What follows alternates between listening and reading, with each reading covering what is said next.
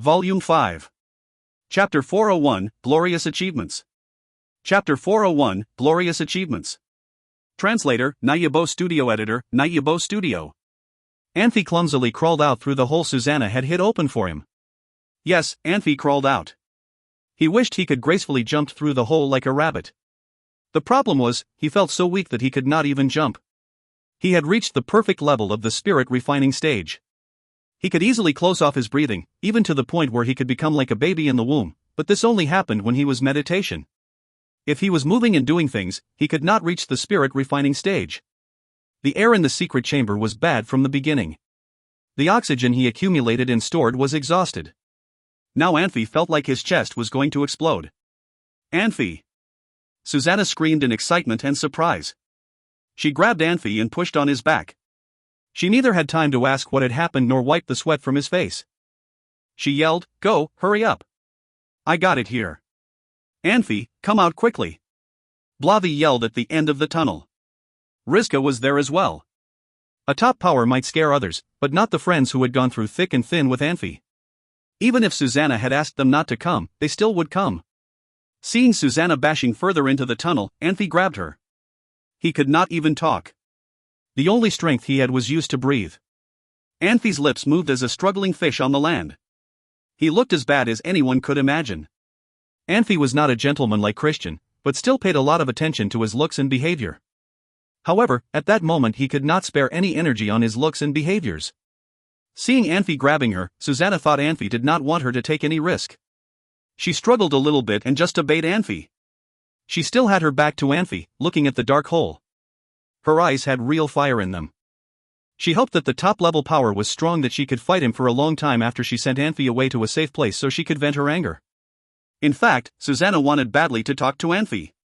She regretted that she easily agreed like a fool to follow those knights of light to the north of the city.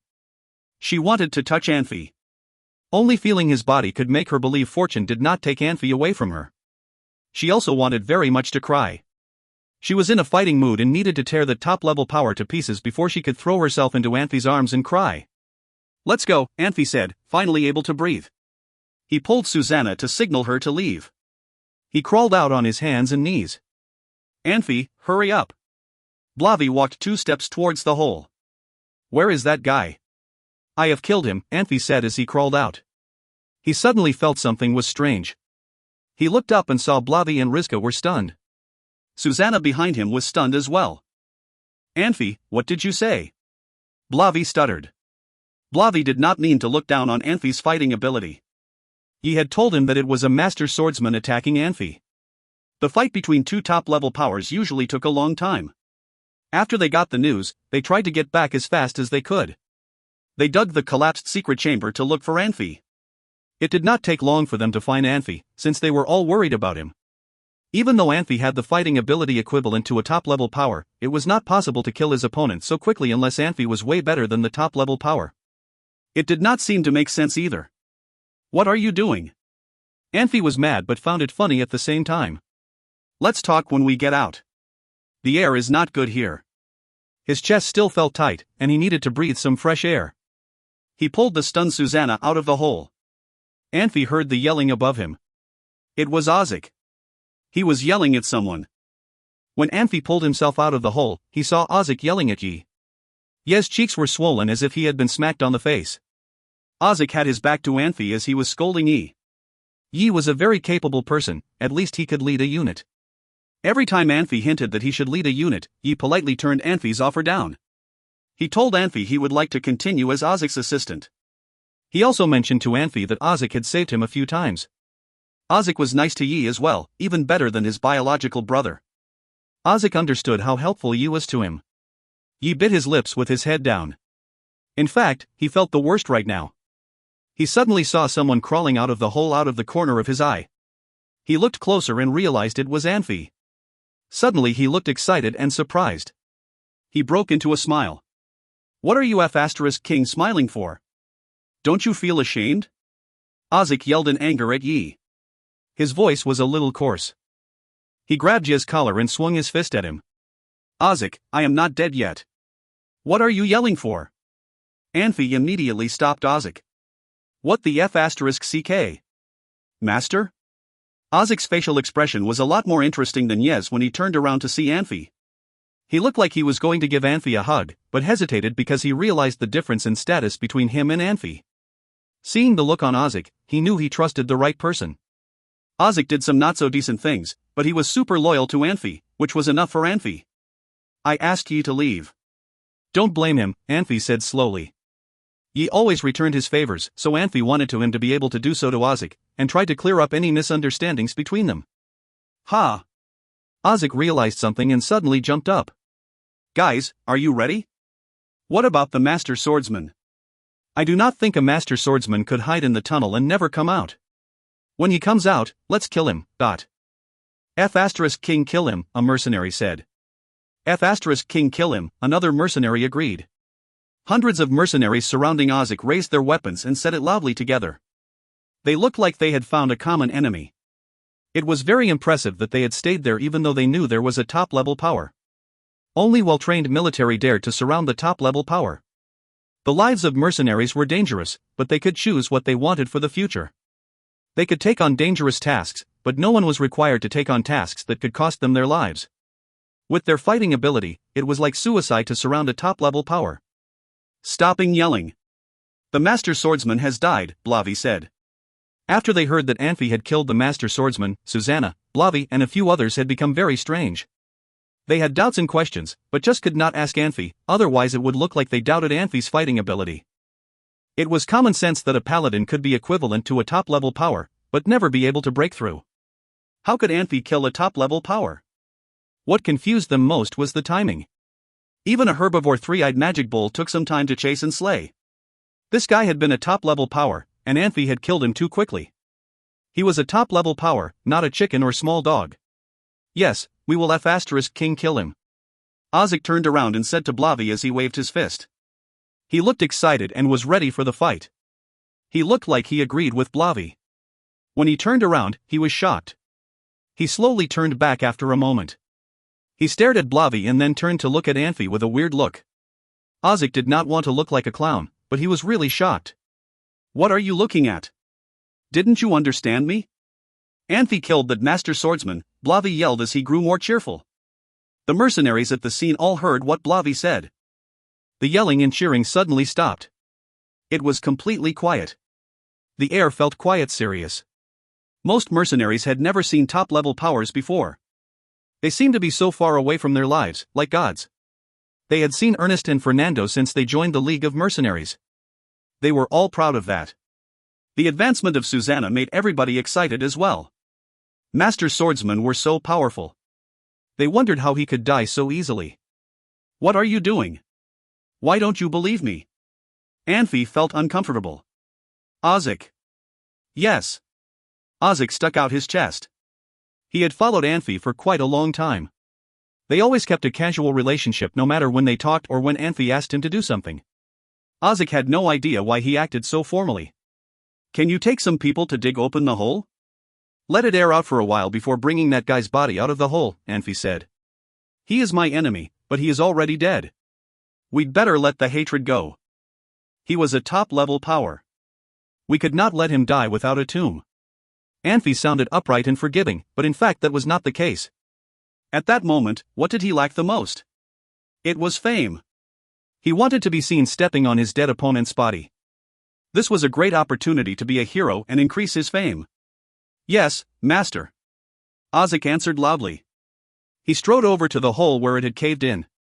When he passed by Anfey, he paused for a second and asked timidly in a low voice, Master Alice has told us your previous teacher is a supreme power. Is it true? Keep it to yourself.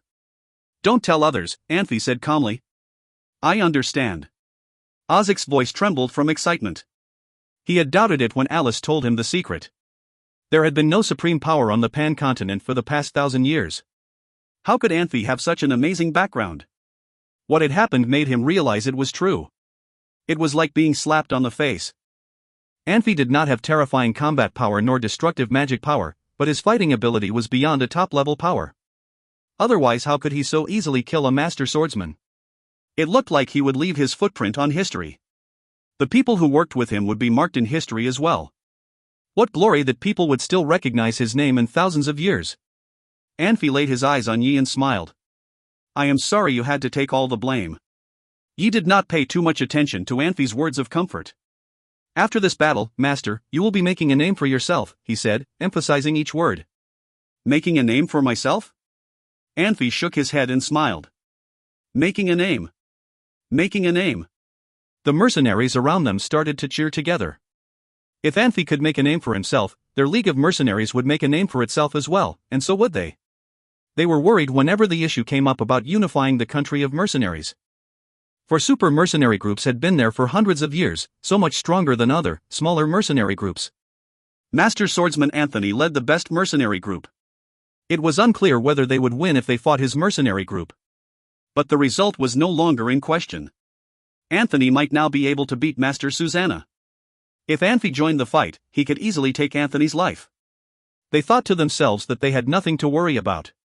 What are you yelling? A female voice called from the distance. Did you save Master?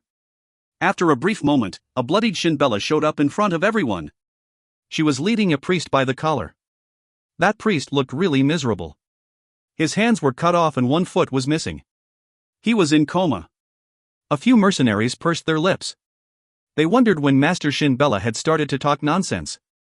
Anfey needed no one to save him. What a joke. Anfey cleared his throat. Shinbella had not seen Anfey until that moment. She looked happy and surprised. Master, are you okay? Why did you all hope to see something happening to me? Anfey said with a curious smile. Good. That is good. Shinbella was even worse than Susanna in terms of articulating herself. She did not know how to respond to Anfey's joke and tossed the priest to the ground. Master, those Knights of Light and priests were all killed. He is the only one alive. Well, the mercenaries in my unit were too worried about your safety, so they were a little too harsh on him. They did a good job. Anfey nodded with a smile. He slowly walked over and kicked the unconscious priest. Even though she was a woman, Shinbella was a lot harsher than Anfey. She hit the priest with the sheath of her sword and yelled, "Get up, don't play dead." That priest vaguely moaned. He did not play dead. He was indeed in a coma. Even if he was conscious, he could not follow Shinbella's order to stand up, not before he could get artificial limbs, if there were any on the Pan-continent. Master, I will do it. A mercenary ran over, smiling. He tossed a snowball at the priest's face. In fact, Knights of Light and priests deserved it. According to Anfey's plan, he should have moved against those Knights of Light and priests first. However, except for Yi, who was cruel, the mercenaries would hesitate or develop a feeling against killing Knights of Light and priests, since they had fought together and received help from them during the battle. At that moment, though, it was a different story. Knights of Light and priest even went to attack Anfey. They had become mutual enemies. No amount of torture of Knights of Light and priests would be unreasonable. The coldness from the snowball made the priest open his eyes as he made moaning sounds. When he saw Anfey, he was shocked. Seeing anyone except Anfey would have been reasonable. Master Desright was there. How could Anfey be alive? Am I in the hell? The priest thought to himself.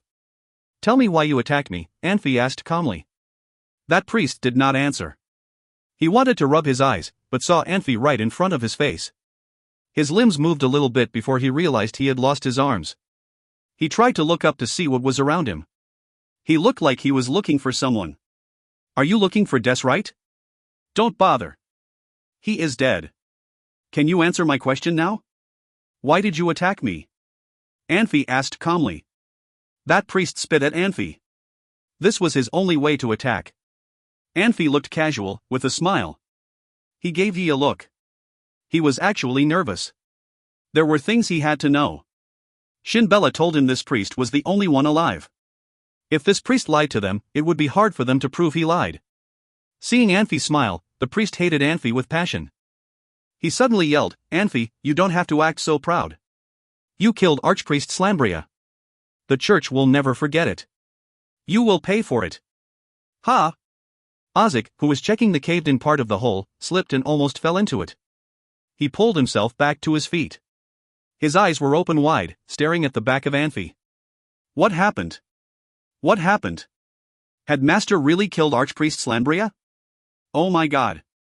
Master is so powerful. If he had any doubts before that Anfey tricked the master swordsman and killed him, he finally realized that a master swordsman was not up to Anfey's fighting ability. Anfey killing a famous archpriest should be enough to prove Anfey's fighting ability had reached an amazing level. Ozzy badly wanted to shout to show how excited he was. Susanna and Blavi looked more normal than Ozzy because they knew what was behind the story. If Anfey told them he killed the Archmage Jagger, they would look as shocked as Ozzy did at that moment. If Ozzy knew Anfey had killed 3 top-level powers in total, he would probably pass out. Anfey quietly watched the priest. After a while, he said quietly, "Master, I will always remember your help and support." "Thank you so much." "Help and support?" The mercenaries all looked at each other. They did not understand what Anfey meant. Neither did the priest. He just stared at Anfey. "I do not understand how you came to know that secret?" Anfey replied.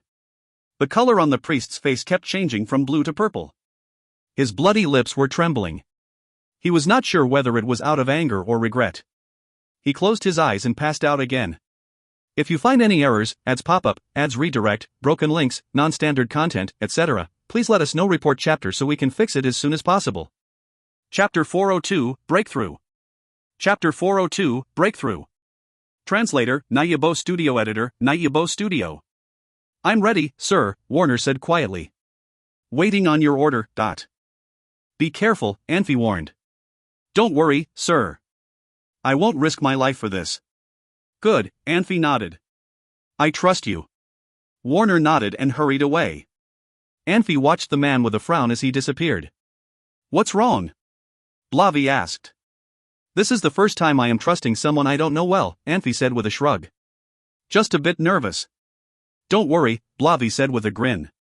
"He won't risk his life. Plus, we still have Susanna and you. If you can defeat a grand swordsman, a few necromancers shouldn't be a big problem." "I defeated him because he wasn't thinking," Anfey said.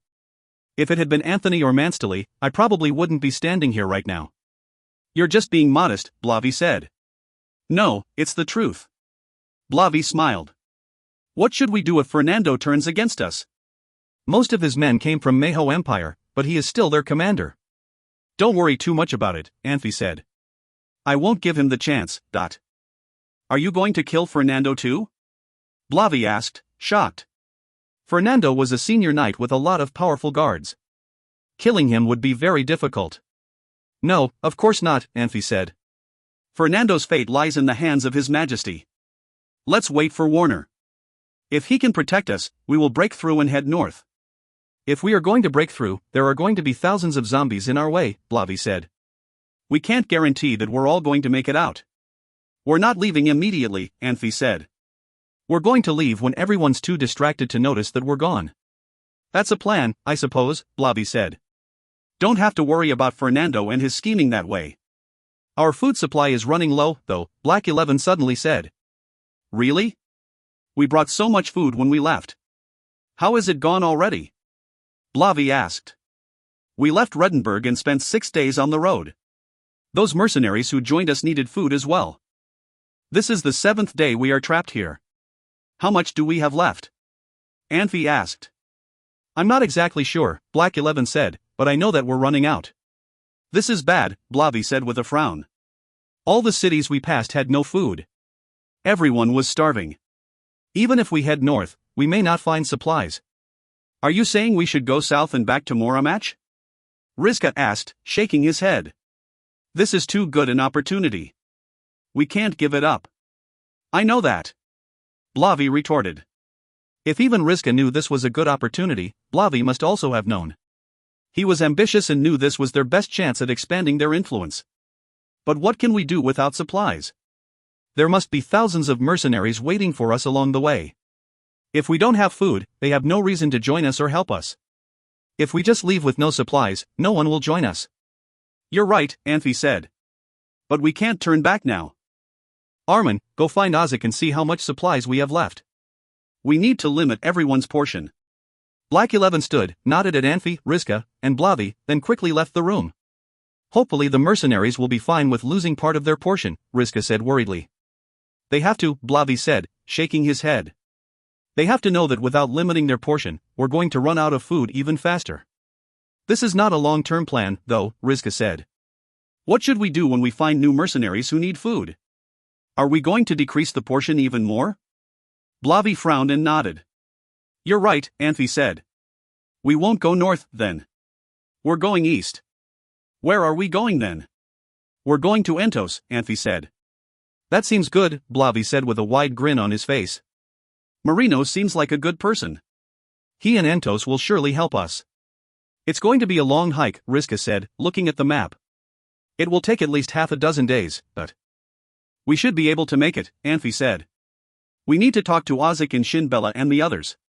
Wait, Blavi suddenly said. I have a way. Maybe we don't have to go to Entos. What is it? Most people in the Shield of Light Legion are from Meho Empire, Blavi said. Even though Fernando is their commander, their loyalty surely still lies with Meho Empire. They won't ignore the needs of their countrymen. We can't do that, Anfey said, shaking his head. Why not? Fernando was friendly before because he needed to stabilize his relationship with us, Anfey said.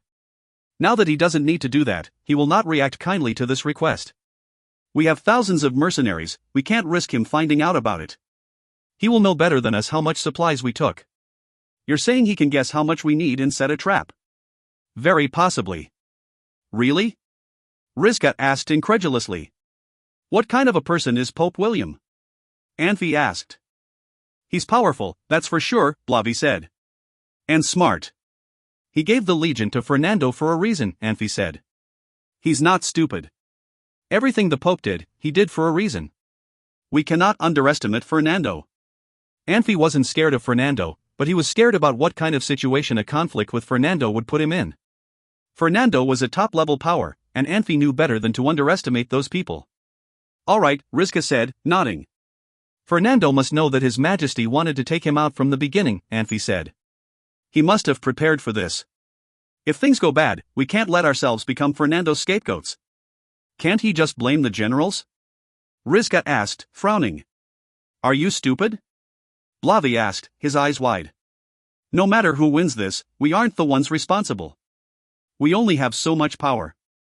Who are you calling stupid? Riska retorted angrily. Oh, let it go, Susanna said, shaking her head.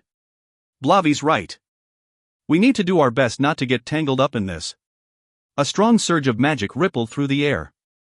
Anfey glanced at his friends and they all stood and dashed outside. The green city was covered by blinding white light. A large magic barrier was expanding and covering the city. In the middle was Warner, holding the Book of Life. Because Anfey kept Warner's presence a secret, a lot of mercenaries did not know who he was and thought he was one of the priests. Some aimed their bows at him.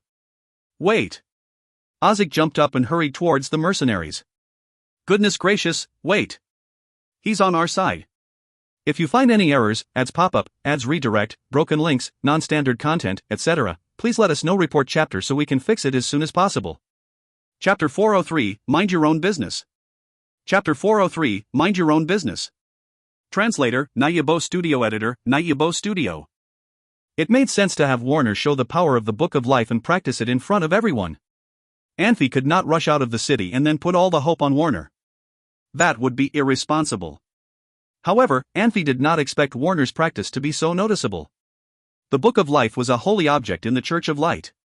The power of the Book of Life was so great that magic surges created with it covered a larger area and were more pure and clear than the magic surges created by Light Series magic. Against the sensation of gloom and death in the air, the magic dome Warner released was bright, like a torch in the dark. The intense element surges could even reach dozens of miles away. When Slambria had the Book of Life, countless knights and priests of light had claimed their loyalty to him. Unfortunately, Warner was just a regular priest. Everyone knew someone would want to kill him to take the Book of Life. They would never work together with Warner, not to mention claiming loyalty to him. His background and fighting ability were very weak, which could not ignored. When Warner showed up in Moramatch with the Book of Life in his hands and showed his power by killing groups of death spirits, Anfey, as a layman, was not fooled, so there was no way he could fool the people in the church. What the Book of Life represented concerned the knights and priests of light. An incapable person with treasure would be considered a criminal, while capable people with power and treasure would help him become a person of high morals. Warner had weak fighting ability, so he would be seen as a criminal. If he had strong fighting ability, he would be seen as a person with high morals. Anfey wanted to let his league rest a little and try to avoid a fight at night, when Death Spirit's fighting ability was stronger. The Shield of Light Legion planned to fight again early the next morning. This time they started to fight with full force as soon as the horn was blown, when the moon just rose above the trees. At Necromancer's orders, about 100 Death Knights led a group of specters and countless death spirits back to Zagreen City. At the same time, Anfey was standing on the city wall north of Zagreen City. He gathered the fire elements as he was watching what was happening ahead of him. Anfey's fire sword had been ruined by Death's Right, so he had to make a new one. A few mages from the mage group were stunned as they watched Anfey's make the fire sword. They were newbies and had never seen anyone control the fire elements as well as Anfey. Yet the people who had been in the mage group for a while no longer saw it as anything special. Anfey. Blavi hurried over from the stairs. Now. Are you sure? I do not want to fight at this moment, but Fernando has started the fight already, Anfey said quietly. Can't we just wait a little bit more? Blavi said bitterly. We do not have to worry much about the low-level death spirits, but specters at night would. I will handle the specters, Anfey said. If they have death knights, Susanna will handle them. Yes, Susanna responded. I feel it is too risky. Riska did not want to fight with death spirits at night either. We are far from the country of mercenaries. We are here for the adventure. Besides, we do not have any other options at the moment, Anfey said. I just do not understand why Fernando started the fight at night, since he should hate to fight at night even more than us. Blavi and Riska looked at each other and both shook their heads. Anfey thought for a moment, frowning, but he could not figure out the reasons. He had never lived in the church. He would never understand how Fernando and church people would think. It was nothing different than a blind man trying to feel an elephant, in other words, a person making an overall judgment on the basis of partial understanding. Whoever had possession of the Book of Life would be the legal successor of the Pope. Possessing the Book of Life did not guarantee a person would become a pope, but without it, that person would have no chance. To ambitious priests, the Book of Life was as important as the current war against the dead. Anfey stopping thinking and slowly looked up. Fernando must have his own reasons to start the battle at this moment. It would not matter anyway, since he would fight his battle as Anfey fought his own battle. Even if Fernando won the battle, they would be long gone from Zagreen City. Fireballs merged into Anfey's fire sword one after another. The temperature around the fire sword had gone up a lot. Blavi and Riska had to release a magic dome to fight against the heat, while some mercenaries and mages had retreated back down to the city to give Anfey space on the city wall. Anfey suddenly paused. His memory was amazing. He remembered he had released over 100 fireballs up to that point. In order to make the fire sword previously, he used about that same amount of fireballs, and it had been very challenging to gather fire elements at the end. This time, he used more fireballs than he had used on his previous fire sword, but he did not find it difficult to add more fireballs to the fire sword. Master, we are ready. Orsi yelled at the city gate. All the mercenaries in Zagreen City stood in square formation by units. This time Orsi would start the fight. Ozick and Thompson stayed in the middle and Shinbella stayed in the rear. Warner! Anfey called out. Master, I am here. Warner walked up the stairs. He only walked about a dozen steps before he covered his face and stepped back. He looked at Anfey in surprise. He was still about 30 yards away from Anfey, but already felt the burning on his skin and dared not to walk any further. Warner, your showtime. Anfey said. Don't worry, Master. I got it. Warner answered immediately. Anfey heaved a sigh. He continued to warn Warner because he was worried. However, he had no other options. He took a deep breath, as 3 big fireballs surrounded him. He swirled the fire sword. The 3 big fireballs seemed to be attacked by the fire sword and attached themselves to the sword. The battle was about to start. He had not exhausted all his telepathy on the fire swords and did not want to deplete it now. The fire sword seemed to be able to take more fire elements, but it would work as it was. Blavi, Riska, can you protect Warner with your mage group? Please make sure he is well protected. You cannot have anything happen to him. Anfey emphasized the last part and then yelled, open the gate. The sandbags at the city gate had been removed. A few mercenaries had chopped the twisted chain off and slowly pushed the door open. We got it. Blavi yelled. Riska was ready to turn around to leave but suddenly screamed. Anfey, look at your sword. In fact, Anfey did not need to look. He had already felt the change in the fire sword. When the very last fireball merged into the fire sword, the dark red crystal-like blade started to shake and made a rattling sound. Flares and flames were everywhere on the blade, out of control. In the end, the blade turned a bright orange. This is... Anfey stared at the fire sword in his hand. "Guys, are you ready for battle?" Orsi yelled. His mercenary group had not completely passed the gate, but a group of dark death spirits had rushed over under the moonlight. Anfey was shocked and suddenly realized something. He put the fire sword back into the sheath and jumped off the city wall. Orsi, who rushed to the front, had performed combat power, and then he realized it was just a false alarm. A light screen as clear as water spread out quickly, covering a space about 1,000 of cubic meters. The countless running death spirits were killed in the blink of an eye. Warner raised the Book of Life and flew into the sky. People with value would have a future, so Warner had been waiting for this opportunity to show off his skills for a long time. He would wait no longer. Warner chanted as he peered at his surroundings. He trusted the power of the Book of Life, so he was not worried about the death spirits surrounded him. He had been scared last time when he hurt his own people, which made him worry about it all the time. He knew it would not happen again, but he was still worried mercenaries would hit him. Blavi and Elizabeth ordered hundreds of mages to fly into the sky with levitation magic. They flew at different altitudes around Warner and surrounded him with protection. The enemies they faced were not only zombies, but also specters, death knights, and necromancers. Necromancers were the most terrifying ones. Warner probably could be killed by one bone spear if he had been alone. Mages dared not get distracted at all. In addition, Anfey asked them to protect Warner at all costs. The mages used to hide behind their peers in battle, but not this time. They had to counter any attacks to protect Warner at their center, at the risk of their lives. Zombies were low-level death spirits without any intelligence and judgment. As necromancers herded them forward, they rushed ahead group by group. Unfortunately, they immediately turned into ashes once they got under the light screen. The necromancers did not seem to understand the power of the Book of Life. The more death spirits the Book of Life saved, the more power the Book of Life would have. If they wanted to exhaust the power of the Book of Life with zombies, they made an essential mistake. Mercenaries in Orsi's unit did not receive any resistance. They ran as fast as they could. Those mercenaries quickly covered a few miles. The light screen had created a very wide and pure path among the sea of death spirits. It was hard to estimate the number of zombies that had been killed. "Susanna," Anfey called out loudly. He saw a group of about 100 death knights and specters rushing from the side. Susanna turned around and rushed towards them, following Anfey. Anfey looked he was struggling a little bit compared with Susanna. He needed the fire sword to make a path through the death spirits, but for Susanna, who had advanced to a higher level, these death spirits were no different than ants. She could crush the zombies with combat power. Their flesh splattered everywhere. If you find any errors, ads pop up, ads redirect, broken links, non-standard content, etc., please let us know. Report chapter so we can fix it as soon as possible. Chapter 404, Forbidden Spell from the Abyss. Chapter 404, Forbidden Spell from the Abyss. Translator, Nayabo Studio Editor, Nayabo Studio.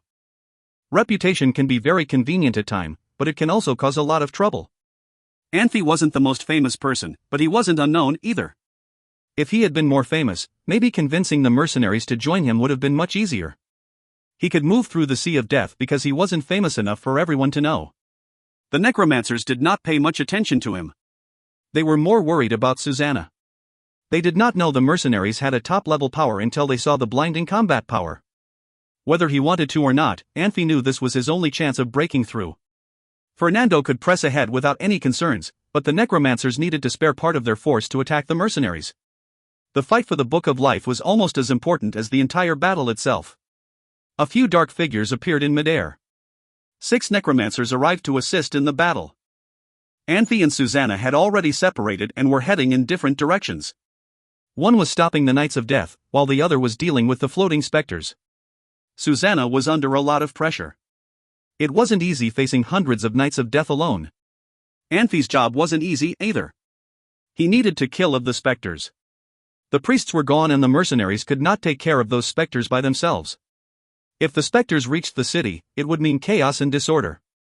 Anfey saw the necromancers, but he couldn't let himself be distracted. The specters were way too fast. Luckily, the specters did not try to attack the mercenaries. The specters howled as they swooped towards Anfey, bombarding him with mind magic, then quickly flying away again, waiting for their next chance to attack.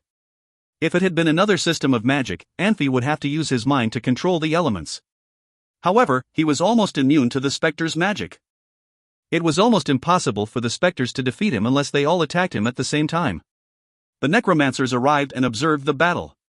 They had not come to kill anyone. Their goal was to take the Book of Life. If they must kill someone, they would rather focus their energy on the swordswoman. If they could turn her, it would be an invaluable addition to their forces. Anfey ignored the necromancers as well. He turned and ducked the attack from a spectre, then thrusted at it with his fire sword. Spectres were very strong and very hard to destroy. However, because Anfey knew their weaknesses, it became an easy task for him.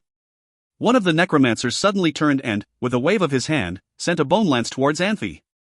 Anfey jumped aside and dashed away from the spot where a bone cage suddenly appeared. Anfey waved his fire sword and sliced through the bone lance. He jumped towards another spectre and sliced through the creature's body, turning it into mist. The necromancer spat angrily. "Hans, what are you doing?" another necromancer stopped and asked. "He killed my spectre." "Hans, get your priorities straight," the necromancer said angrily. "Go ahead," Hans said. "I'll catch up." Anfey had destroyed another spectre and the necromancer called Hans grew even angrier. He was very close with his spectres. Anfey dashed through the zombies. Every time he waved his sword, he could kill a few zombies, though they were not his target. The spectres were fast, but he was not slow. The necromancer's magic did not bother him, and he largely ignored it.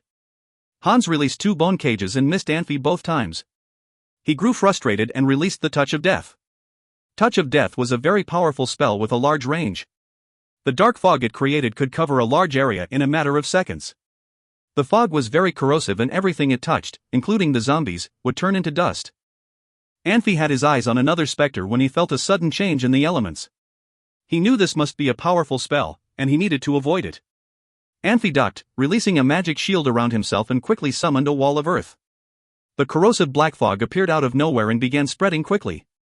The magic shield, however, had already formed and blocked the advance of the fog. The necromancer frowned. He had seen people avoiding his spells, but he had never seen anyone avoid it in such a strange way.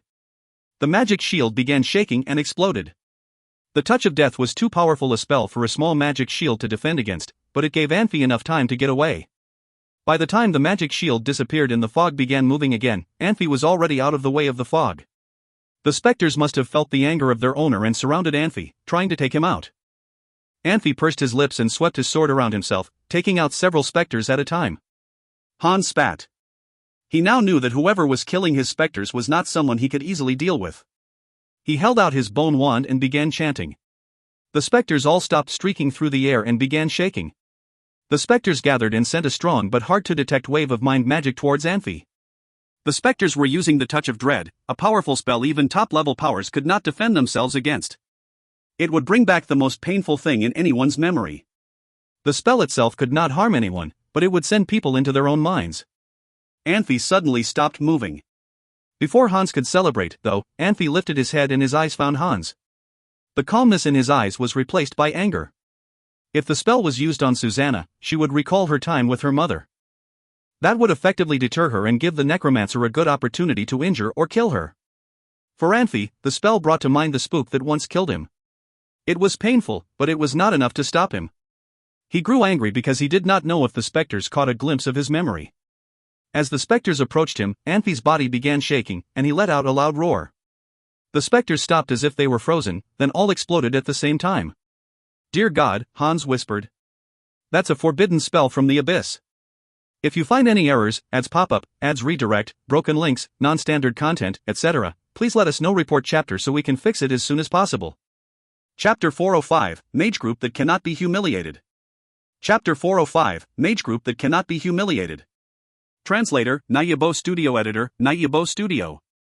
Seeing the spectres killed, Hans did not have time to feel bad. He knew he could be next. Hans turned to run in the opposite direction as fast as he could. He would rather fight with a powerful swordsman or mage than an opponent who had released the forbidden abyss magic. If Hans took off the mage gown, he would look no different than a zombie. The only difference between him and zombies was his immortal spirit and powerful telepathy. He could release all kinds of death magic. As far as Hans knew, the evil spirits from the evil abyss were destroying the spirits of their opponents. Seeing his opponent could release mental destruction, he thought his opponent must know other skills. He worried that his spirits could be destroyed by Anfey. By then he would be no different than a zombie, maybe even worse. He knew about zombies, which made him even more scared about becoming one of them. Anfey had been very skillful in battle. Hans regretted that he had not paid more attention to Anfey's skills. The word paladin had the meaning of both magic and swords, but magic was more prominent than sword. After flying about a dozen yards, Hans felt something was not right. He turned around and found Anfey using levitation magic to follow right behind him. The distance between them closed. They both released levitation magic, although neither possessed the magic power or telepathy to fly as fast as Archmage Saul. Anfey's magic power was not high, but his ability to controlling elements were phenomenal. Anfey could fly a lot faster than Hans. If Anfey could be described as a flying eagle, Hans was just a sparrow running for his life. Hans felt a numb feeling in his scalp. If he still could sweat, he would have had cold sweat all over him. He turned around with a weird screaming sound. He released all his magic power and lowered his altitude, diving to the ground. As Hans turned around, he suddenly realized something that made him want to smack himself. He was a terrific necromancer. He had millions of ways to interfere with his opponent's flying speed. He should have been able to escape from Anfey with a magic spell. Hans plucked up his courage and turned back again. He was almost stunned. His millions of ways to interfere with his opponents seemed pointless now. More than 20 big fireballs shaped in a dome flew at him. Some fireballs flew slow while others came at him faster. Some fireballs shot upwards into the sky, while others shot underneath Hans. These fireballs did not look like they would hit Hans, but he had a weird feeling that all of them would hit him directly. With no other option, Hans had to take the risk. He released a bone shield first and then a magic dome. He tossed a bone spear backhanded. Unfortunately, a bone spear was nothing compared with dozens of big fireballs. Hans still hoped he could escape. He had never seen anyone with this kind of magic. The senior mages indeed could instantly shoot big fireballs, but could not shoot out so many. It took time for the big fireballs to cool down. Hans thought the power of the fireballs would die out, even though Anfey's magic was scary. He felt he could counter the big fireballs with his magic dome and shield. Just as he came to this conclusion, those big fireballs shot toward him all at once. They exploded next to him at the same time. What surprised him was the magic dome he released got smashed immediately, then the bone shield shattered, and then his body exploded into millions of pieces. The explosion shot his body out like fireworks with flesh and blood. Anfey swung his fire sword and hit away the bone spear pieces. He paused in the air and slightly closed his eyes. Making the fire sword had taken more than half his magic power, and then he had used the rest on the fight. He did not have strong magic power from the beginning. Now he had completely exhausted his magic power. Luckily, he could do deep meditation at any time to refill his magic power.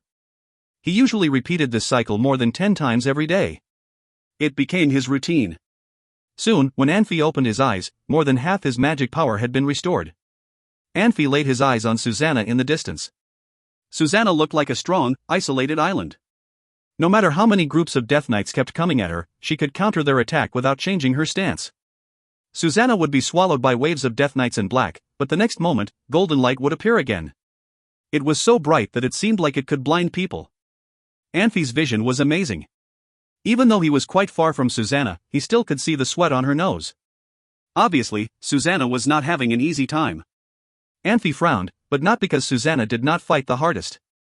The reason Susanna struggled some in this fight was because of her fighting style and the unique opponents she faced. Death Knights inherited the characteristics of their previous life.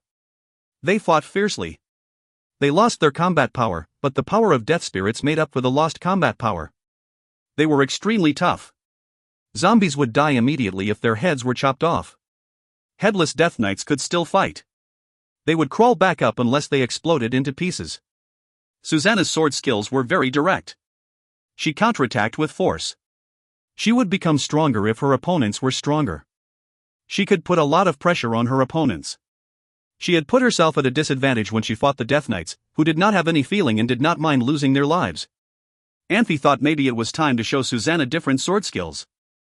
He had considered it before, but it was not easy to change someone's poor habits, which in Susanna's case had resulted in backward progress in terms of overall fighting ability while she was the main force of his legion.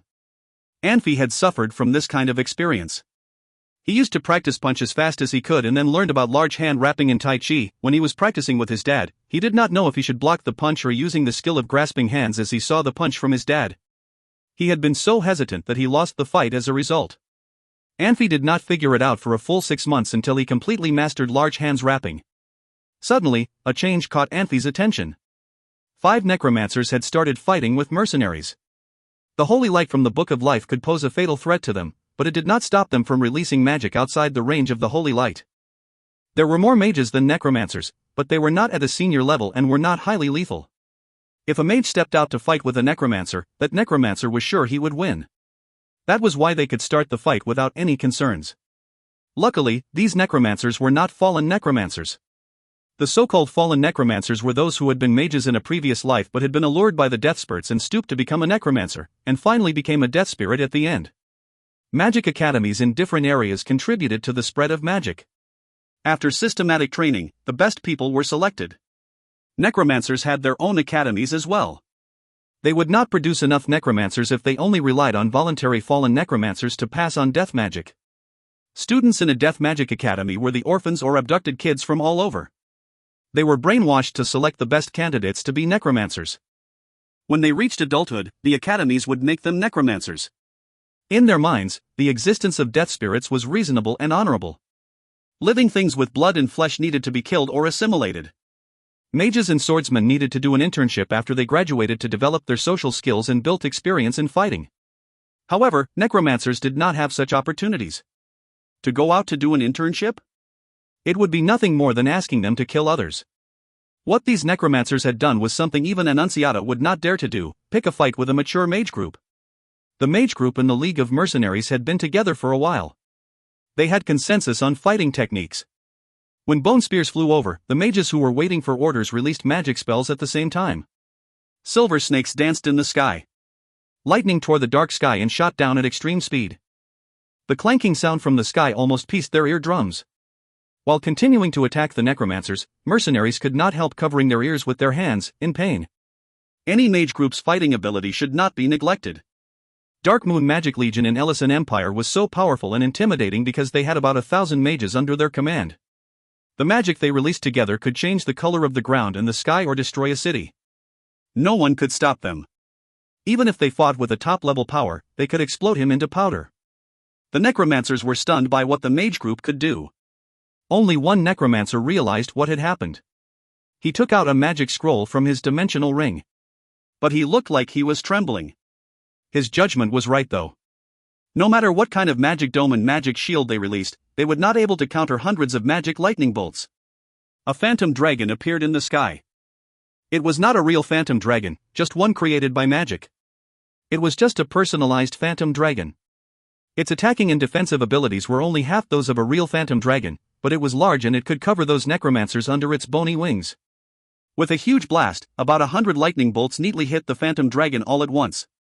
The phantom dragon twisted in pain. There were so many cracks of different sizes in the bony wings that it looked like spiderweb. Necromancers did not get hurt, but mages did. Because of the differences in their levels, 2 of the mages were hit by bony spears and fell, screaming. Blavi got mad immediately. Every mage was a treasure. This saying was carved on the door of the Mage Academy to encourage people to study magic. If students who were still learning magic were considered so important, then definitely so were mages who had already finished their studies and worked in their internships. If you find any errors, ads pop-up, ads redirect, broken links, non-standard content, etc., please let us know. Report chapter so we can fix it as soon as possible. Chapter 406, Final Battle. Chapter 406, Final Battle. Translator, Nayabo Studio Editor, Nayabo Studio. Blavi waved his hand and sent a large fireball towards the phantom dragon. The mages around him followed suit, summoning and launching hundreds of fireballs towards the dragon. An attack like this was no different than a high-level spell, like the meteor spell. The ghost dragon flapped its wings and dove down, flying through the fire. The dragon roared and was blown into pieces. A few fireballs flew past the dragon and towards the necromancers behind it. Unfortunately, the attack was blocked by the bone shields. The scroll that enabled the necromancers to summon ghost dragons was very rare and usually reserved for use against a difficult opponent. Using it on some mages was a waste, but the necromancers did not have time to regret their decision. Curry, one of the necromancers, called. "Let's go." "Who said you can go?" Anfey said sharply. He jumped up and lunged at the necromancers, gripping his fire sword in one hand. He pulled out his other sword, gripping it in his other hand. More lightning appeared in the sky. The lightning flew towards the necromancers like hundreds of relentless whips. Jacob had not given Anfey and Susanna any important weapons for their wedding because he knew that Anfey would get too many gifts that day. After the war began, he made several powerful weapons to protect those he deemed worthy. One of those weapons was the magic sword in Anfey's hand. The magic sword could release serial lightning and had taken a long time and lots of materials to forge. Jacob never mentioned it because he did not forge it for money. Otherwise he wouldn't have given it to Anfey. The necromancers summoned some magic shields, but the shields all shattered under the relentless attacks of the lightning. Lightning summoned by a normal mage could numb its target but could not kill anyone. Serial lightning released by Jacob's sword, however, was very powerful.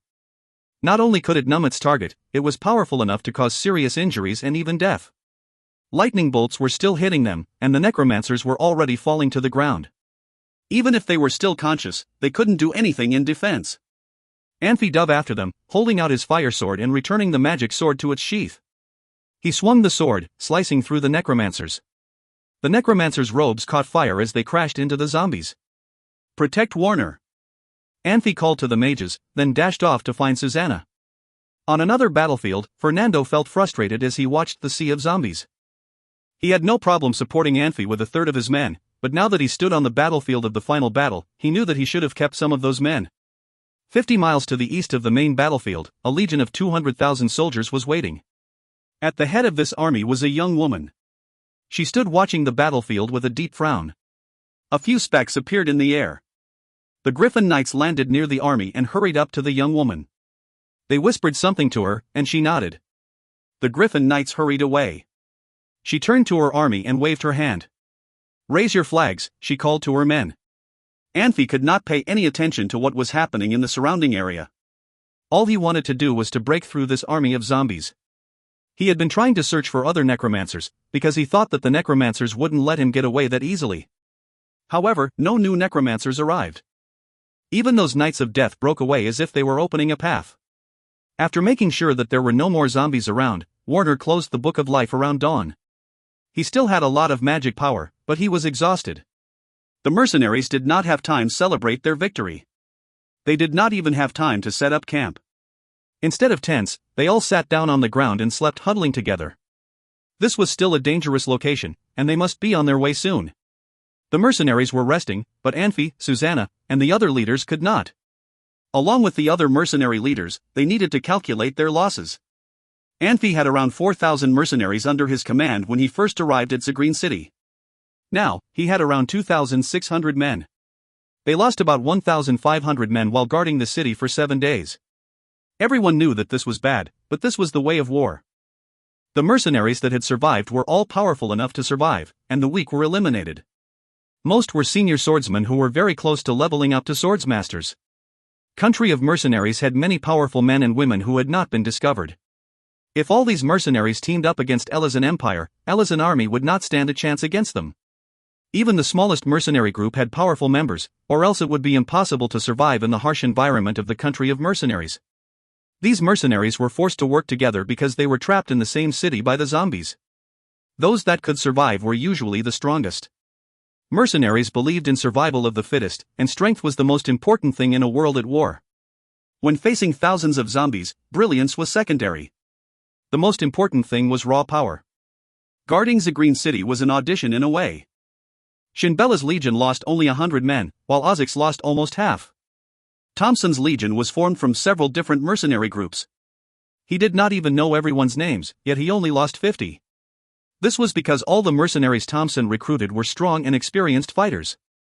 After Thompson joined the alliance, there were 4 legions and each legion contained around 700 men. No one was following them as they were heading into the mountains. If anything happened, the mountains would be a natural defense. Anfey and the mercenary leaders decided that they would stop for a day or two and regroup the mercenaries. Shinbella did not appear shaken by the loss of her men. She was a senior swordsmaster and wasn't worried about her reputation. Her men were very loyal and could easily take in any new members. Ozik wasn't worried, either. Anfey trusted him, and he had Yi to help him. Thompson was very relaxed.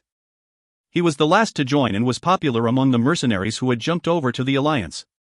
His legion did not lose a lot of men and did not require a lot of new members. Orsi was the only one that was worried. He did not lose as many people as Ozik, but he still lost a considerable amount. 2 of his intermediate swordsmasters lost all of their men. He was worried what they might say about this situation. He wasn't as powerful as Shinbella and had no assistance. He had to deal with everything alone. After a day of rest, the mercenaries began marching to the northeast and towards where Band of Brothers mercenary group had settled. South of Zagreen City, a battle that could determine the fate of country of mercenaries was unfolding, and the necromancers were at a disadvantage. If they could not win the battle at night, there was no promise that the necromancers and their zombies could make it through the day. If you find any errors, ads pop-up, ads redirect, broken links, non-standard content, etc., please let us know. Report chapter so we can fix it as soon as possible. Chapter 407, Shameless. Chapter 407, Shameless. Translator, Nayabo Studio Editor, Nayabo Studio. In 4 days, Anfey and his mercenaries traveled over 400 miles. They had finished half of the trip, according to the map. In fact, traveling 100 miles a day was not a problem for Anfey's mercenaries. However, Anfey had his own concerns. They did not have enough food. Everyone was asked to reduce the amount of their food to half. In general, people need food to provide energy and feel hungry even if they only miss one meal. Asking hungry mercenaries to speed up was too much.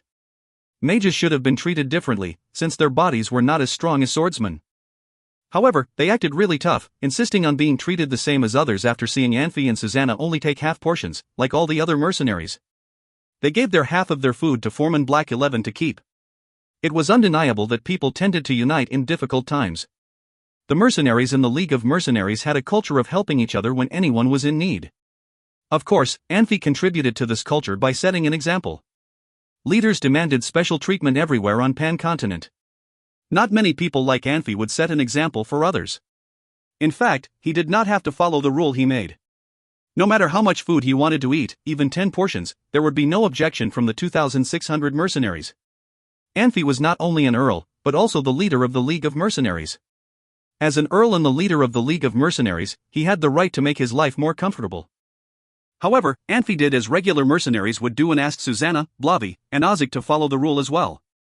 Others in the League who could have enjoyed the special treatment voluntarily gave up their special rights on their own, following Anfey's example. In history, as a civilization develops, everyone acts to constrain individuals' power to prevent dictatorship. The information did not pass so freely on the Pan-continent. Heroism played a big role in society. Sometimes, the nature and characteristics of a leader could decide the culture of the whole legion. Taking Druids as an example. Bear tribe Druids represented strength and power, while Wolf tribe Druids represented toughness and persistence. When there was a conflict with non-Druids, Bear tribe Druids would be the main force, while Wolf tribe Druids would counterattack, and Hawk tribe Druids would be in charge of scouting and providing reinforcements. Since the third generation of leaders was in place, the structure of Druid organization had been changing. Bruzeriano was honest and did not like conflict. He did not want to see people dying in battle. He did not believe fighting was the only way to solve problems. He would start fierce counterattacks only when someone crossed him. That was the reason he was honored with a nickname Guardian. At the same time, Bear tribe Druids gradually gave up their main force position. Manstali was paranoid and sought revenge for the smallest grievance. He would kill a person even when they only had a minor conflict. People were influenced positively by good people and negatively by bad people. Over 100,000 Druids in Wolf tribe had changed with the influence of Manstali. They used to fight for the purpose of defending themselves. Later they fought for food to feed themselves, and then fought to obtain wealth, and then started to rob others, or even kill others to satisfy their craving for the excitement. No one would judge whether Bruzeriano and Manstali was right or wrong. The law of the jungle and bullying did exist. Manstali was so cruel that other groups accepted his expansion for the time being, which allowed Wolf tribe to see gains. Manstali's wife was an elf pharaoh, so he received a lot of support from Goddess of Nature. He had more clout than Mauso or Bruzeriano. In addition, Saul's students formed a united group with Anfey as the founder. He had been taking care of everyone and making plans whenever things happened. Susanna and he were always in the front when there was a war to try to protect the mages behind them. Everyone saw and knew what Anfey had done for them. They consciously or unconsciously compared themselves with him and learned from him. The culture of this group was decided by Anfey. If Anfey were jealous of Christian's prestige and tried to put him down, or showed any dislike of Naya's stubbornness and impulsiveness, there could have been many conflicts among them even when survival was at stake. In Blackwater City, everyone in Anfey's legion asked Christian to tell Anfey not to treat them as kids, since Anfey and Susanna had been doing everything but never asked for their help. They had developed a sense of responsibility and did not passively hide from fights. Instead, they volunteered to join the battles, which meant this group had matured, and the bonds among them had strengthened. However, Anfey did not realize how influential he was to his legion, otherwise, he would have acted more generous and knowledgeable.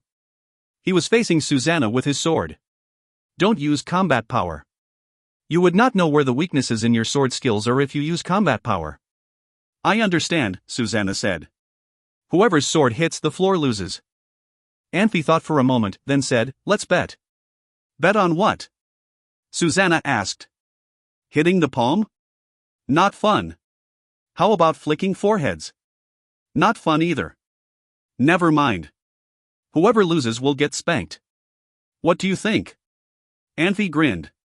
There was not much to bet between a couple. They could only bet on this. Sure. Susanna looked excited. I am not putting all my strength into it either. Watch out. Anfey stepped forward and thrusted his sword at Susanna's chest. Susanna blocked him in a very standard position. The two swords clashed with a clear clanking sound. Anfey's sword swirled and then pressed on Susanna's sword. He suddenly yelled, let it go. With the swirling and pressing, Anfey's sword had pressed the tip of Susanna's sword. He thought Susanna would not be able to hold the sword anymore. Anfey was shocked that Susanna still could hold her sword steady in the air, while he almost lost hold of his sword. You! Anfey was irritated. Didn't I tell you that you could not use combat power? Anfey seemed to forget he was a leader when he was with Susanna. At that moment, he was just a husband, playing with his wife. He definitely would get mad if he was played by his wife. Susanna giggled awkwardly. She knew she was not right. I got used to using combat power. Don't use combat power. Seeing Susanna feeling bad about it, Anfey let it go, but he was nervous about it. I got it, Susanna said. They went back to fighting. Swords clashed in the air. If Ernest was at a disadvantage when he fought Anfey without combat power, then surely Susanna would be. Soon, Anfey screamed again. This time, he did not ask Susanna to let her sword go. Instead, he called out her name, Susanna. One more time. Susanna stuck her tongue out. The sword was the life of a swordswoman, so whenever Susanna felt she was about to lose her sword, she could not help performing combat power. She felt bad about violating the rule twice. Couldn't you keep your promise? Anfey asked helplessly. Let's try again. Susanna pretended she did not hear it. You are losing the fight if you use combat power again. Anfey put the magic sword back into the sheath. I am not using my sword. Not using your sword? Don't blame me if you lose the fight, Susanna said. Losing? I will show you what my real skills are. Anfey chuckled. If someone else had said it, Susanna would not pay too much attention to it. However, it was a different story when Anfey said it. She still did not completely understand Anfey. She knew Anfey had a lot of secrets. A playful smile appeared on her face. Okay, I will try my best. Come on. Anfey did not pay attention to the words try her best. He did not realize what it meant until he saw the bright golden light on Susanna. You? Before Anfey could finish his sentence, Susanna's sword radiance had shot at Anfey's head. Anfey had to step back to dodge it. He yelled, you used combat power again. You lose. Susanna did not seem to hear what Anfey said. She swung her sword sideways. Anfey flipped backwards, and he was already about 8 yards away from Susanna. You should get your punishment as you promised. Come get me. Susanna giggled. She chased after Anfey. It was fine when they were alone. Now Ozik, Blavi, and few others stopped to watch. They seemed to come to see Anfey. She would never get spanked in the public. She would not keep her promise today. Anfey was speechless. He thought to himself, how dare you play so shamelessly with me? He suddenly closed his eyes. He did not step back to dodge. Instead, he stepped forward to counter Susanna's sword radiance. Susanna was shocked by Anfey's move. No matter how good Anfey was, he would not be able to counter the sword radiance with his body. She turned her sword away and took off the combat power at the same time.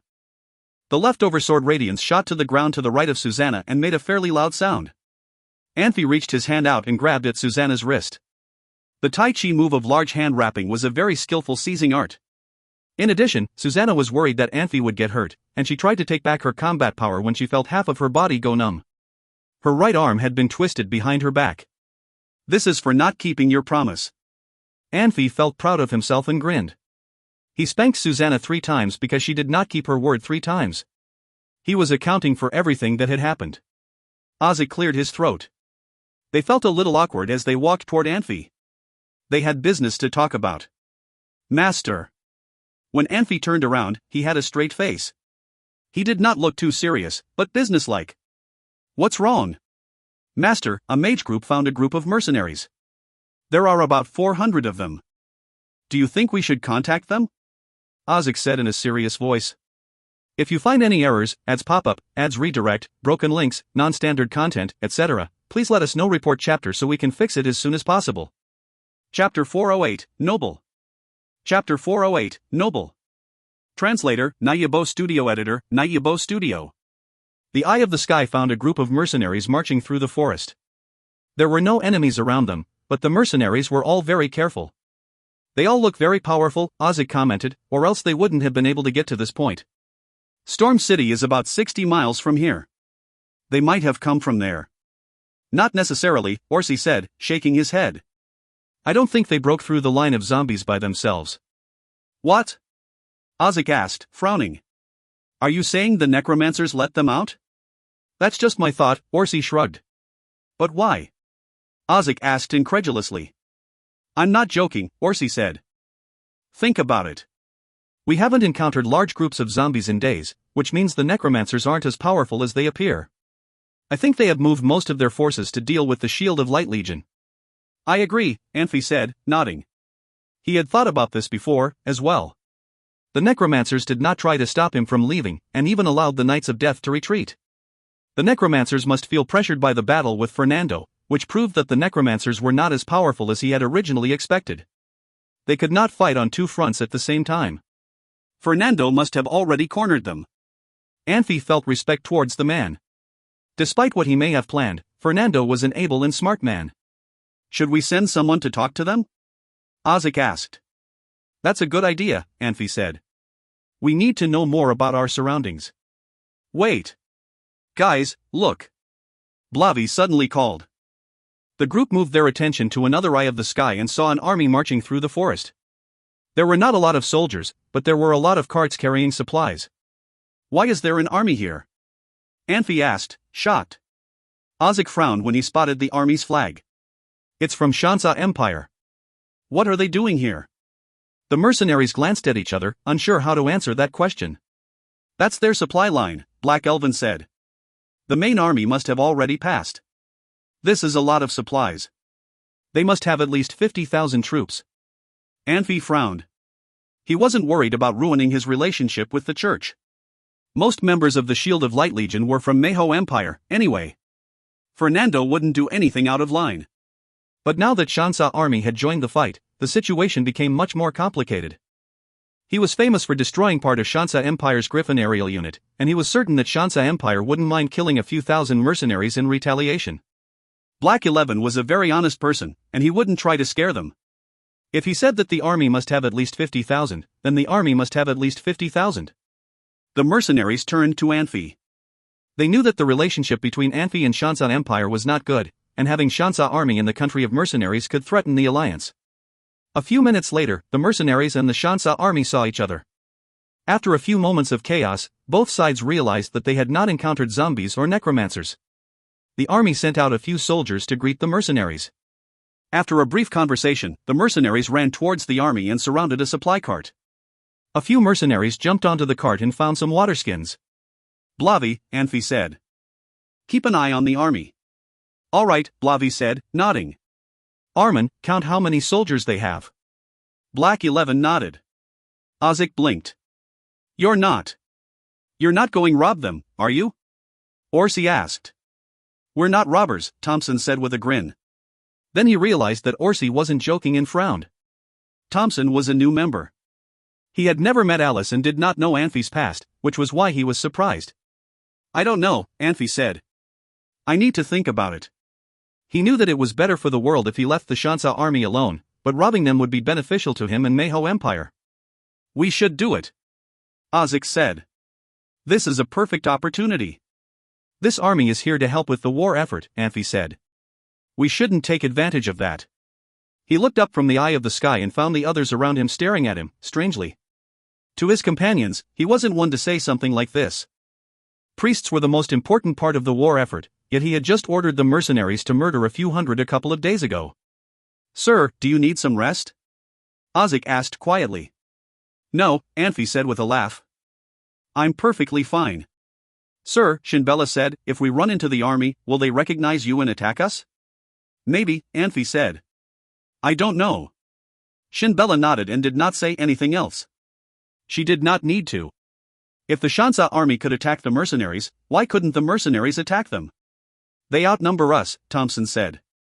"If we are going to attack, we need a good plan to minimize damage. Shansa Empire doesn't have the best armies, but we cannot underestimate them."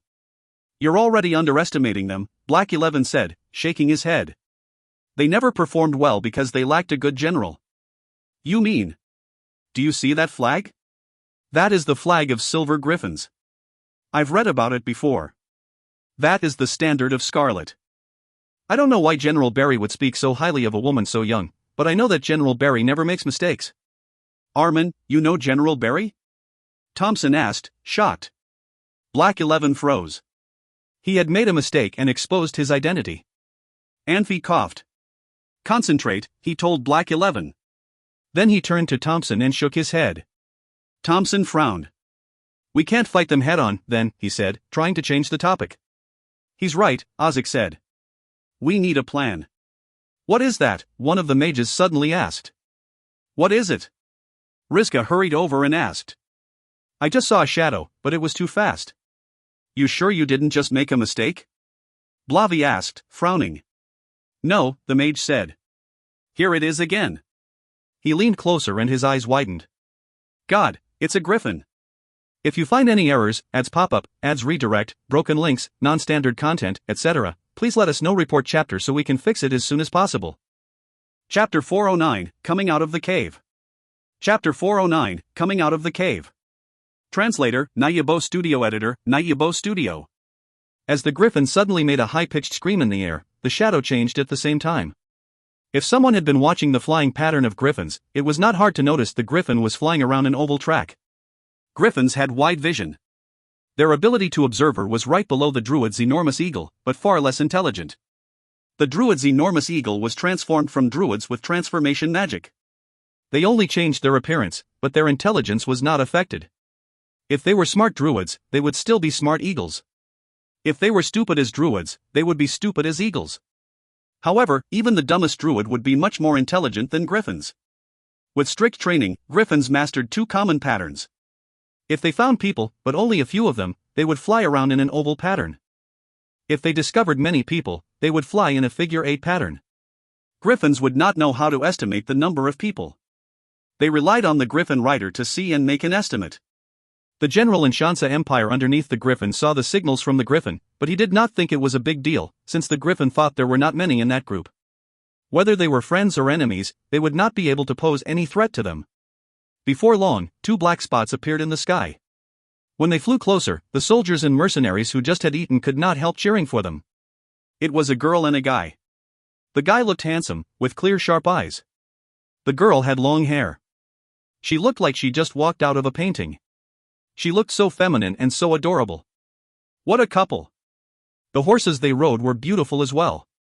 They were pure white. The knights from Shansa Empire were amazed by the horses' build and muscles. They were rare breeds, which made them think of the special horses in Knights of Light Mercenary. They were called snow beasts. "How are you?" The general in the front stepped forward. He greeted Anfey and Susanna with welcome laughs. He wanted to make friends with the two of them. It was not hard to believe they had amazing skills, since they dared to pass the area full of death spirits with just 2 people. "You guys are." "My name is Anfey. This is Susanna," Anfey said with a smile. "Anfey? The Earl in Mayho Empire?" The general was shocked. "Yes, that's me," Anfey said, smiling. "I have been dealing with necromancers and death spirits for many days. I'm very happy to finally see humans. Judging from your equipment, you are probably not mercenaries." "We are soldiers of Shansa Empire." The general glanced at his own flag. He knew he could not lie about it. "When did Shansa Empire send its military over?" Anfey asked in surprise. "Master Anfey, I know we have had some conflicts before, but death spirits are our common enemies since the war against the dead broke out." The general smiled. You should not have asked us when we came down. You should have said we came too late. Anfey was shocked for a second, then smiled and said, "You are right. If all the military people could be as upright as you, I think we definitely would win in this war against the dead." "Thank you for your compliment," the general said. "Master Anfey, Master Susanna, where are you going?" "We do not have a destination. We fled all the way here. We will go anywhere there are fewer death spirits," Anfey said. "It looks like you guys had a tough time," the general said. "Not just a tough time, it was miserable," Anfey said with a bitter smile. That general looked up at the sky to check the time. "It is time to set up camp. I know you are very experienced and knowledgeable. If you do not mind our simple camping conditions, you can stay with us for a day. Please tell us your adventures. Soldiers will open their eyes after they hear your stories. Do you have wine?" Anfey licked his lips. "Master, don't worry. We have plenty of wine." The general laughed. "I have enough for you to take a bath in the wine." "Wonderful." Anfey looked very pleased. The general waved his hand to signal the knights in front to make a path. Anfey and Susanna directed their horses forward. At that moment, something weird happened. After Anfey passed through those knights, they gathered together again. It did not look like they were welcoming guests. Instead, they surrounded Anfey. Some knights even looked hostile towards him. "What are you doing?"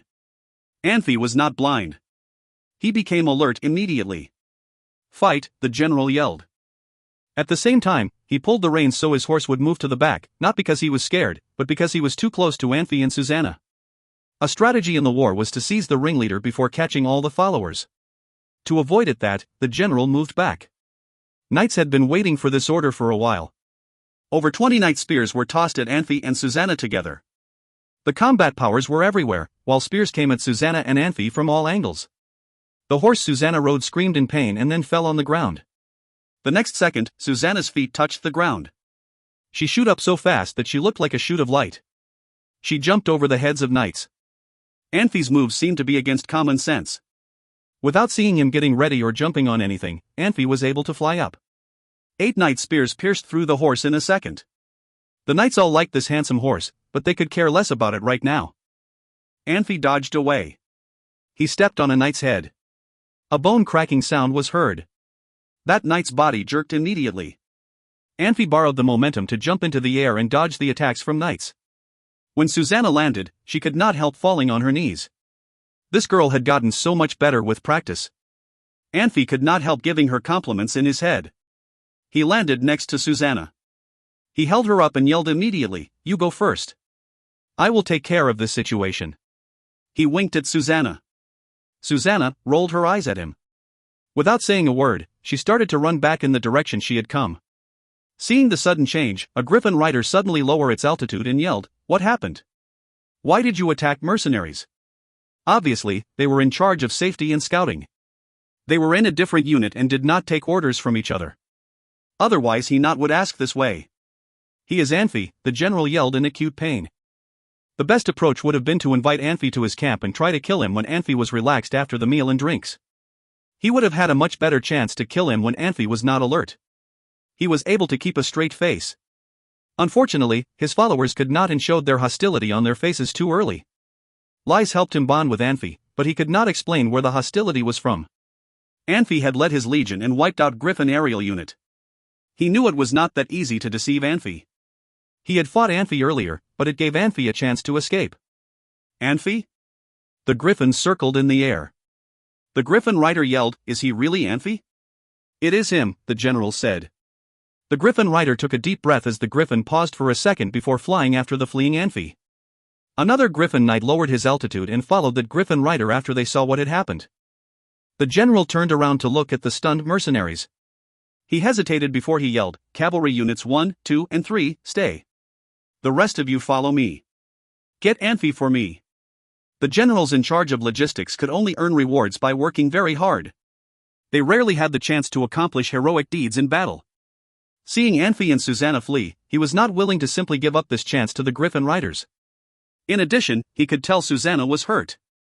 He had to take advantage of it to kill Anfey. He felt blessed to have this opportunity to seize Anfey and accomplish a heroic deed in the war. The soldiers from Shansai Empire rushed toward Anfey as he fled. Some flew, some rode horses, while others ran. They had many different types of soldiers. Anfey dared not be in the fight too long after he had killed a few knights with his element spear. He left the battle as fast as possible. He was so fast that he looked like he flew everywhere with lightning speed. However, he was weighed down. Susanna's was fast at times, but slow at other times. The combat power was strong sometimes but very weak other times. Obviously, she did not have good control over her combat powers. As soldiers got closer to them, Anfey had to run back to swing his sword to protect Susanna. He was able to escape each time before he was caught by the soldiers. Neither Griffin riders nor regular soldiers from Shansa Empire knew Susanna had advanced to be a master swordswoman. If they had known, they would not have chased her. They would not have had the courage to fight her. The Griffin riders in the sky seemed to be the toughest enemies. To soldiers in Shansa Empire, it was easy for them to be knights, but the army was very selective in choosing Griffin rider. Most Griffin riders were the best of the best. Without knowing why, they were constantly shooting magic spells at Anfey, and did not seem to notice Susanna was different. It might have been that they were too proud to do so, or tried to keep the knight's principles. The general from Shansa Empire acted really weird. Whenever Anfey was attacked by crossbow, he would look worried. He looked like he was worried Anfey would get killed by the crossbow. Whenever Anfey dodged those attacks or knocked away a crossbow, he had a smile on his face. Luckily, those Griffin riders had all their attention on Anfey and did not notice the change to his face, otherwise they would think he was a traitor. Anfey fled while soldiers from Shansa Empire chased him. Without knowing how long he had run, he noticed it was getting dark. Griffin riders appeared to have forgotten one thing: Griffins lost their vision when they tried to attack only a dozen yards above the ground. The general from Shansa Empire also forgot that knights could chase Susanna and Anfey on horses, but cavalry and armor could not keep pace with them. In fact, the general's management skills and intelligence seemed to be very limited, otherwise he would be a general on the front lines instead of in charge of supplies and logistics. If you find any errors, ads pop up, ads redirect, broken links, non-standard content, etc., please let us know. Report chapter so we can fix it as soon as possible. Chapter 410, Uncontested Power. Chapter 410, Uncontested Power. Translator, Nayabo Studio Editor, Nayabo Studio. Anfey stopped as Susanna stumbled to the ground a second time and turned around slowly. The Griffin Knights saw this as an opportunity and flew towards Anfey from several different angles. Anfey did not move to duck the attacks from the Griffins. Instead, he stood his ground and raised his sword. The general from Shansa Empire gripped his reins and narrowed his eyes. Anfey did not look like a man who was being attacked from all angles. He looked too calm to be prey of the Griffins. Anfey gripped his sword and a strong magic surge rippled from it. The sky darkened for a moment, and hundreds of lightning bolts fell from the sky and headed towards the Griffins. The Shansa general's eyes widened at the sight. The Griffin Knights and the soldiers nearby sensed the danger and summoned their combat power, but it was almost impossible to block the attack of serial lightning. Griffins were famous for strong defense against magical attacks, but there was still a limit. Other than Dark Helldragon, there was almost no other creature that was completely immune to magic attacks. The Griffins fell from the sky with a large crack and crashed into the soldiers below. Anfey jumped up and dashed towards the soldiers, his sword sweeping through the air. He didn't care if his target was alive or not. He just needed to get to the Griffins and take them out. That's a magic sword, the Shansa general called. He needs time to use it again. The general knew that he was doomed. Even if he could kill Anfey, he would still be punished. A year ago, after the news of the destruction of the Griffins' aerial unit reached Shansa Empire, the king was furious. He jailed several generals and ordered their families sold into slavery. General Kumaragosha's family experienced the worst punishment. The men of his family were sold into slavery, while the women were executed, their bodies cut up and fed to the Griffins. Edward VIII claimed it was out of revenge for Kumaragosha's traitorous actions, but it was still unfitting for a king to do such cruel things to his subjects. The information about Kumaragosha's family was sealed up in a secret document, and people were forbidden from speaking of this event. However, word still got out. Something as cruel as that could never stay a secret and had a way of making rounds among the upper classes of Shansa Empire.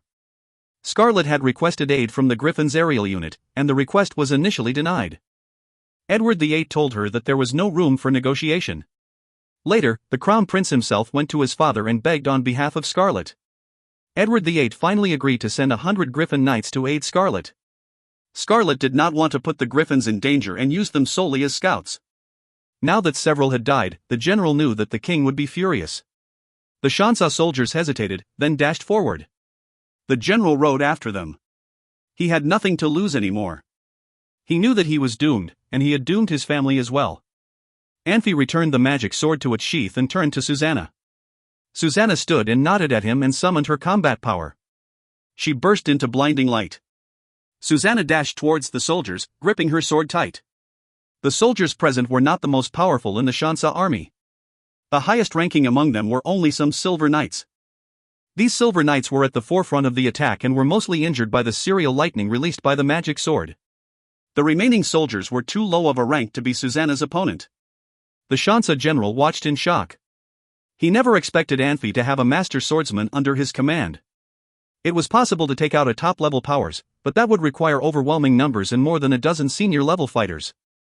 His soldiers were not trained for direct combat and stood no chance against a top-level power. The Shansa general was too distracted by Susanna and had ignored Anfey. He had forgotten that Anfey, not Susanna, was supposed to be his main target. Anfey held his sword in front of him but did not move. The blade of his fire sword was radiating such intense heat it had warped the air around him. To the Shansa soldiers, Anfey's figure was very distorted. The horses began to whinny and refused to go forward as they got closer to Anfey. The animals were much more sensitive to the change in environment than their riders. Some horses halted so suddenly their riders lost control and stumbled off. The soldiers tried to force their horses to go forward, but the heat was so intense the horses burst into flames before even reaching him. The combat power of the soldiers wavered in the heat like bubbles. Anfey took a step forward and thrust his sword towards the soldiers. The sword suddenly grew in size and reached even the soldiers who could not convince their horses to go forward. The heat of the sword lit the entire field on fire. Anfey jumped forward and dashed through the fiery field and towards the remaining soldiers. The fire licked at his legs but did not burn or hurt him. The burning air was surging and beating against the soldiers' combat power. Even though the combat power was still intact and was protecting them, the soldiers still felt sharp stings from the heat of the flame. It was as if they were burning, even though they were protected. Anfey zigzagged through the soldiers, waving his sword and slicing through the Shansa soldiers. Cutting through the combat power and armors became as easy as cutting butter. The Shansa general watched in despair. He understood now why Edward VIII had named Nuyoheim as the commander of the Dark Moon Magic Legion, despite Nuyoheim never having any experience with armies. Nuyoheim was a top-level power and had the reputation a regular general does not. Defeating a top-level power requires another top-level power. Defeating top-level powers with large numbers was not a good plan and would lead to too many casualties. The Shansa general spotted a few mages in the air, but his hope of backup quickly died as the mages began raining down magic on his men. A magic signal rose into the air behind him, signaling that his supply carts had been attacked. The Shansa general laughed and rode towards Susanna. He had been avoiding contact with her, but he had nothing to lose anymore. He didn't want to kill Susanna because he knew that it was impossible. He just wanted her to kill him and to spare him of any further punishments he might face once he returned to Shansa Empire. Wait! Anfey called out to Susanna when he saw the general riding towards her. Don't kill him. I need to talk to him. Susanna nodded.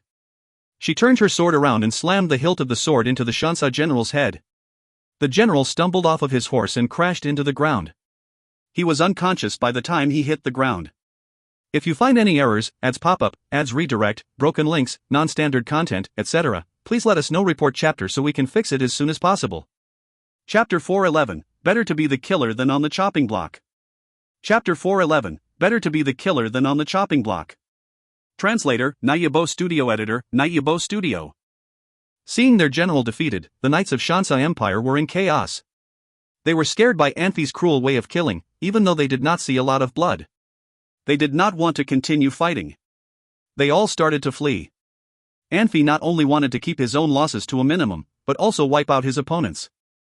Otherwise he would not have put so much effort into this battle. Susanna and he did not chase the knights.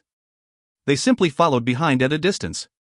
Mages in Elizabeth's unit were divided into two groups and channeled the knights from Shansa Empire. They herded the knights like shepherds. The knights from Shansa Empire ran for a while and caught up to their cavalry. Because of the differences in stamina, the cavalry and armors walked in a long formation. The formation stretched about 9 miles long. The stronger soldiers marched in the front of the group, but they were all out of breath. The knights from Shansa Empire were so terrified that they ran through the cavalry formation in panic. The cavalry were jostled around and yelled at the knights. Some of them were knocked into the air, while others were trampled under the horses. The surviving members of the cavalry started to curse. When they saw Susanna covered under the golden lights and the strong and incomparable combat power, they wondered if Susanna was a master swordswoman. They looked around for their flag but could not find it. They immediately realized why their peers acted in such a way. They stopped cursing. Their almost exhausted energy was rejuvenated and they started to run after the cavalry. Thompson led more than 100 mercenaries behind Anfey. Thompson's job was to clean up the battlefield, which meant every opponent should be killed. They all dressed neatly when they walked out. Oddly, they all started to take their shirts off and showed their fair and tan chest. In the aftermath of Anfey's fire sword, it was so hot that they had to partially undress. Every being on the whole battlefield was down on the ground except for one horse. There was a person riding on that horse who struggled hard but could not rein in the horse. A mercenary strode over and smiled. This should be the only person alive, as Master requested. He grabbed a sword that Susanna had embedded in a rock, trying hard to pull it out. However, after trying for a while, the sword did not seem to move one bit. He said out of surprise, "Master, Susanna is so powerful." "Of course." Thompson walked over. "Let me try." Thompson performed combat power as he held the sword shaft in his right hand. He did not look like he could handle it either, and grunted many times as he pulled. However, it was undeniable that the sword in the stone started to jiggle a bit. With a huge noise, Thompson pulled the sword out and gave a yell. "Godlike strength, Master," the mercenary said playfully. "Go away." Thompson scolded, also playfully. The mercenary seemed to be making fun of him rather than giving him a compliment. Godlike strength should be left to Master Susanna. No one else could be referred to in that way. Why are you trying so hard to pull it out? You could just cut off the rein, another mercenary murmured. Why do you talk so much? Thompson stared at the mercenary, but his face was red. Hurry up. Do you work? He pulled the sword out himself because he wanted to see the difference in strength between him and Susanna. He got what he wanted, but he silently swore he would not do anything like that again. The soldiers from Shansai Empire had no idea how long they had been running. Every knight had become a criminal recently. They were either sentenced to involuntary manslaughter or intentional homicide. The hooves of most of the horses on the battlefield were red. They seemed to have come to the end. Thousands of mercenaries stood in a neat formation and blocked their path. Even though mercenaries barely kept their formation after the battle started, at that moment they were in perfect formation. What terrified the knights from Shansai Empire the most was the woman, quietly standing in front of the formation. Sinbella was tall and slender. The sword in her hand was longer than others. She looked different than Susanna. Susanna always looked feminine, quiet, and sweet, while Sinbella looked more like a female leopard, ready to fight at any time. She looked especially sharp and wild when she was ready to fight. The knights from Shansai Empire had been terrified by Anfey and Susanna. Now when they saw Sinbella stand out in front of her unit and look like she could fight all the knights on her own, they unconsciously thought she was a top-level power as well. She did not perform her combat power, but it was understood that she did not care and looked upon them with disdain. The knights wondered what had they done to make three top-level powers chase them down and try to kill them. They could not help sighing. They instinctively turned their horses around and tried to run in the opposite direction. An orange fire appeared in the air and fell straight down. It was a fire sword.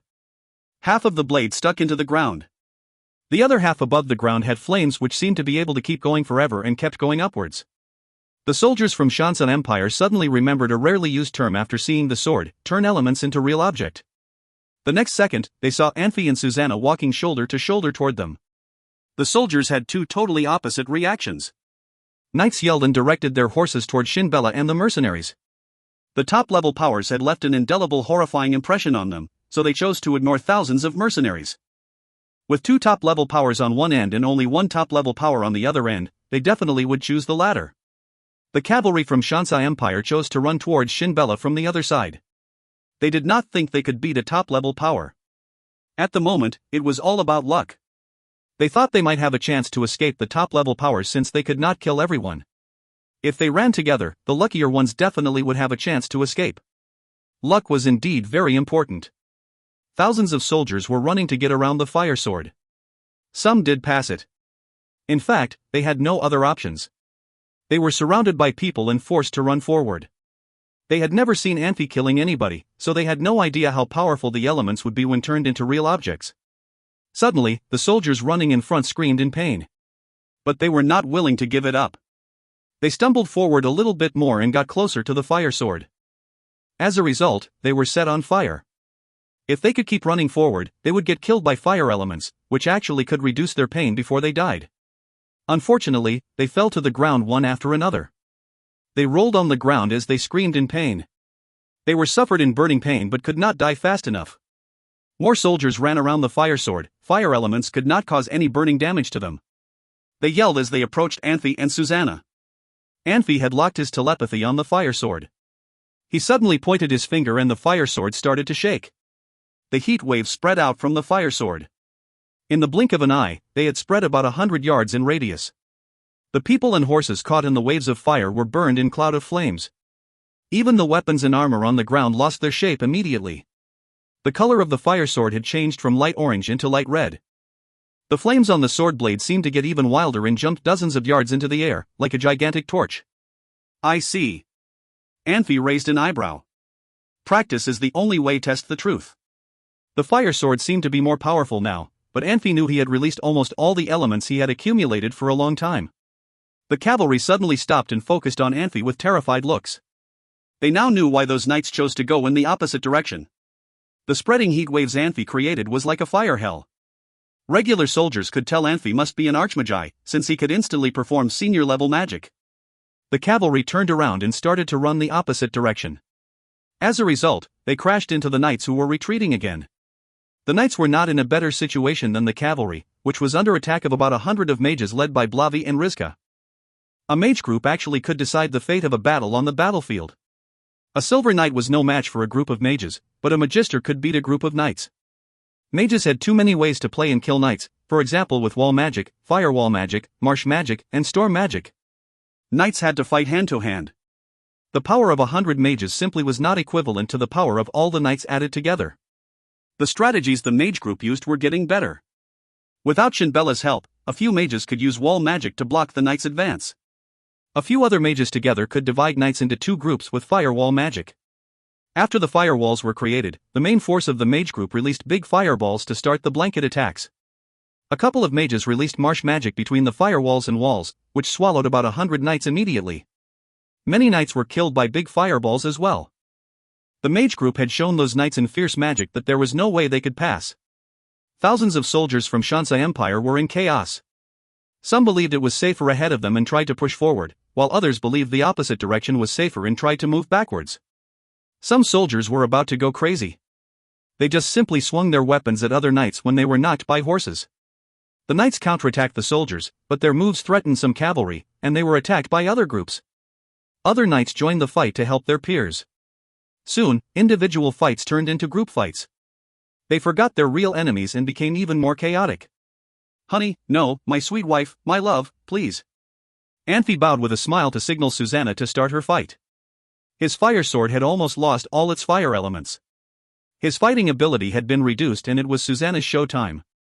Susanna sighed and smiled at Anfey. Her sigh was because she did not want to kill so many people. She could face her opponents ruthlessly, but these soldiers from Shansa Empire were not her opponents anymore. They were just a herd of sheep, waiting to be slaughtered. By smiling at Anfey, she indicated she would follow Anfey's order. This was the difference between Anfey and Susanna. Anfey was cold. The principles Anfey followed were simple: he would kill others if others wanted to attack him first. Anfey would not show any mercy after he saw them trying to surround and attack him.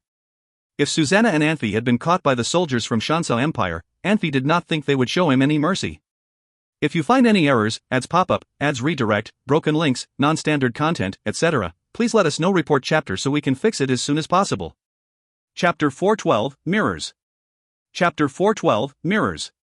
Translator, Nayabo Studio Editor, Nayabo Studio. The fight finally ended. The mercenaries murdered all the soldiers guarding the supply carts, and the only one they left alive was the general. The mercenaries learned how powerful they could be when they banded together. A mercenary group on its own would not have been able to achieve this. While the mercenaries were cleaning up the battlefield, Anfey was sitting by one of the carts and staring at the fire sword. Some new ideas had come to him during the fight. He did not know whether he was right, and was conflicted because of this. His control of the elements was amateur, he did not have time to make mistakes and start over. Sir, Joseph wants to meet you, Ozik walked over and said. Joseph? Anfey asked, dismissing the sword. Those people, Ozik said, pointing at the mercenaries. The mercenaries did not leave when Ozek, Orsi, and Shinbella attacked the supply carts. On one side was the army that had helped them. On the other side were mercenaries like them. They did not know who to help and chose to observe the fight instead of taking part in it. After the fight was over, the mercenaries wanted to leave, but the leader chose to talk with Ozek instead of fleeing. According to the plan, Ozek was supposed to go meet Anfey. The mercenaries insisted on coming with Ozek after hearing where he was going. Ozek left some of his men and some of Blavi's mages to keep an eye on the mercenaries. Ozek told the mages to keep the eye of the sky up throughout the battle because he wanted to show the mercenaries how strong Anfey and Susanna were. Clearly, Ozek's plan had worked out in his favor. Ozek waved his hand, and a few moments later, he walked over with a middle-aged man. The man looked very polite and slightly fearful. Seeing a top-level power fight was very rare and terrifying for someone who had never witnessed a top-level power's strength. "Sir," the man knelt down on one knee and said. "Forgive my imprudence. After Lord Ozek, Lady Shinbella, Lord Orsi, Lord Blavi, Lord Rizka." "That's fine," Anfey said, waving his head. He understood Joseph's concern. If he missed someone, it might make his life more difficult. "Stand up." Joseph hesitated and glanced at Ozek. Ozek licked his lips and said, "You need to follow his order, Joseph. Especially if that order may lead to conflicts with others, you need to follow the order. Understand?" Anfey wasn't the only person who could give orders in the alliance. Alice and Christian had the same authority as him. However, Ozek respected Anfey a lot and wanted to establish that Anfey was the highest authority in the alliance. Joseph nodded and scrambled to his feet. He knew Ozek was telling him that he should always side with Anfey when his order conflicted with other orders. "I see a great future for the alliance, sir," Joseph said. "I respect your strength and your goals. If you will allow, I want to contribute to this nation as well. I swear. Susanna, seeing Joseph and wanting to understand what was happening, walked over quietly. "You need to follow Lady Susanna's orders as well," Ozek interrupted when he saw Susanna. Even though he seemed to be contradicting himself, Anfey and Susanna were basically the same person and would usually give the same order. Joseph blinked. He wanted to swear his loyalty to Anfey, but Susanna's appearance made him confused. Susanna nodded at Joseph but did not say anything to him. She turned to Anfey and said, "You look tired." "I'm fine," Anfey said. "Joseph?" "Yes, sir." "How many mercenaries do you have?" 341, Joseph said with a sigh. He knew that his men would be divided up. Anfey pursed his lips. He knew he should probably divide those mercenaries up, but it would be better to give Joseph his own legion. "You will become the 8th legion of the alliance," Anfey said. "You are the commander of the legion. Go, talk to your men. We will take care of them." "Yes, sir," Joseph said. This result was better than he could possibly have expected. "Good for you," Ozek said with a laugh, clasping Joseph's shoulder. "Just like me." "Thank you, Lord Ozek," Joseph said. "And Lord Yi, thank you." Ye's eyes widened and he took a step back. He was just Ozek's assistant and felt that he should not be talked about in the breath as Ozek. "He doesn't have a backbone," Susanna commented with a frown. "Backbone isn't always the best thing," Anfey said. "It's better to recognize and adapt." "But you have to have a backbone to be a commander," Susanna said, shaking her head. "He will join us today. Who knows who he will join tomorrow? You think he'll join someone else? Maybe not now, but who knows?" "Lady Susanna's right," Ozek said hurriedly. "We need to be careful, sir." "Oh, stop it, Ozek," Anfey said with a laugh. "I know who you are." Ozek rubbed his hands together awkwardly, but Yi smiled behind him. If Anfey ignored Ozek, it meant that Ozek had become an annoyance to him. But Anfey addressed it, meaning that Anfey knew Ozek and was willing to trust him. "I'm serious," Susanna said. The alliance was as important to her as it was to Anfey. She did not like people without backbones, and she wanted to warn Anfey. Thompson joined them voluntarily as well, but she liked Thompson way more than Joseph. "We won't give him the chance to betray us," Anfey promised her. "Plus, who says we are going to meet difficulties?" Susanna sighed but did not say anything else. Anfey was used to doing things alone. He was used to being responsible for himself only and did not have experience controlling large numbers of people. Anfey trusted and relied on Ozek because he knew he could learn things from Ozek and could ensure stability within the alliance. Punishing Ozek would only make the other mercenaries less trusting. Thompson hurried over. He saw them and sighed. "I'm too late," he complained loudly. "Late for what?" "The fight." Thompson said. I cannot believe I missed Lady Susanna and Lord Anfey's display of power. Thompson was better at sweet talk than Ozzy, and it felt very natural when it was coming from him. If you find any errors, ads pop up, ads redirect, broken links, non-standard content, etc., please let us know. Report chapter so we can fix it as soon as possible. Chapter 413, Pennies from Heaven and Unexpected Dangers. Chapter 413, Pennies from Heaven and Unexpected Dangers. Translator, Nayabo Studio Editor, Nayabo Studio. Where is the guy I want? Anfey asked as he looked up. In the back, Thompson said with a wave of his hand. A few of his mercenaries walked over with a horse. Thompson grabbed the man on the horse and tossed him to the ground on his back. It is so cruel. Anfey was shocked by how the general of Shansa Empire looked. He glanced at Susanna out of the corners of his eye. The general only got one punch from Susanna, and not a hard one. Yet the general's face was misshapen and unrecognizable. His nose, eyes, and lips were a bloody mess. He had been pulled and tossed upside down, so blood covered his face. He looked awful. What are you looking at me for? Susanna asked in surprise. Didn't you say you wanted him alive? To knock someone off, you do not have to punch him in the nose. Anfey showed his neck area. I remember I told you to hit here. You can knock people off with too much strength. Let me try it, Susanna said, playfully staring at Anfey's neck. Of course, everyone laughed at Susanna's joke, since she rarely made a joke. They knew Anfey loved Susanna very much. On the day Anfey heard the news that Susanna was missing, his unusual behavior proved his love. They felt they could not go wrong siding with Susanna in a quarrel between the two. Never mind, never mind. You can try it next time you catch captives. Anfey shook his head and acted scared. Yi, take him down and interrogate him. You will be in charge. Master, is there anything you want to know? Yi asked. You'd better ask everything he knows, Anfey said. It will take some time. Yi lifted his chin to signal the other mercenaries to follow him.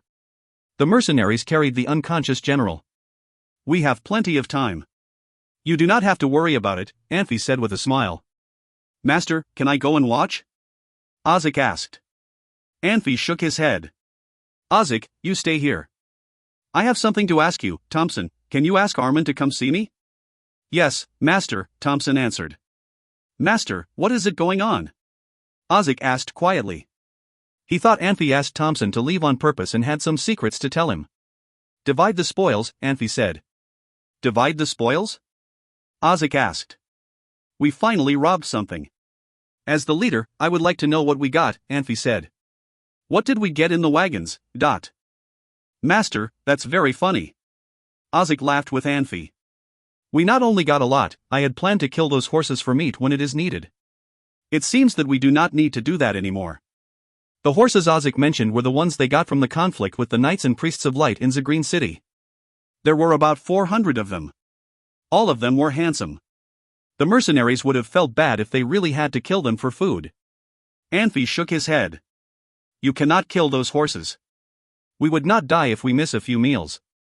Of course, we will not need to kill them anymore. Ozzy thought for a moment. There was food in most wagons. They have jerky, sausages, and wine. Most wagons? We did not just get food, did we? Anfey asked.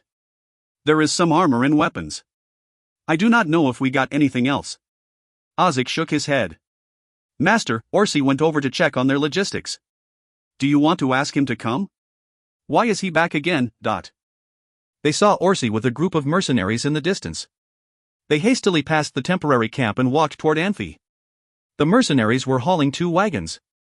They looked nervous and kept checking their surroundings. They made it seem like a lot of enemies were hiding around them. Master, guess what we found?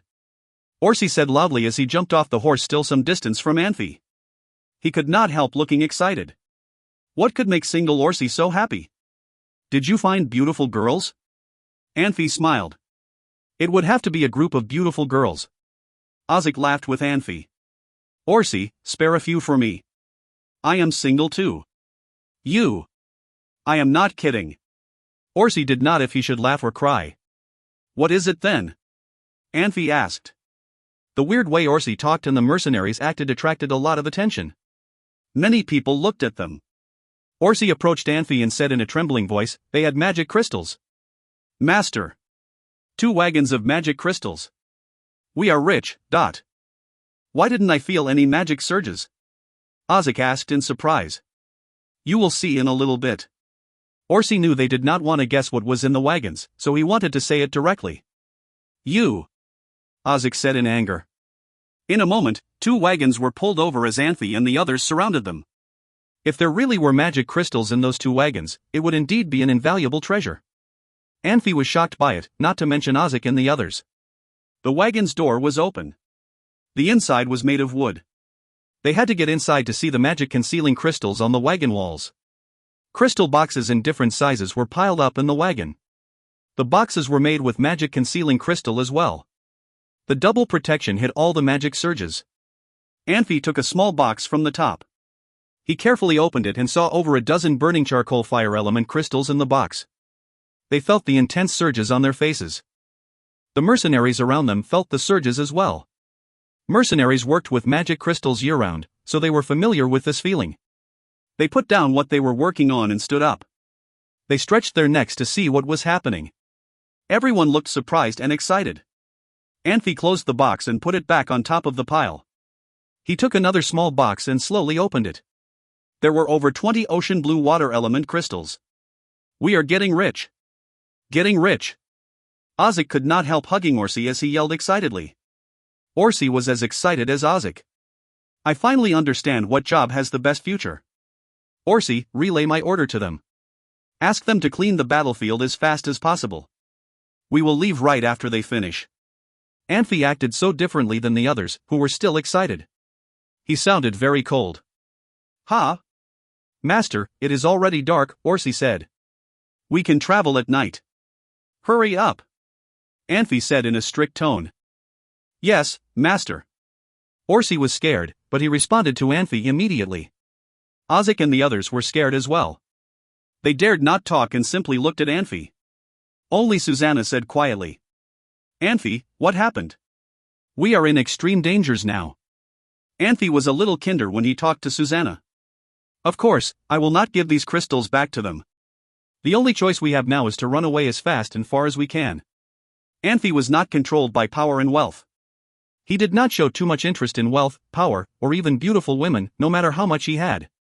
He kept absolutely calm when everyone else was excited. The pennies from the heaven usually implied unexpected dangers in the future. The more the pennies, the more dangerous it would be. Anfey, something is not right. Black 11 said it as he squeezed himself in. What are you trying to say? Anfey asked. There are too many things that are not reasonable, Black 11 said slowly. We have found so many crystals in their wagons, which means there should be many mages in Scarlet's military. Many. Well, if those mages carried magic crystals with them, they should be able to fight one or several battles. They are sending so many magic crystal now, Scarlet must want to fight a big, hard battle this time. The question is, who is she going to fight against?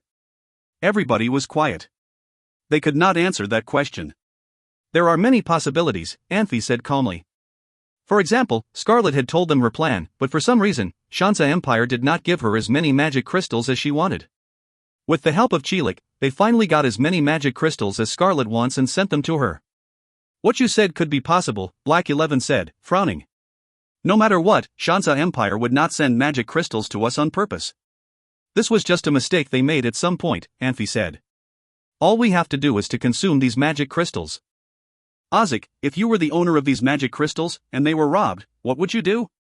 I would fight those robbers at any cost, Black 11 said. Right. Scarlet will fight us as well, Anfey said. If you find any errors, ads pop-up, ads redirect, broken links, non-standard content, etc., please let us know. Report chapter so we can fix it as soon as possible. Chapter 414, Wealth. Chapter 414, Wealth. Translator, Nayabo Studio Editor, Nayabo Studio. The mercenaries were still cleaning the battlefield when sudden noises in the corner of the battlefield drew Anfey and Susanna's attention. Anfey looked over and saw Yi hurrying over to them. What's going on over there? Anfey asked. Nothing much, Yi said with a sigh. Everyone's angry over what happened to General Komuragosha's family. Why were they talking about Komuragosha? He was a stubborn one, Yi said. After I asked everything I needed to ask, I asked him why he wanted to die. We could have let him go. He told us that the only way to save his family is for him to die. Yi paused as if he was still trying to process the general's words. Then he told us what happened to General Komuragosha's family. What happened? Susanna asked. Edward VIII condemned all of them to death, he said, shaking his head. It is a cruel, cruel thing he did. He executed Komuragosha's wife and daughters and fed their bodies to griffins. Komuragosha's daughter was engaged to a viscount, and that viscount's family is in jail now as well. What else did he say? That's it about Komuragosha's family. The other things mostly involve military information. Tell me about it later, Anfey said. Don't kill the man yet. But he's no use to us anymore. Something is better coming from him, Anfey said with a sigh. He knows exactly what happened. I want him to talk to Komuragosha.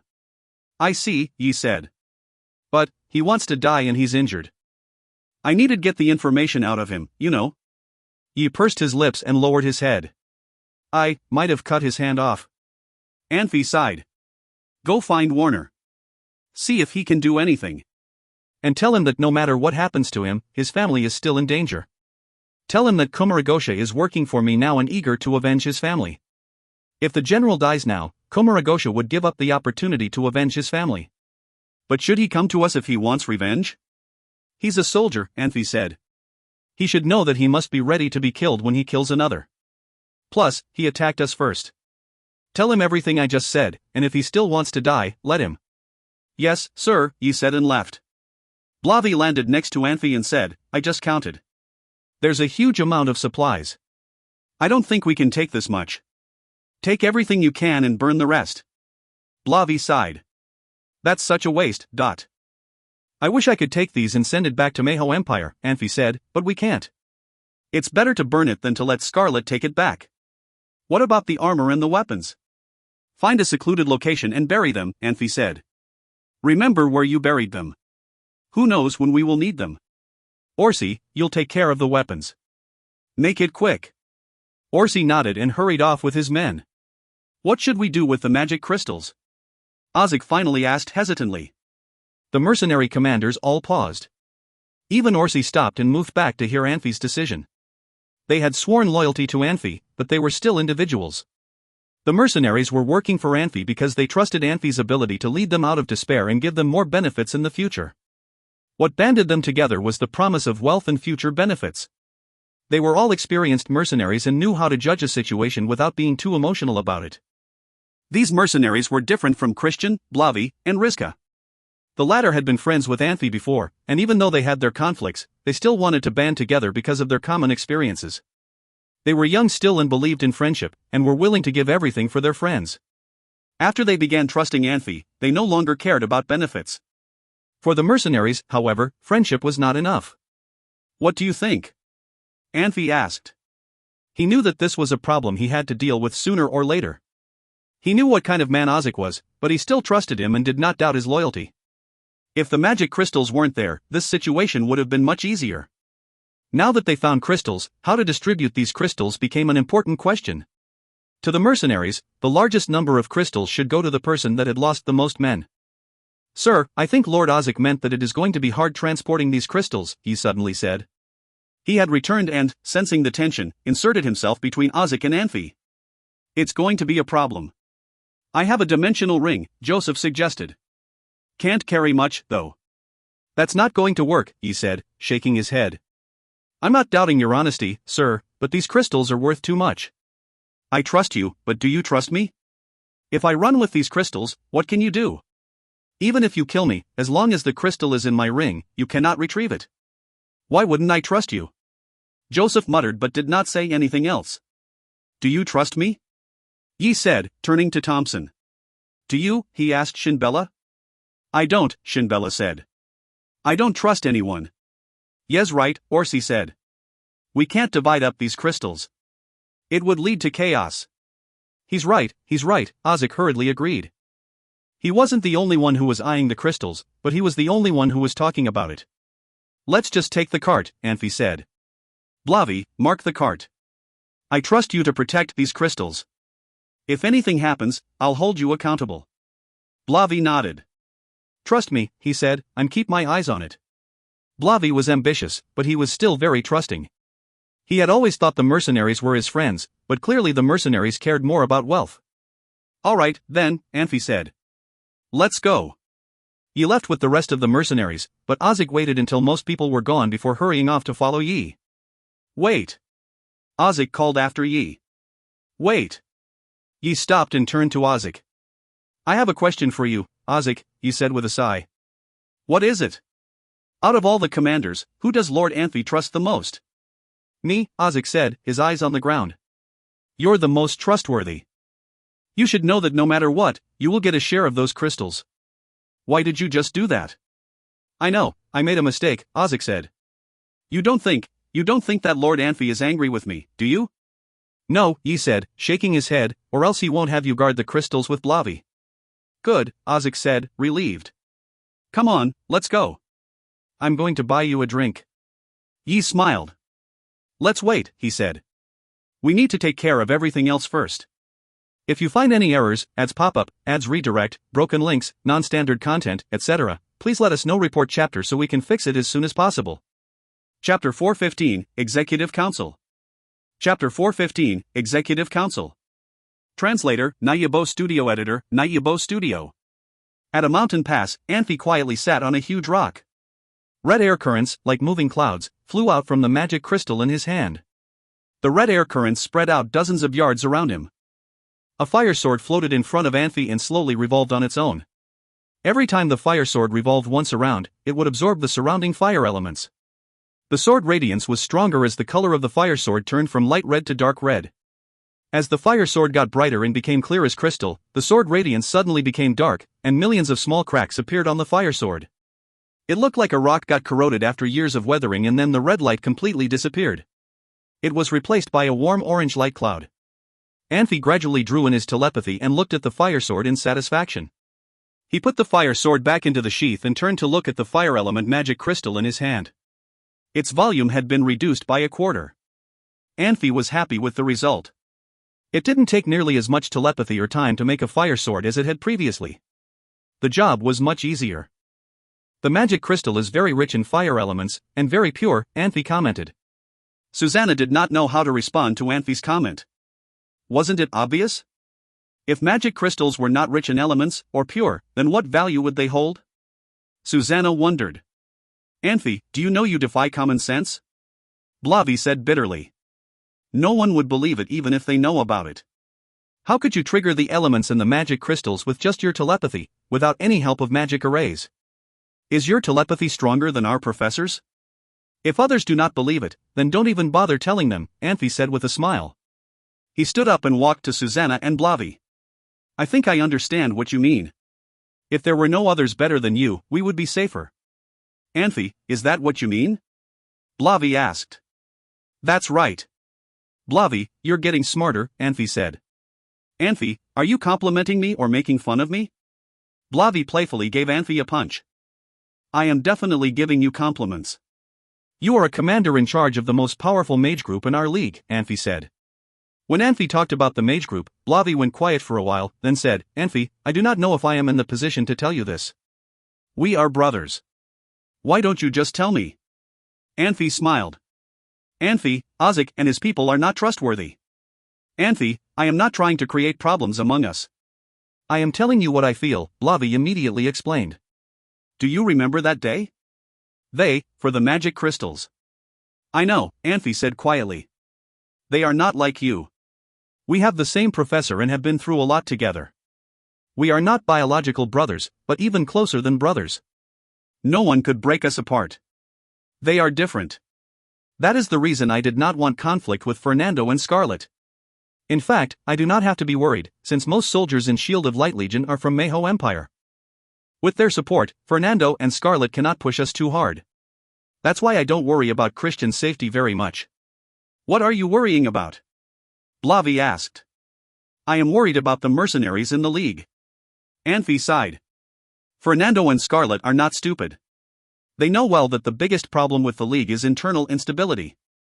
If they did something behind our backs and tried to sabotage our unity, it would be hard to prevent, Anfey said. If that is the case, why don't we? Blavi looked like he was determined to kill someone. No. They are still our people now, Anfey said, shaking his head, but there are different degrees of loyalty to our people. Fighting against Fernando or Scarlet is different than fighting death spirits. No one had another option than to unite and fight shoulder to shoulder. There would be too many unexpected factors if we fight with Fernando and Scarlet. We are just keeping things moving forward. They should have no loyalty problems, and that is why I am trying to avoid Fernando and Scarlet. If we could easily win the battle, we would fight. If not, we just run away. The key is to keep mercenaries optimistic. Are we going to continue like this? Blavi asked with a frown. We do not have enough people, so we can only keep going the way we are, Anfey said slowly. When we meet up with Sante and Zubin, I have an idea. What's that? Blavi asked. I would like to send our people to each mercenary group. Let's call them magic counselors. Anfey thought of the position in his previous world called an executive council. Of course, the magic counselor would have more power than the executive council. Counselors cannot give commands, but on certain occasions could veto commanders. So it would be the supervisor of a commander? Blavi asked. You can say that. Anfey smiled. Blavi, I have already thought about having you be the magic counselor for Unit 1. You have to be careful with your language and behavior. No matter what you think of Ozik, you have to keep a good relationship with him. Don't fight with him. You have to pay special attention to Yi. If you accidentally show your dislike towards Ozik, you would definitely sense it, even if Ozik could not. Blavi was quiet and slowly nodded. Let's put it this way. If we are in danger, I am not sure about others, but Shinbella and Yi would definitely work for us. Well, Yi is in an awkward position. Anfey had a smile on his face. On one hand, Ozik helped him a lot and trusted him, so he treats Ozik like a brother and thinks for him all the time. On the other hand, he is willing to work for us and thinks for us as well. For example, if he spoke up for you, it would be hard for you to make the decision, Susanna said. Yes. Anfey nodded. Ozik may not be that important, but we need have Yi on our side. He is very good. For the sake of Yi, could you let small things go if Ozik offends you? Blavi, do you follow? Yes, got it. Blavi smiled.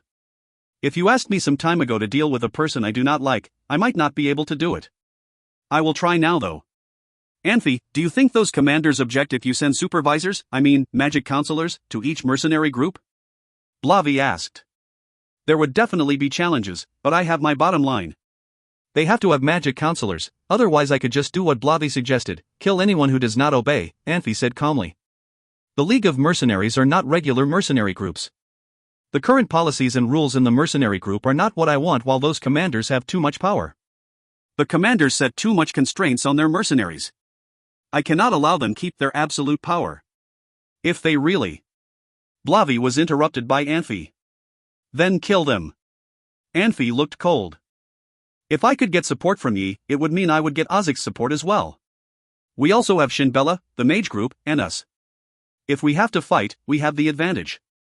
Orsi and Thompson are smart. They know what they should do.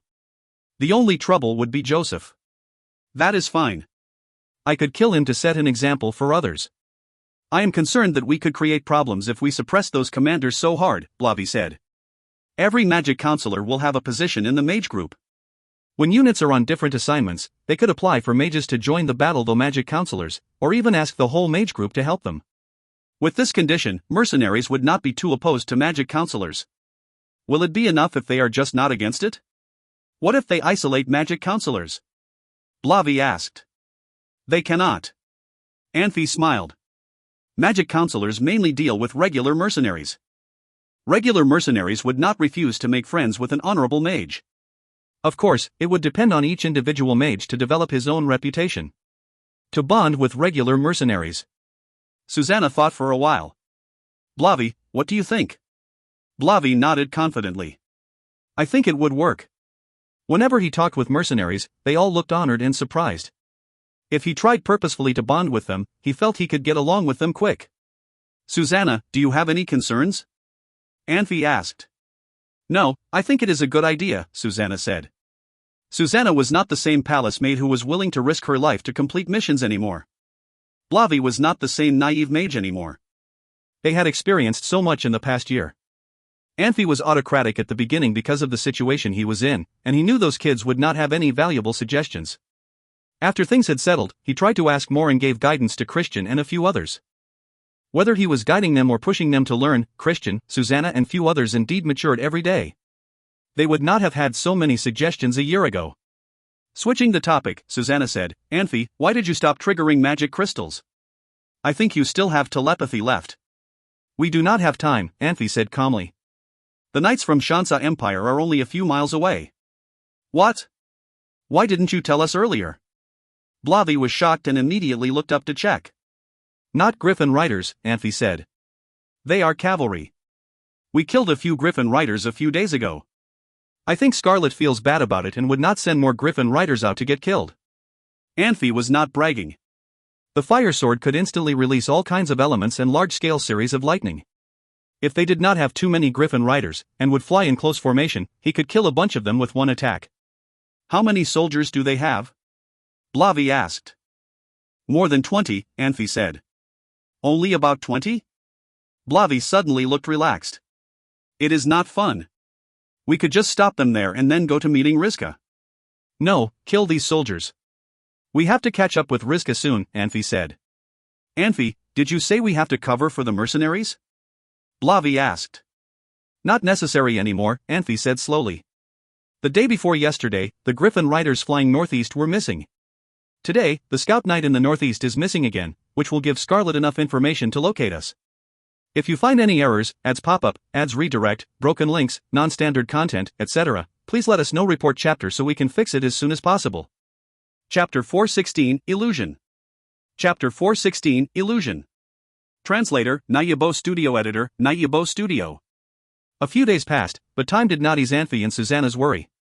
Despite their worrying, however, nothing had happened. Scarlet was young, but she had already made a name for herself and was known for being proud. She wasn't the kind to lose 2 whole carts of magic crystals and do nothing in retaliation. She should be planning something or doing something. The mercenaries arrived at a small village by sunset. The village was silent, without even the sound of farm animals. The villagers had either carefully fled or all had been killed already. However, the mercenaries became very excited by what they saw in the village. A broken plaque near the entrance of the village told them that they were close to Stormenberg, where Band of Brothers mercenary group had settled. We're at Shiza village, Ozik reported to Anfey with a wide smile. We're very close to Stormenberg now. A day and a half march at most. Elizabeth, did the mages find anything? Blavi turned and asked. Elizabeth shook her head. The mages had been using Eye of the Sky to observe their surroundings non-stop. Anfey did not need Eye of the Sky to know what was happening around them, but he couldn't be alert all the time and he wanted to train the mages. Let's take a break, Anfey said. We'll march through the night. Ozik nodded. Marching through the night would be difficult, but no one wanted to live in constant danger and fear. Marching during the night was a sacrifice they were willing to make in order to reach Stormenberg faster. Ozik stopped the mercenaries and told the commanders about Anfey's order. There was no need to set up tents or start fires, since they will not be staying for the night. Anfey jumped off of his horse. He had been keeping an eye on his surroundings as well, but it was difficult work. Like the mercenaries, he needed some rest. Blavi looked around and found Yi. He waved and asked, "How's the guy from Shansa?" "The general?" Yi smiled and said, "He's living. I'm proud of him, to be honest. I didn't expect him to make it. Tell Warner to keep an eye on him," Anfey reminded him. "You don't need to tell me twice," Yi said with a laugh. "Warner won't leave his side." Yi walked off to talk with other mercenaries. Anfey smiled and patted Blavi on the shoulder. "You did well today. Keep talking. It's not something to be ashamed of." Blavi smiled. Before he could say anything, he was distracted by some commotion amongst the mages. Elizabeth hurried over, worried. Anfey didn't need anyone to report to him to know who they had discovered. What he had been worrying about was coming. He glanced at Susanna and they began walking towards the mages. Elizabeth joined them and said, "The mages found." "I know," Anfey said, nodding. He glanced around and saw the mercenaries had drawn their weapons, ready for battle. The mercenaries knew what they took and knew that retaliation would be coming. The mercenaries didn't need any order to know a fight was coming. Anfey was satisfied with how the mercenaries reacted to this sudden situation. He hurried to the mages and saw that Black 11 was already there, staring at an Eye of the Sky. He turned and saw Anfey and shook his head. "It's Scarlet's Knights," Black 11 said. "You sure?" Blavi asked, his eyes wide. So what? Anfey asked with a frown. Black 11 sighed and shook his head. He did not know how to answer Anfey's question concisely. Each of the three empires had its own specialty. Elazan Empire had powerful mages, Manhwa Empire had strong swordsmen, and Shansa Empire had the griffins. Another thing Shansa Empire was especially good at was training knights and cavalry. Because of this, Shansa Empire did not have a lot of strong foot soldiers. This was a side effect of how powerful and important the Griffin Knights were within Shansa Empire. They have a lot of mages, Riska said quietly. This news did not come as a surprise. If Scarlet did not have mages, she would not waste so much time and manpower transporting magic crystals. The news was no surprise, but it still made everyone, including Blavi, nervous. The mages all concentrated on trying to find the enemy mages. The Alliance's mages group had participated in several battles since its establishment, but in reality they were never a direct part of the battle because they had rarely fought against other mages. Mages from places like Elazan Empire were very familiar with battle tactics. They knew when to use a spell, and they could change their battle strategy depending on the course of the battle. The Alliance's mages did not have these experiences. Blavi did not know how well the mages would hold up against mages who had experience fighting against groups. Anfey did not look at the eye of the sky. He utilized the heart of nature and searched for the enemy's movement. The enemy was getting closer. Shansa Knights suddenly increased their speed at the same time. Hundreds of figures appeared behind the knights and rose into the air. God, one of the mages whispered. They have so many people. Everyone turned to Anfey, waiting for his order. The mercenary commanders had all arrived as well and were waiting. I'll go with Susanna and hold them off for a bit, Anfey said. Ozik, you will follow us. Shinbella and Orsi, you two will follow Ozik. Anfey was the leader of the alliance and he did not have to go first, but he wanted to show the mercenaries that he was trustworthy and they could risk their lives with him. What is it? One of the mages suddenly exclaimed, pointing at the eye of the sky. A dozen Shansa mages raised their wands and heavy fog appeared, concealing them. Soon, the eye of the sky could only see white fog. Blavi cursed under his breath. Quickly, cover us, dot. The mages scrambled to release fog spells, but before the fog could conceal the mercenaries, a gust of wind blew it all away. Riska frowned and began chanting. He did not have experience in battle either, but he wanted to copy the Shansa mages and blow their fog away. Riska used the wind spell twice, but the spell seemed to have no effect on the fog. Anfey frowned. It seemed like the time to divide the crystals had come. They have griffins, a mage called. About 20 griffin knights appeared in the eye of the sky. Anfey wasn't scared of the griffins, but he was confused. The knights had slowed down and stopped, then they turned and rode away. The mages landed among the knights and hurried away as well. Finally, Riska's wind spell worked and the wind blew away all the fog. By the time the fog dispersed, however, nothing was left. Even though griffins were flying away, as if they could not see the mercenaries in the village. Everyone stood in silence, shocked. If it hadn't been the griffins, they would have thought that what they had just witnessed was only an illusion. If you find any errors, ads pop-up, ads redirect, broken links, non-standard content, etc., please let us know. Report chapter so we can fix it as soon as possible. Chapter 417, Old Memories. Chapter 417, Old Memories. Translator, Nayabo Studio Editor, Nayabo Studio. The history of Stormenberg was not as long as Blackwater City and White Mountain City, but Stormenberg was comparatively an ancient city in the country of mercenaries. The very first city master of Stormenberg, Jacques, was not very lucky. He tried very hard to gather all kinds of construction materials. As they were ready for construction, the weather suddenly changed. The storms lasted for 2 whole months. This kind of weather was rare. They finally toughed through the storms, but Jacques' biggest enemy, plus some gangsters, caused him trouble. Jacques led his mercenaries and fought them. They kicked the gangsters out of Stormenberg but paid a big price for it. After that, Jacques changed the city name into Stormenberg, which meant the city would stay there after storms, and changed his Holy War mercenary group into Brothers Mercenary Group to remember those mercenaries who died in the war. Jacques had a bad temper, but he set a good example for mercenaries and rewarded and punished them fairly. He never bullied anyone, so he enjoyed a good reputation among mercenaries. Knowing Jacques was building a city, some mercenary groups who were barely surviving came to Stormenberg to join Jacques. Jacques changed the Brothers Mercenary Group into Band of Brother Mercenary Group to show their high tolerance towards other mercenaries. After generations of hard work, Stormenberg had grown to a decent size. Its location was not great. It was far from business routes, which slowed down economic development. However, Stormenberg was still one of the best cities in the country of mercenaries. Anfey and his people had met a few patrols just as they entered Stormenberg. After a short conversation, the mercenaries immediately went to report to their commander. Soon, a group of about 300 mercenaries came out to welcome them. The one in front was Entos, whom Anfey had not seen for a while. Entos was shocked when they saw each other. He looked around and then burst into laughter. Anfey was walking in the front. He felt strange, so he looked at himself first and then looked at Susanna. He did not get what Entos was laughing about. Entos did not stop laughing for a while. He sighed. Anfey? What happened? You look like you were chased by a group of crazy dogs. None of you look good. Shansa Empire's military had retreated for no apparent reason. Anfey still had to be extra careful. They traveled at night and had not taken a break. It was impossible to still look good. The mercenaries had been traveling about 17 hours non-stop and all looked greasy, sweaty, and covered with dust. Some of them had leaves in their hair and on their clothes. They had no time to clean up. They all looked tired and greasy. No wonder Entos laughed at them. Anfey smiled bitterly. You have no idea what we experienced. The professor said you are a genius. You could develop well in any area. It looks like a genius's ability is limited. Entos continued to put Anfey down. What the hell happened to make you look like this? The few commanders in Anfey's league who did not know Entos looked irritated. Based on what Entos said, it was easy to misunderstand that he did not like Anfey. It was common sense that a friend should not take advantage of Anfey in difficult times to make fun of him. Bro Entos, stop your nonsense. You have no idea how tired we are. Can you ask your people to prepare rooms and food for us? Anfey turned around to take a look.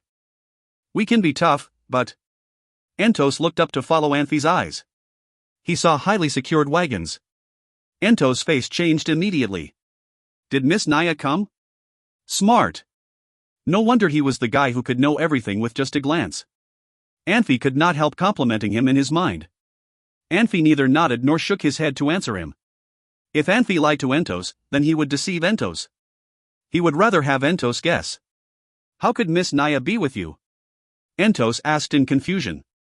Anfey still did not answer him. He only looked at Entos. I will have your rooms and food ready. Entos turned around and wanted to leave.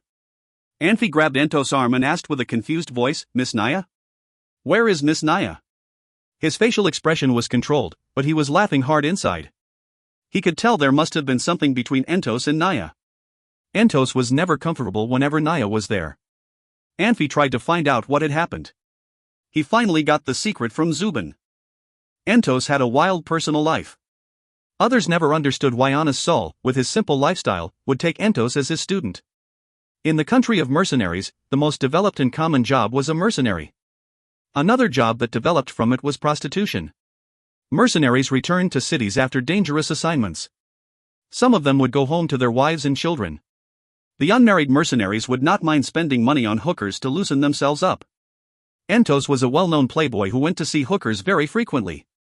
It would be an exaggeration to say Entos had seen all the hookers in the big cities, but many hookers had seen Entos. Even the ones who had not seen Entos must have known about him. Entos was over 40 years old. No one asked Entos directly why he had not married, since it was too personal. Entos was cruel, so he did not have a very good reputation. He was not liked by many honest and upright people, but Entos never minded others' criticism. He took the responsibility as vice commander of a mercenary group in the country of mercenaries. When he returned to Manhwa Empire, he needed to be a humble and polite student and nice brother.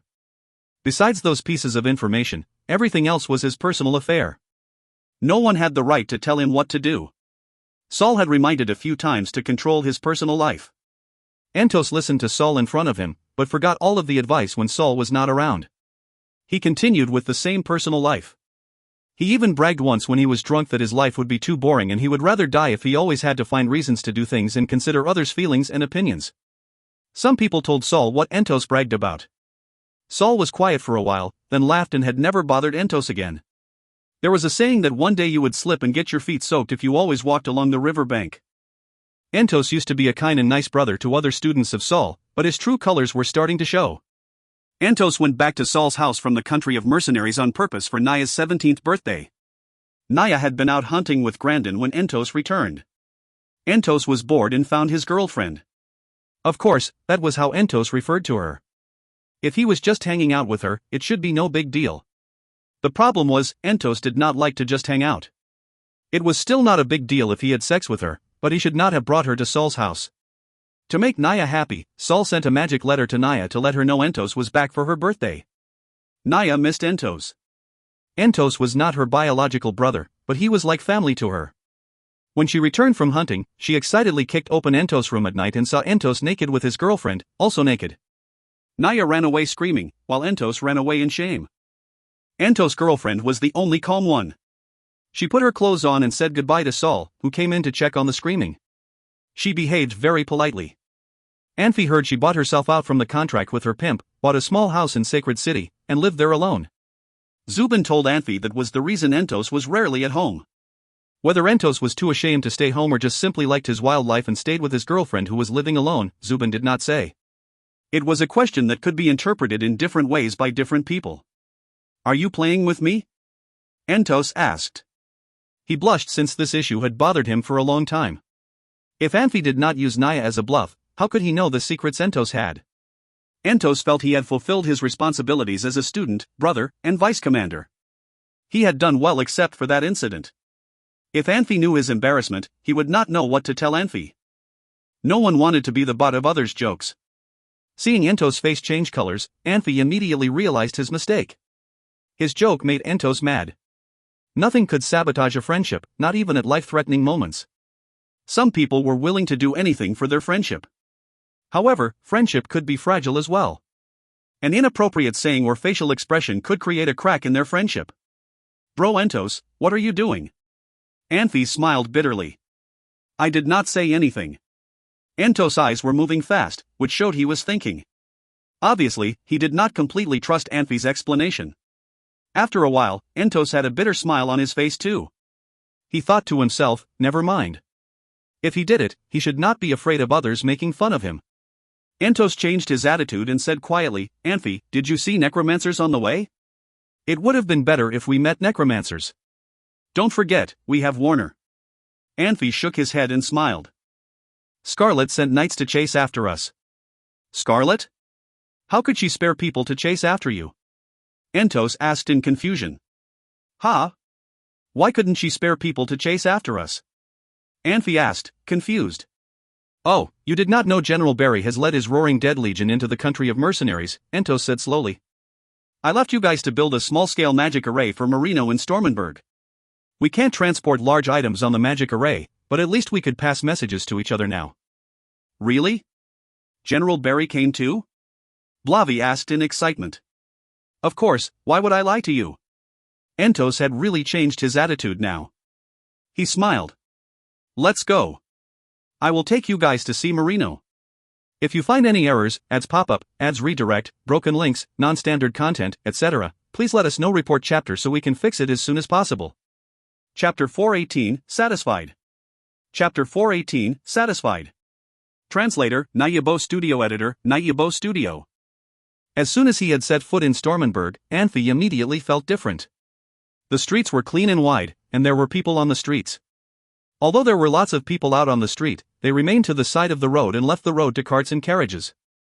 Like Mayho Empire's Sacred City, there were small holes on the side of the road that acted as a drainage system. Stormenberg's drainage system was perhaps even better than Sacred City's. The drains ensured that the city would have clean streets and made the city more sanitary. Anfey had a very good first impression of the city. The buildings along the streets were very organized as well. Anfey heard that Stormenberg had expanded twice to accommodate the increasing population.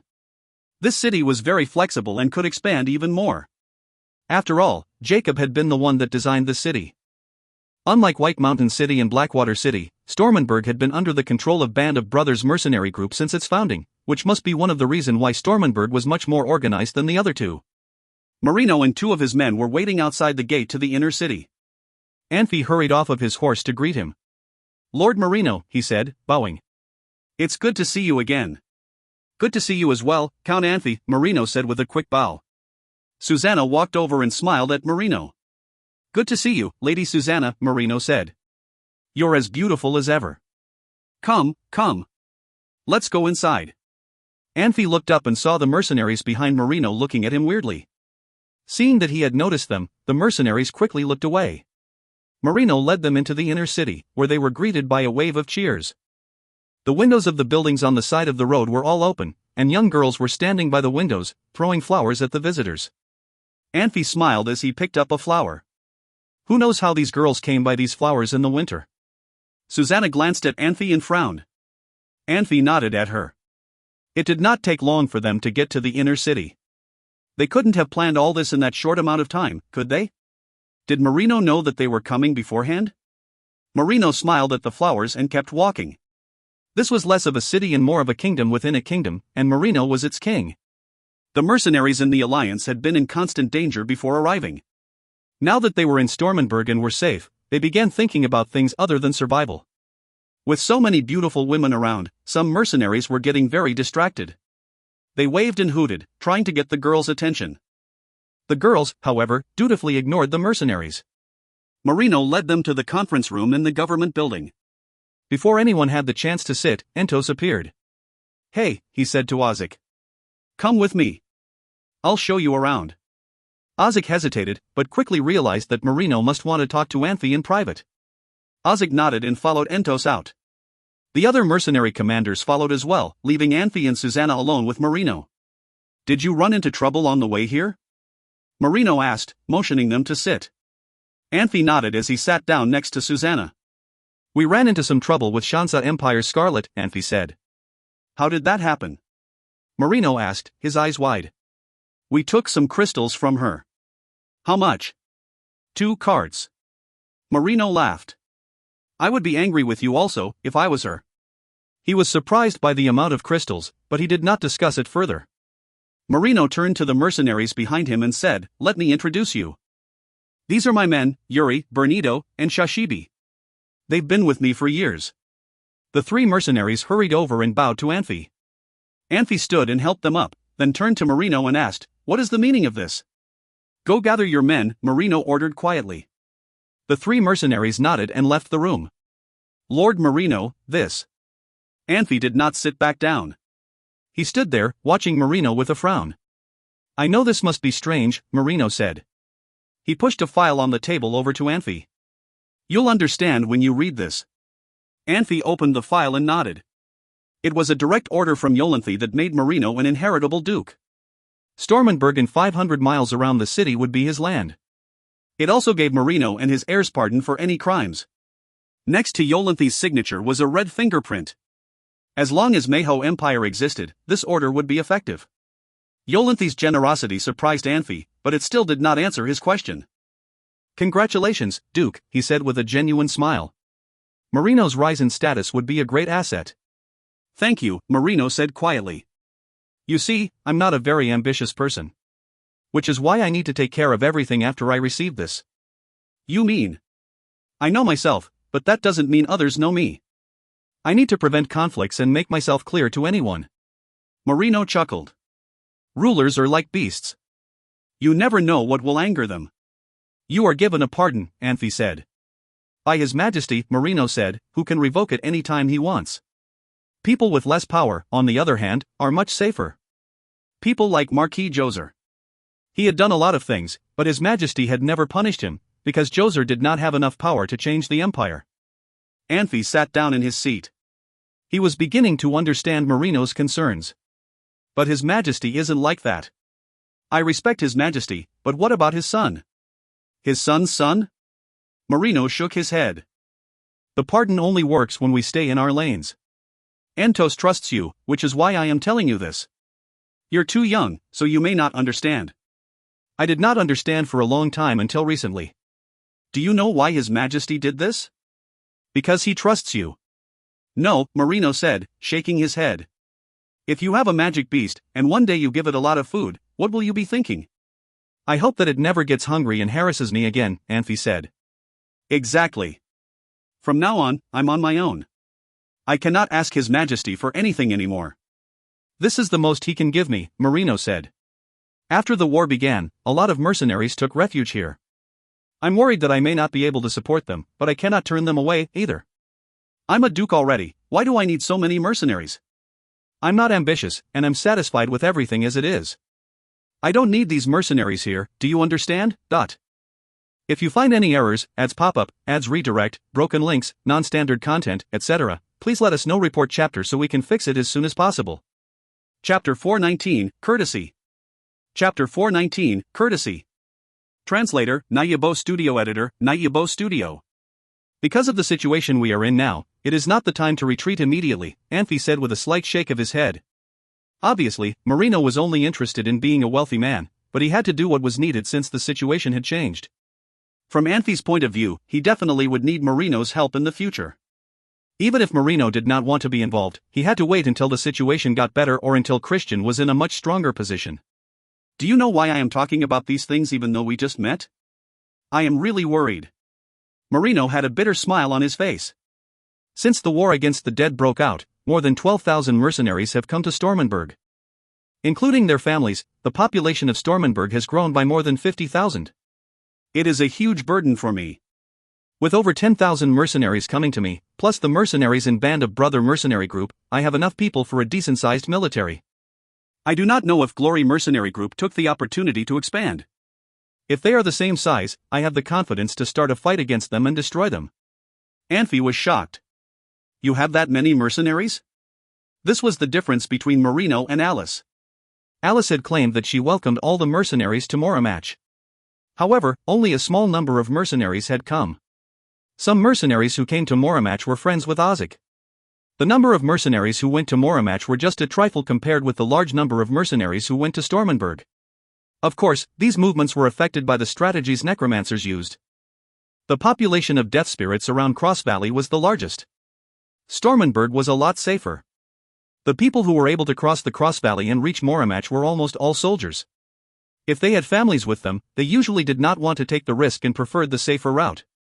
Marino nodded.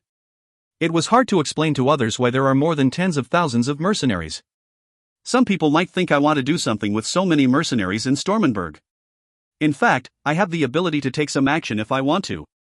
I do not want others to have that misconception about me. You know how many people would believe the gossip?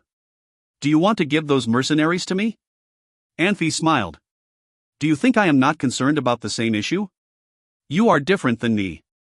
No matter what you do, others will think you are working for Christian and doing something for your future, Marino said. Entos walked into the room and frowned. Marino, why are you talking about this with Anfey? We should not worry about this kind of thing. Entos, I cannot believe you cannot see it more clearly, since you are involved. Have you asked Christian's opinion? Do you know what Christian is really thinking? Marino asked calmly. Entos went quiet for a while before he slowly took a seat. The issue between Grandin and Christian gave him a headache. Christian was like his little brother, while Grandin showed a lot of respect and had a good relationship with him. Entos even helped Grandin make Naya like him. If Entos took Grandin's or Christian's side, it seemed not to be fair to the other one. Entos pretended he did not know when Naya ran away. Saul did not interfere either. It showed the attitudes of Entos and Saul toward the younger generation's problems. They felt helpless and wanted to leave room to let the younger ones deal with it by themselves. They tried not to interfere. If Grandin and Christian were not in conflict, then all the problems could be solved easily. The problem was Grandin and Christian shared a lot good qualities in common. They were both smart, kind, understood regular people's struggles, dedicated to the country, had good relationships in their circles, and had good self-control. It made it really hard for Entos to take sides. So many royal kids committed crimes, bullied others, and raped women. The grandson of Philip was an example. As princes, Grandin and Christian had the highest immunity from being punished, but they had never done anything like that. Instead, they hated these kinds of things. The only difference between them was that Grandin was more direct. In war, Grandin supervised the troops. He had always volunteered to be the vice sheriff and had punished many royal kids who committed crimes. He neither showed any prejudice toward anyone, nor was afraid of offending anyone for the right reasons. The oldest prince, Wester, was in charge of city administration for the time being. Many government officials and royalty in Sacred City had showed their favoritism towards Wester. There was a saying that 3 inches thick ice could not freeze overnight. Many people must have had conflicts with Grandin for a long time. Christian held an aloof attitude towards government affairs, since he did not mean to take any position in Sacred City. He needed some experience managing the city and leading troops. If Christian were given opportunities, no one would say he was worse than Grandin. Everyone knew the real reason Yolanthe asked Christian to supervise the troops this time. In relationships with girls, Grandin only hung out with Naya. There was never any gossip about him with other girls. Christian had dedicated himself to magic study. They were definitely unique among royal kids, in a good way. Saul and others thought Grandin and Christian should appreciate each other more. Brothers could break a gold brick if they tried it together. If one of them became Yolanthe's successor while the other one became a prince, they could work together to reform the country and give Manhwa Empire new life. That would be undoubtedly the best result, but reality wasn't working out that way. Grandin held a party on Christian's birthday, while Christian only said goodbye to the oldest Prince Wester and ignored Grandin. All these had showed the conflict between them. Marino laid his eyes on Anfey. And I need to think for my mercenaries. There are two kinds of people. One type is ambitious, while the other is content, like me. I would like to refer a few people to you. They are the former kind. It would not benefit them too much if they follow me. No matter how hard they work, they would be my officials. The problem is, they could not replace me. I have thought about it for them through. Instead of having them stay with me and endure a boring and lonely life, I would rather have them follow you and do something amazing. If they could accomplish something, they would definitely appreciate me recommending them to you. What Marino said inspired Anfey. He needed to push Christian into the public more. Christian should not give others the impression that he was just a puppet of Anfey. It would not do any good for Christian, and also would put himself in danger. But I hope you will treat them well. Their loyalty is beyond doubt. I can promise you that.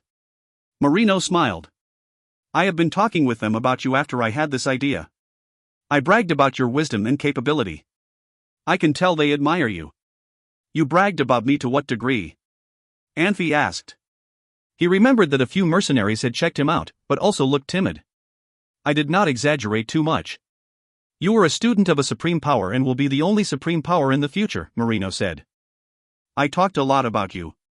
For example, you drove out rascals and protected people, scolded Master Swordsman Philip, went into your enemy's territories to fight and wiped the whole Griffin aerial unit, fought with necromancers and killed Annunciata and over a dozen other necromancers, founded League of Mercenaries in Moramach, and killed hundreds of thousands of death spirits. Are you sure you just bragged about me a little bit? Anfey said. Just a little bit. To a bard, this is a necessary and artistic exaggeration. In fact, those heroic biographies had exaggeration in them as well. Marino smiled. I have been wanting to be a bard since I was little.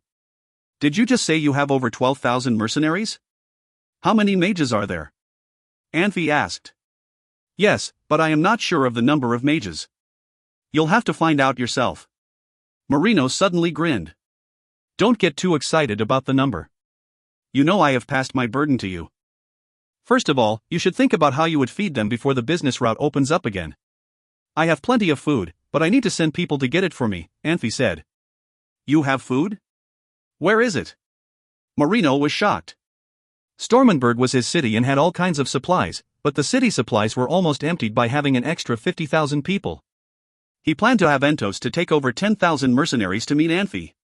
This way, he helped Anfey and made a huge contribution to the future success of Christian at the same time.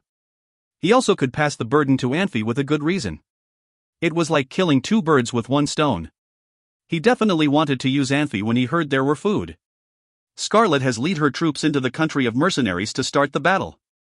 She had to feed more than a few 100,000 people. It should be no problem to feed another 50,000 people, Anfey said. Marino was shocked. You are not thinking of robbing Scarlet's supplies, are you? No, I am not just thinking about it. You know I have robbed her once. It should be fine to rob her a few more times, Anfey said. Scarlet lost so much last time. She must have prepared a lot better this time. If you want to rob her again, it will be very, very hard. Marino said. I am not going to rob her in the country of mercenaries. Here is the border between the country of mercenaries and Shansa Empire. Anfey rubbed his finger across a deep cut in the table. I have a captive from Shansa Empire. He said Scarlet was stopped by border patrols when she was ready to go out for battle. She took over the patrol by force to show her determination. The nobility in Shansa Empire was against Scarlet going out to fight at first, but they changed their minds when they knew they could not stop her. What does this have to do with food? Marino asked. In war, those border patrols were very brave and fought her hard, so she ordered her men to destroy the two mage towers at the border. After the battle, she forced all the mages at the border to go with her. Without the protection of mages and mage towers, Susanna and I can go in and out freely. We could go in at any time to open the gate. Anfey pointed on the table. She stocked most her supplies here, on the other side of the border. Marino suddenly realized something. Did you already plan to attack there even before you came here? I plan to take a break in Stormenberg. Since Scarlet is here, I cannot do anything to her. That would be too rude, Anfey said.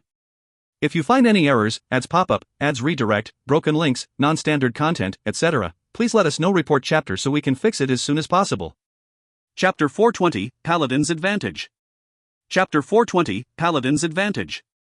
Translator, Nayabo Studio Editor, Nayabo Studio. Please. Anfey said, holding his hands out. Susanna smiled and bowed to Anfey. Anfey took a few steps back and, before Susanna could react, jumped towards her and kicked at her chest. Susanna had always thought Anfey was fair, so she did not expect him to attack before she was ready. She was still a grand swordswoman, though, and easily avoided the attack. That's cheating, Susanna complained. Anfey grinned but did not say anything. He drew his sword and jumped at Susanna again without warning. Susanna blocked his attack with her sword. Their swords clashed, and both jumped back a few paces. Anfey attacked again, and this time he did not back down. Instead, he kept moving closer to her and his sword was held level at her throat.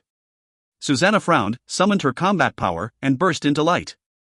She did not move, but Anfey's sword was thrown back. Then she flicked her wrist and sent an arc of sword radiance after Anfey. Susanna went on the offensive while Anfey changed to defense. He avoided exchanging blows with Susanna head-on and chose to attack her from the side or from the back. Anfey knew his own strength, and he knew that it would be unwise to try to fight with a grand swordswoman head-on. There was too big of a difference between Susanna's combat power and his power. The first time Ernest had practiced with Anfey, Ernest felt very uncomfortable, but that did not show in his fighting. Ernest was a top-level power, and he had enough experience to adapt to anything that was unfamiliar to him. Susanna knew Anfey's style of fighting. His style might have been confusing to others, but not to her. Susanna spun around as Anfey snuck around her and tried to stab her in the back. She could tell that he was already moving to her left. She was holding her sword in her right hand and she would have to turn right in order to block his sword quickly. This was why he was moving to her left. Susanna knew his method of attack, and she had been pretending to fall for it in order to lower his defenses. Susanna blocked Anfey's sword, then quickly turned to her left and slashed her sword at Anfey's neck. Anfey did not expect her to realize what he was doing and did not move out of the way in time. Susanna's attack threw him back and sent him crashing to the ground. You lost, Susanna said. Not yet. Anfey said. Instead of jumping up and lunging at her again, he remained close to the ground. He kept trying to attack her legs and ankles, but did not stand up. Susanna frowned. She had a lot of ways to attack a person, but she did not know how to attack someone who was attacking her while staying close to the ground. She couldn't attack him, but Anfey could attack her. His attacks restricted his movement, but no matter what she did, she felt strange having someone stabbing at her feet. Susanna sighed and jumped forward, landing a few paces away. Anfey watched her and grinned. Come, he said, without getting off of the ground. Susanna snorted, and her sword burst into light. She waved her sword, sending sword radiance hurling towards Anfey. Anfey flew up and moved out of the way of her attack. A moment later, he landed on the ground again. Come here. Susanna said angrily. She was not used to losing and was getting angry. She was trying hard to think of a way to defeat Anfey. She was like Ernest and was not used to his way of attack. Also like Ernest, she could quickly adapt and change her tactics. Anfey grinned and dashed towards Susanna, still staying low. Susanna grinned as well. Her sword glowed and she waved it, sending a large sword radiance flying towards Anfey. She needed to control the distance between her and Anfey. Anfey jumped off of the ground, trying to duck. He knew that whatever he did, he could not touch the sword radiance. If he did, he would lose. Before he could land on the ground again, Susanna sent another sword radiance after him. Anfey retreated, staying away from Susanna's sword. Susanna had speed, patience, and strong combat power. Nothing could touch her unless she wanted it to. Anfey jumped up and down outside the net of combat power, but he could not approach Susanna. Although Anfey had a strange way of fighting and some strange ideas, he was still not as powerful as Susanna. He was fast, but Susanna was equally fast. He knew that Susanna could not keep this up for long, but this was not a fight to the death, and he did not need it to be too serious. Anfey took a deep breath and backed away, then he waved his hand and summoned a large wall of earth. Susanna grinned. She dashed towards the wall, but before she could reach the wall, she felt a familiar surge of magic.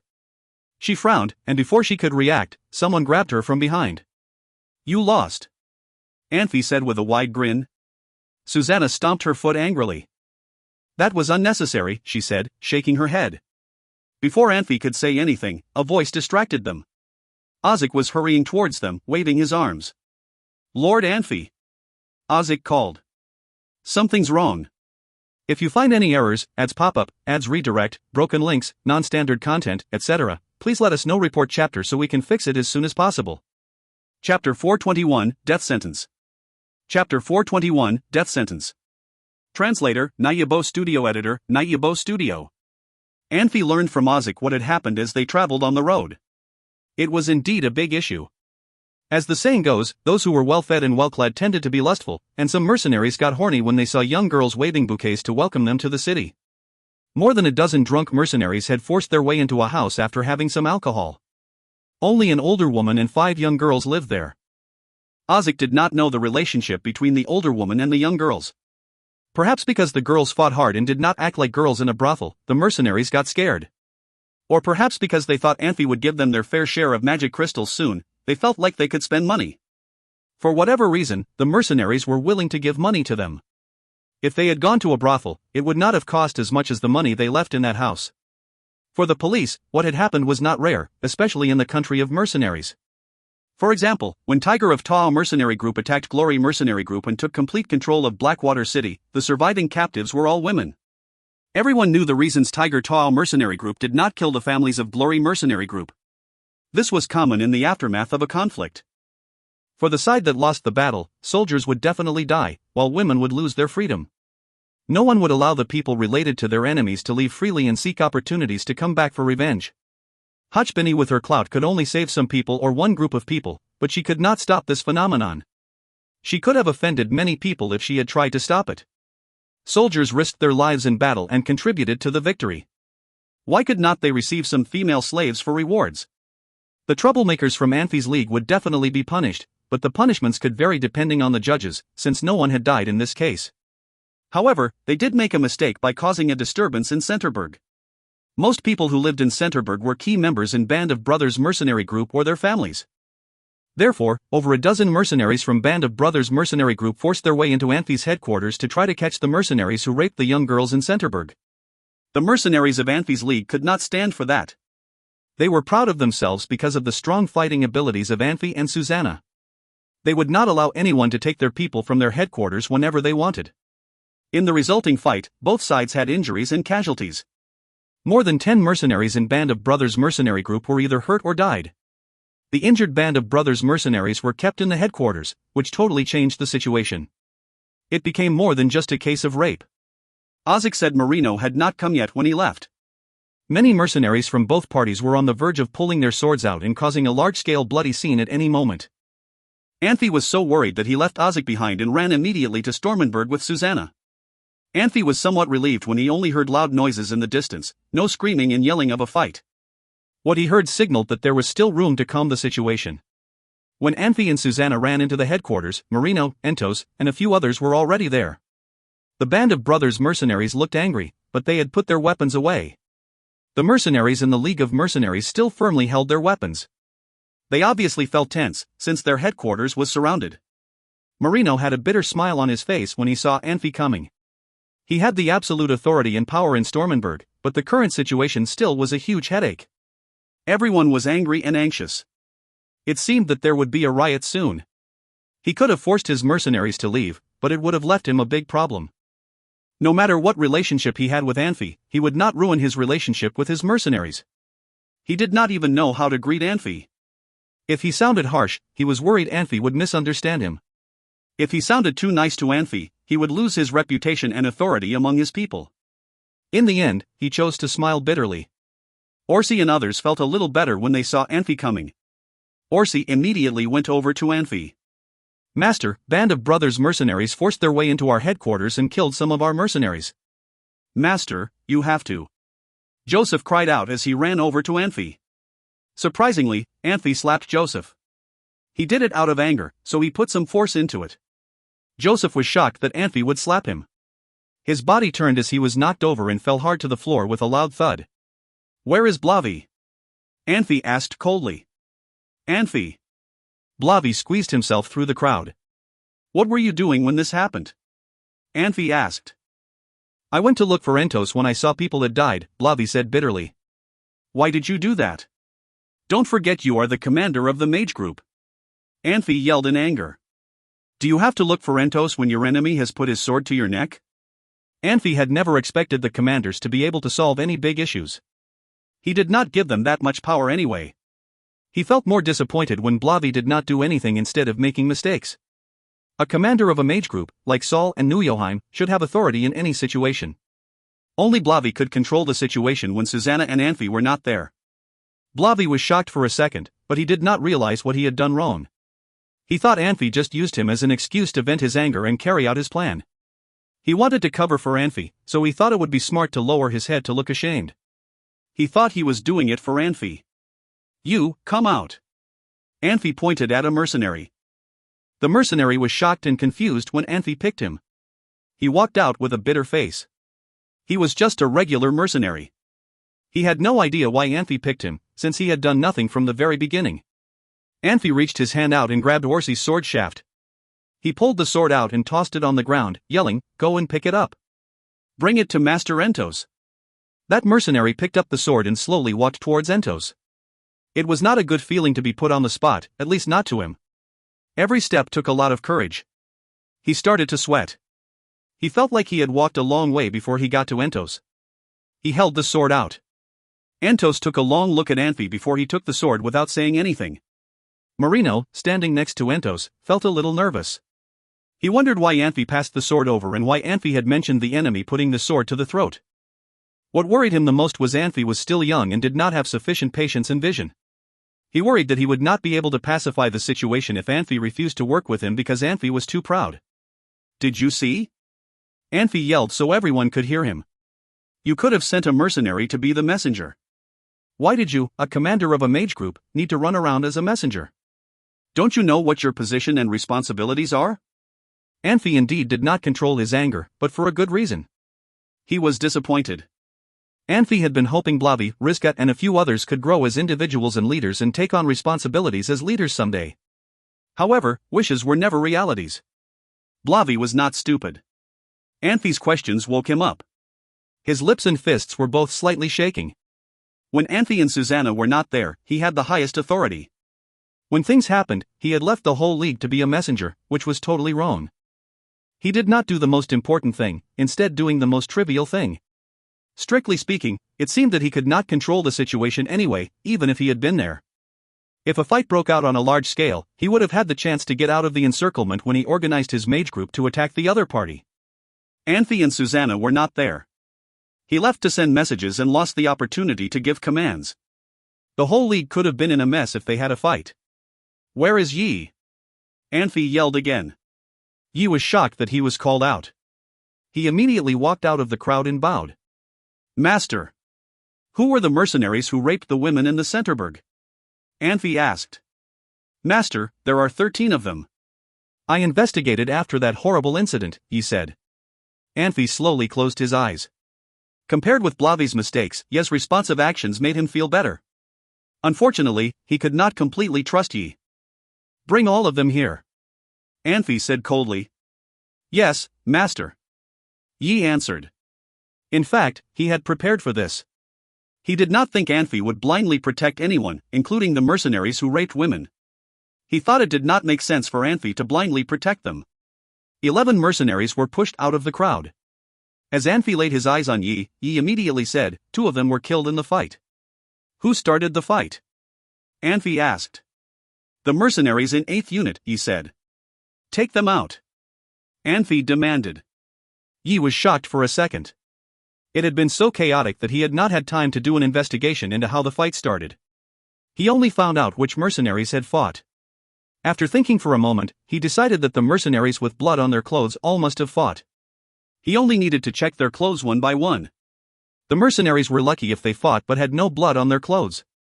After checking all the mercenaries in the 8th unit, over 40 mercenaries were taken out. They formed a small square formation with the other 11 mercenaries. They all stood there looking worried. Anfey looked at them one after another. After a while, he said coldly, "Kill all of them." All the mercenaries at the scene were shocked. Even Yi looked up at Anfey in shock. Mercenaries were neither slaves nor soldiers. Usually, the leaders of mercenaries did not have any right to kill mercenaries. Confiscating their mercenary licenses and kicking them out of mercenary groups would be considered serious punishment. It was rare to sentence mercenaries to death even when mercenaries committed serious crimes. It would be cruel to kill a group of mercenaries. Besides, the crime they committed were not serious enough for death sentences. Theoretically, if all the men who forced women to have sex were all sentenced to death, there would be a significant population decrease. The military surely would significantly lose its fighting ability and the country of mercenaries would be just a shell. Master, what they did was wrong as well. How could they force themselves into our headquarters? Orsi hurriedly argued. You cannot just punish our mercenaries, otherwise they would think we are easily pushed and bullied. Master, it would hurt your reputation among our mercenaries.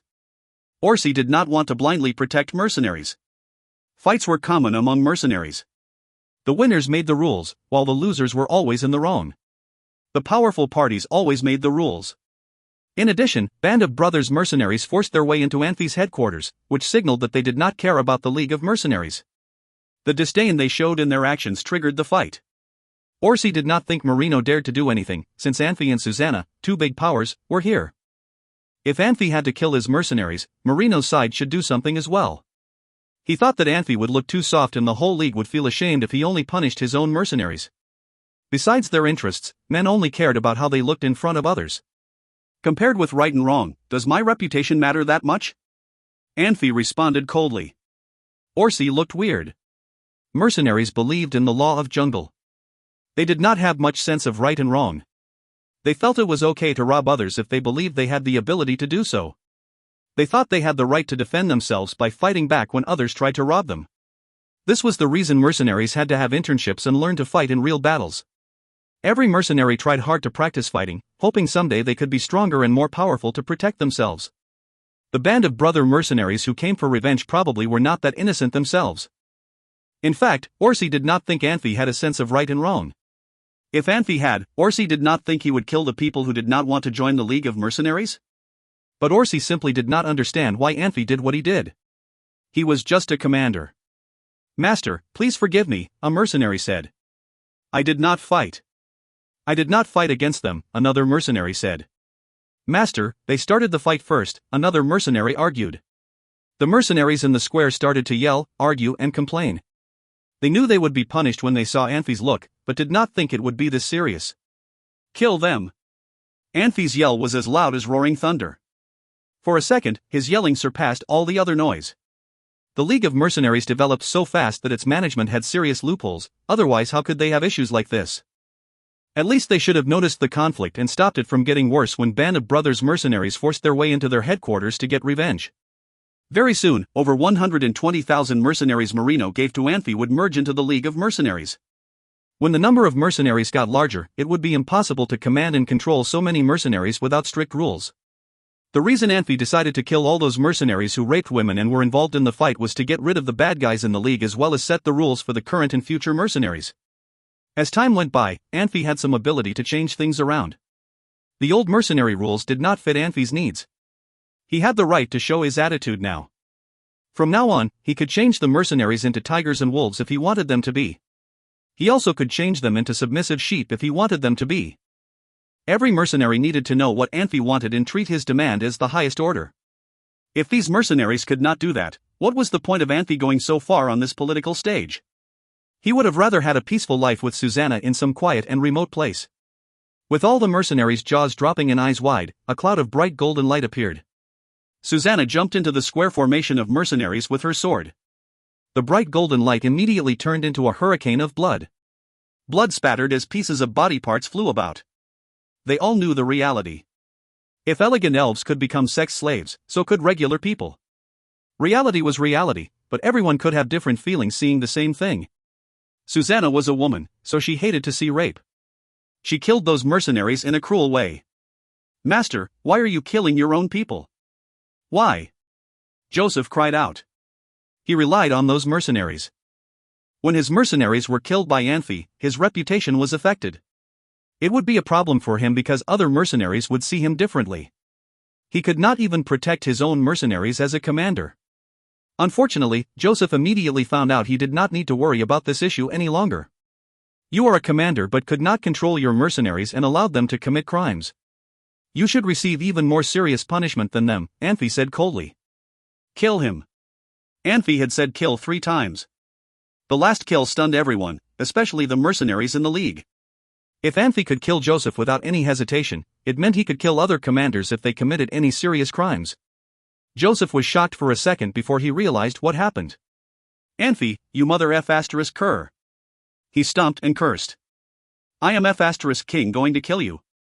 Susanna's sword radiance had already hit Joseph.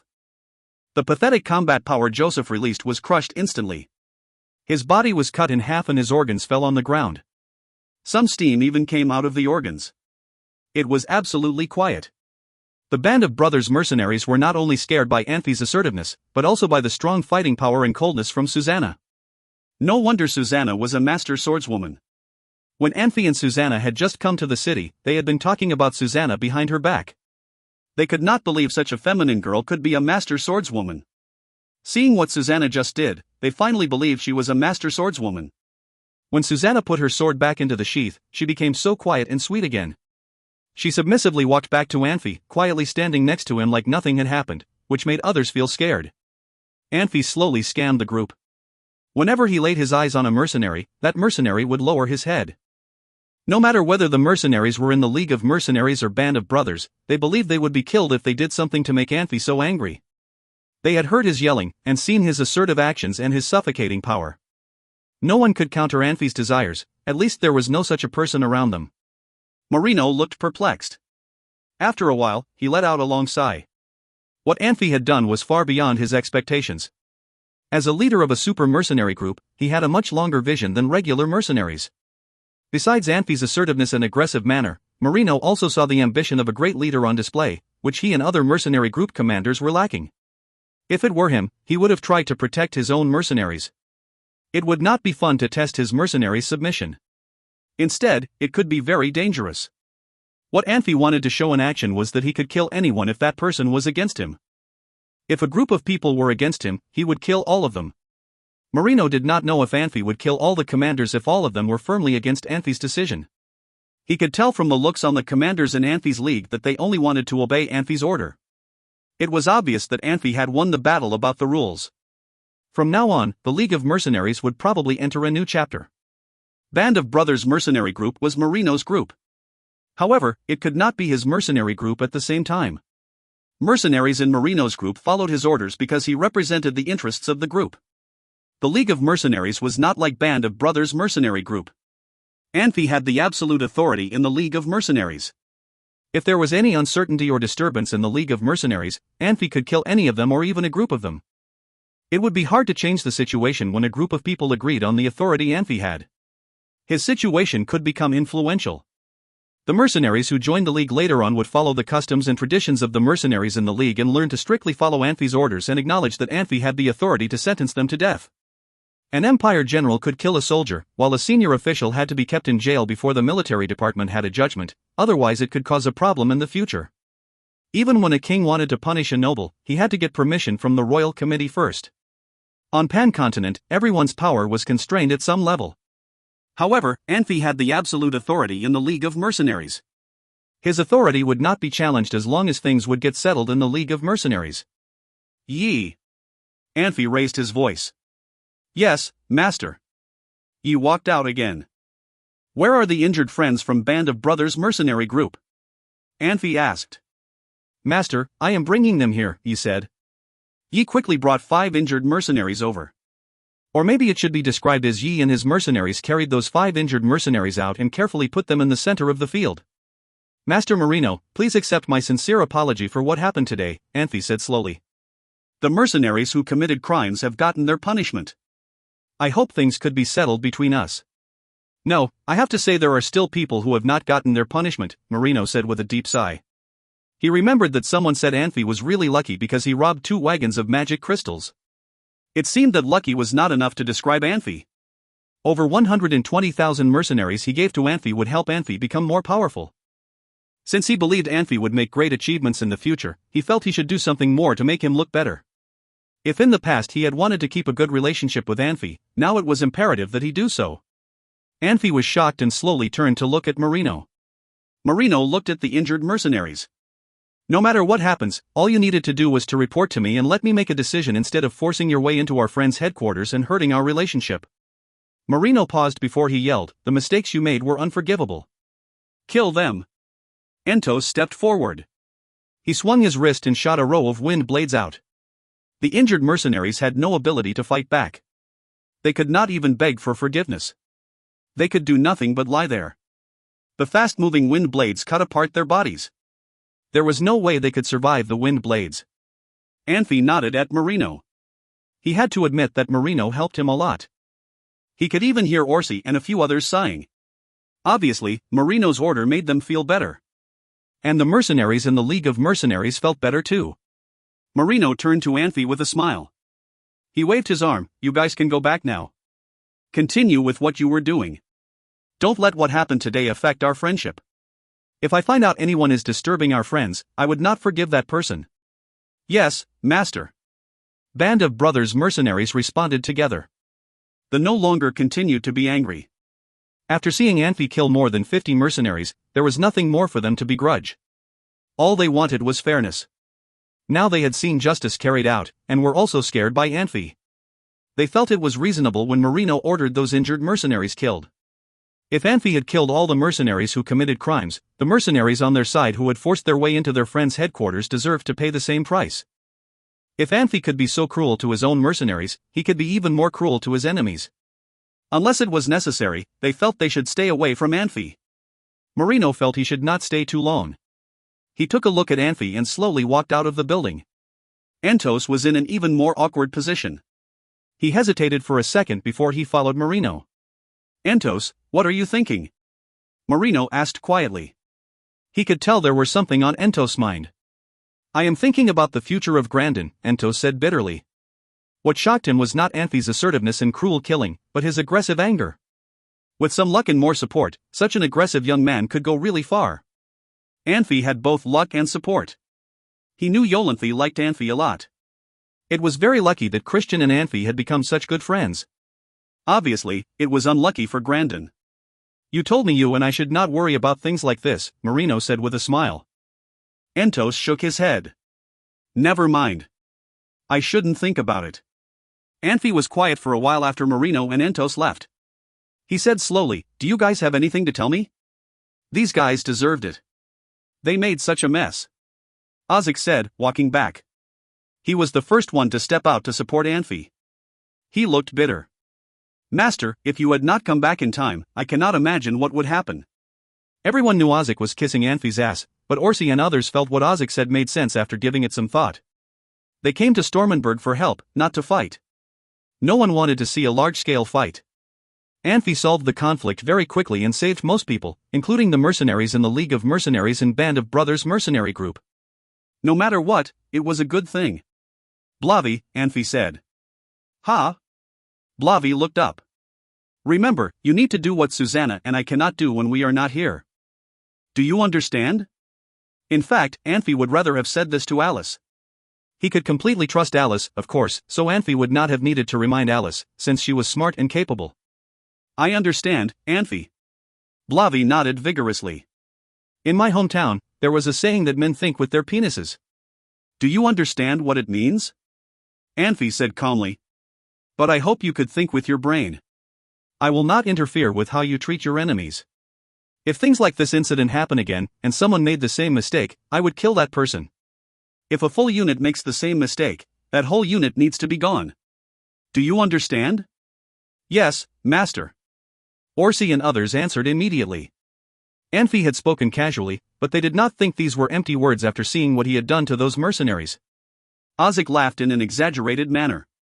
"Master, the people in your hometown are so funny." In fact, he was most shocked when Anfey mercilessly killed Joseph. He was not sure if Anfey would forgive him whenever he made any mistakes. The only option for him would be to listen to Anfey better and having a better relationship with Anfey. Anfey might show him some mercy if Anfey saw that he was totally dedicated to the League. Master, if we catch Scarlet, would you stop us from doing anything to her? Thompson giggled. He was a smart guy, so he was trying to lighten up the tensed atmosphere. If you can catch her, I will leave her to you guys, Anfey said, but today. Master, you do not have to remind us more. We are not stupid. Thompson smiled. If we want women, there are plenty of them in the Outerberg. Why would we risk our lives to get women somewhere else? Even if we want different types of women, I heard there are thousands of people who came to Marino. Marino has been given them some food each day. Many of them are still hungry. If we could bring some food there and walked around, we might get something there. Thompson sounded so horny, but his eyes were clear. Obviously, what he had said was only meant to lighten the atmosphere. Anfey was shocked. I did not know about it. He had been worrying about how to have over 100,000 mercenaries willingly listen to him. This was a good opportunity. Master, do you want women too? Thompson giggled. Unfortunately, you are married.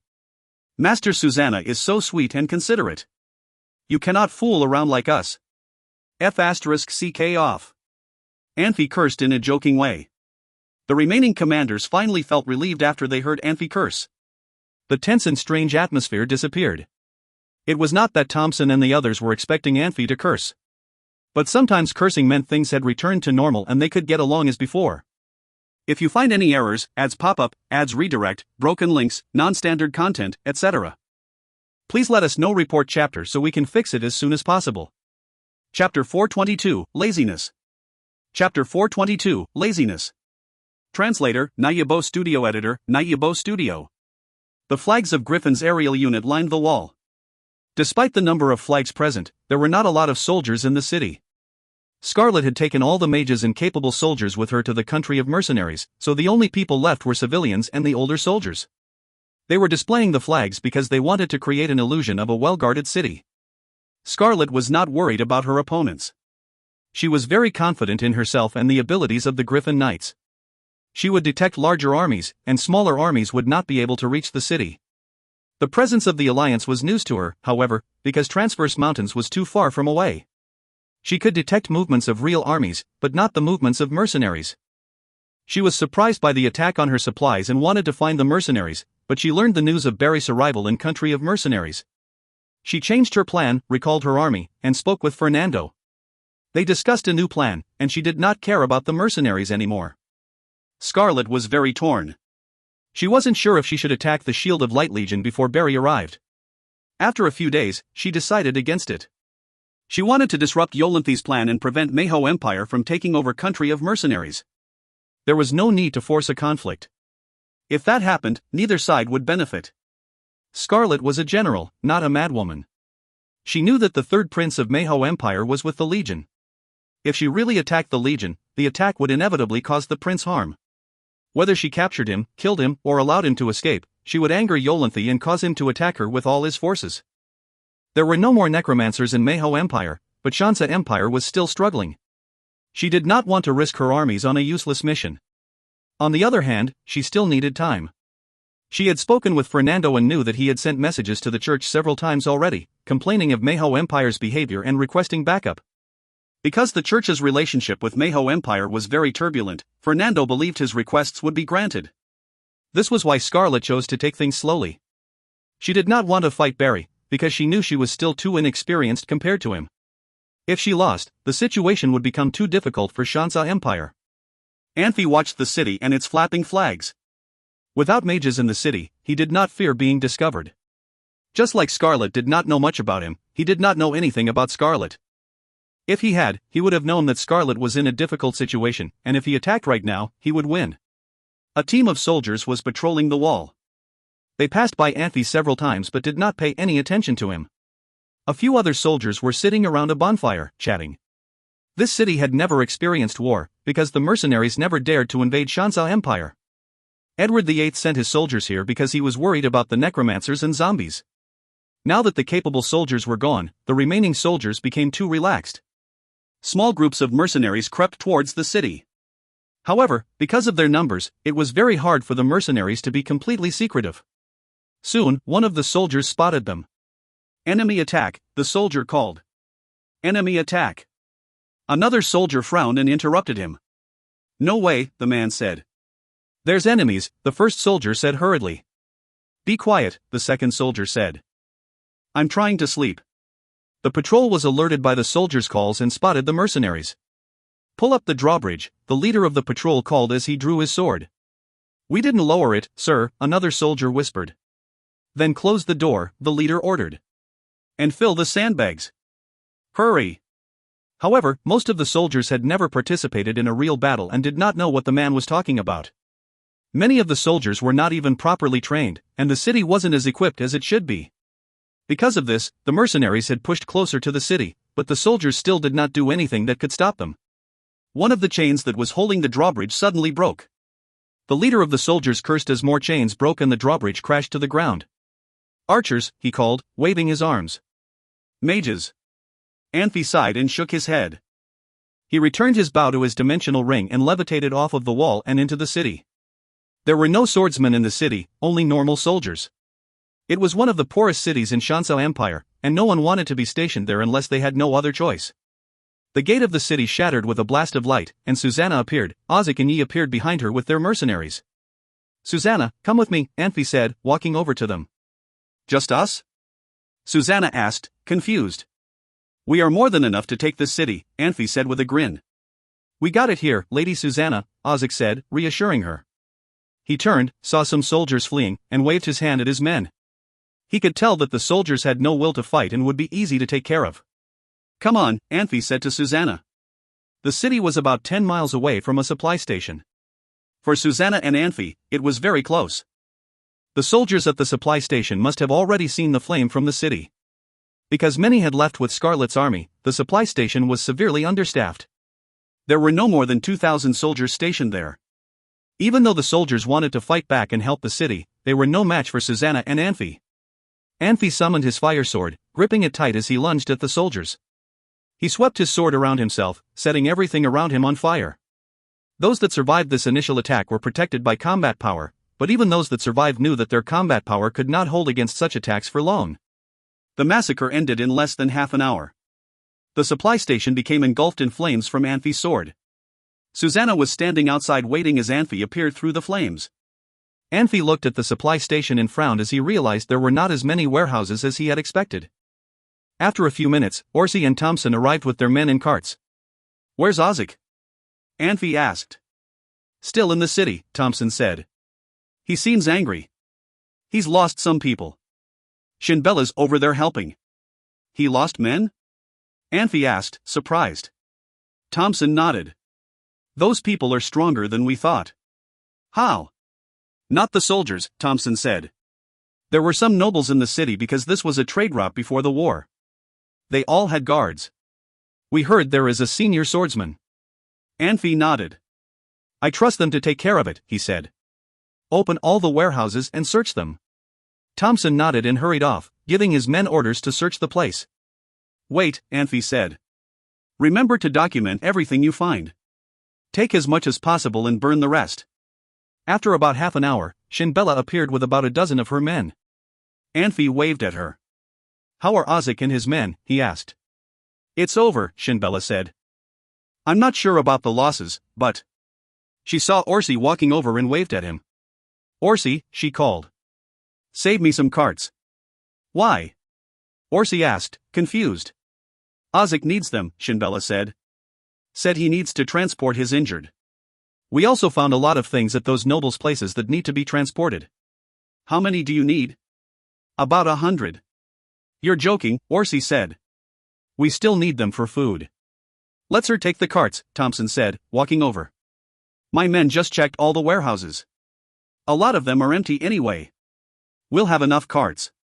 Tell Ozik, Anfey said. Just finish off the nobles. We don't need them. Ozik wanted to keep them prisoners, Shinbella said. It's easier to get more out of them that way. They have so many treasures. I never thought nobles in a city like this would have that many magic crystals.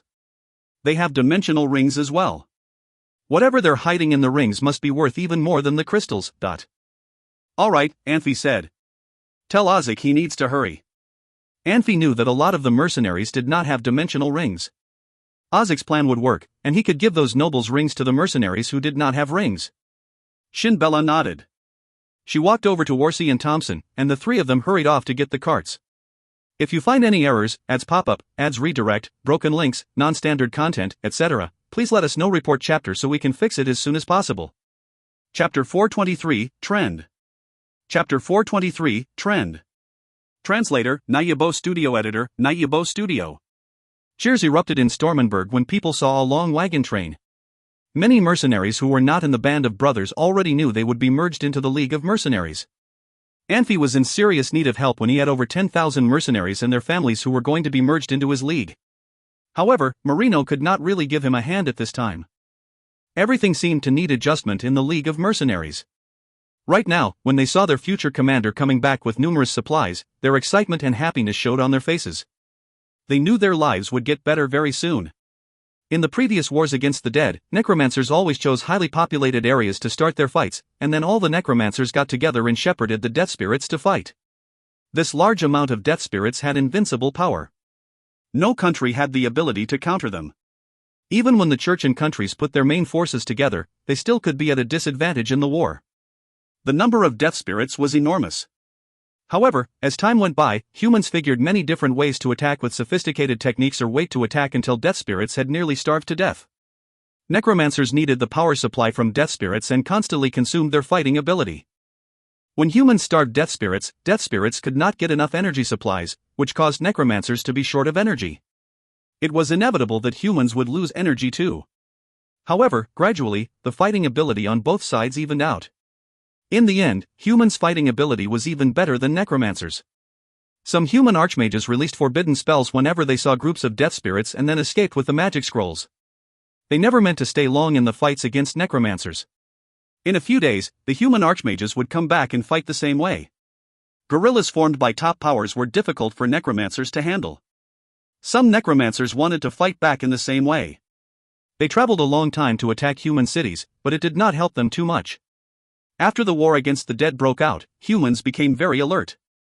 Even if necromancers got the chance to destroy a city, they could not bring any death spirits into the legions.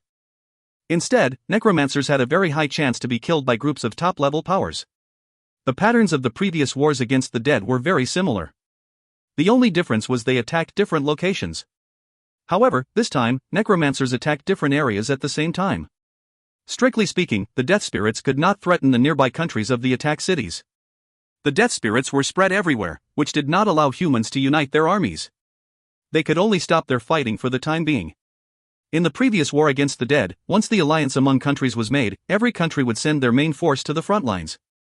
They only wanted to wipe out the death spirits and had no other intentions.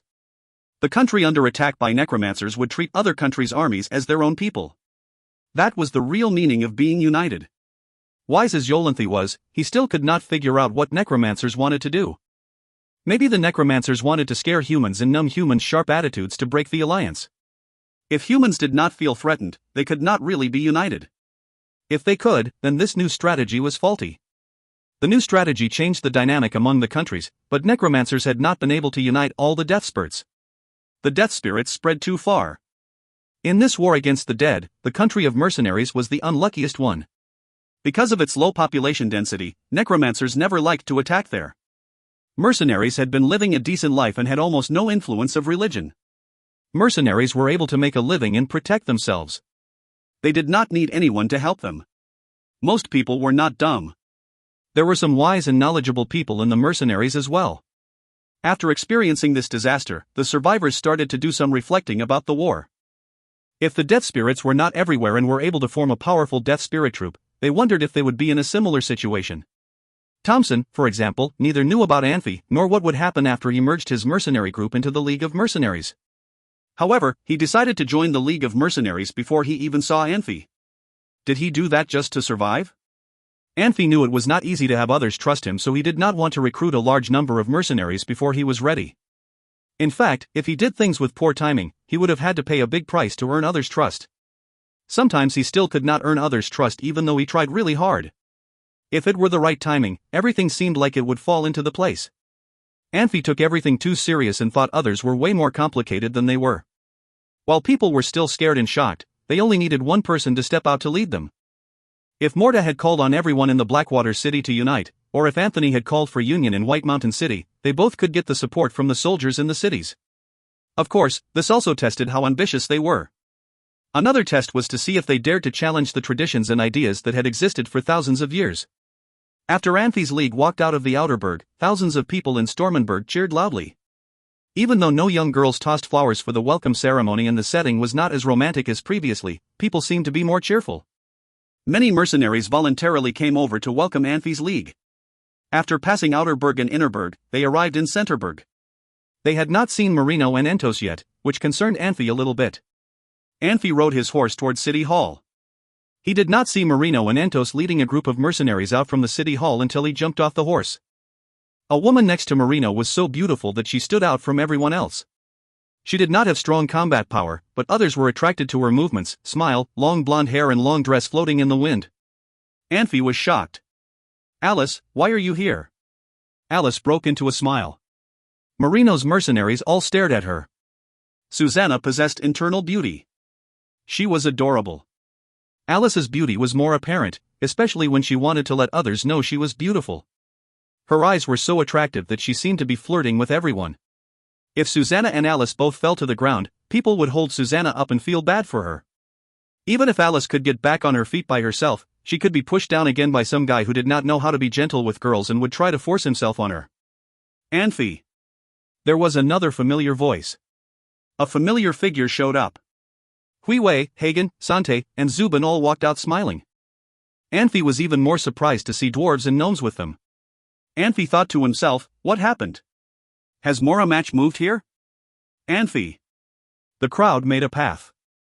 Even Marino moved to the side with respect. Christian slowly walked through the crowd. "Christian, why are you here?" Anfey could not believe his eyes. "General Barry asked me to come," Christian said, walking toward Anfey with a smile. "He said the fight with Scarlet would not start anytime soon, and you would have to do something, so he asked me to come here to earn some credit. I will go back once the battle with Scarlet starts." Christian opened his arms and hugged Anfey, even patting Anfey on the back. Anfey could not help rolling his eyes. It was really great to be the prince. Where the credit was, there he went. However, he did not have to be so direct, it made Anfey feel uncomfortable. Christian turned to Susanna. "Susanna, are you okay?" The students of Saul had been calling her Susanna. Obviously, they liked her as a peer more than as the wife of Anfey. Susanna nodded and smiled. "Anfey, I know you have not seen each other for a long time. We will let you go." Marino smiled. "But what about the battle? Did you win? Didn't you hear the cheers outside?" Anfey replied. "Anfey, where is the stuff I asked for?" Entos interrupted. Anfey looked back and then Thompson immediately walked over. He passed a paper scroll with data on it to Entos. "Okay, I am going to check on our reward. We can talk inside." Marino slightly bowed and departed. Entos looked at the paper scroll in his hand. The next second he was already gone with the teleportation spells. "Alice, what happened?" Anfey could not help asking after taking just a few steps toward her. He knew Alice would not do anything without a good reason, but what they did mattered a lot. He had to ask what had happened.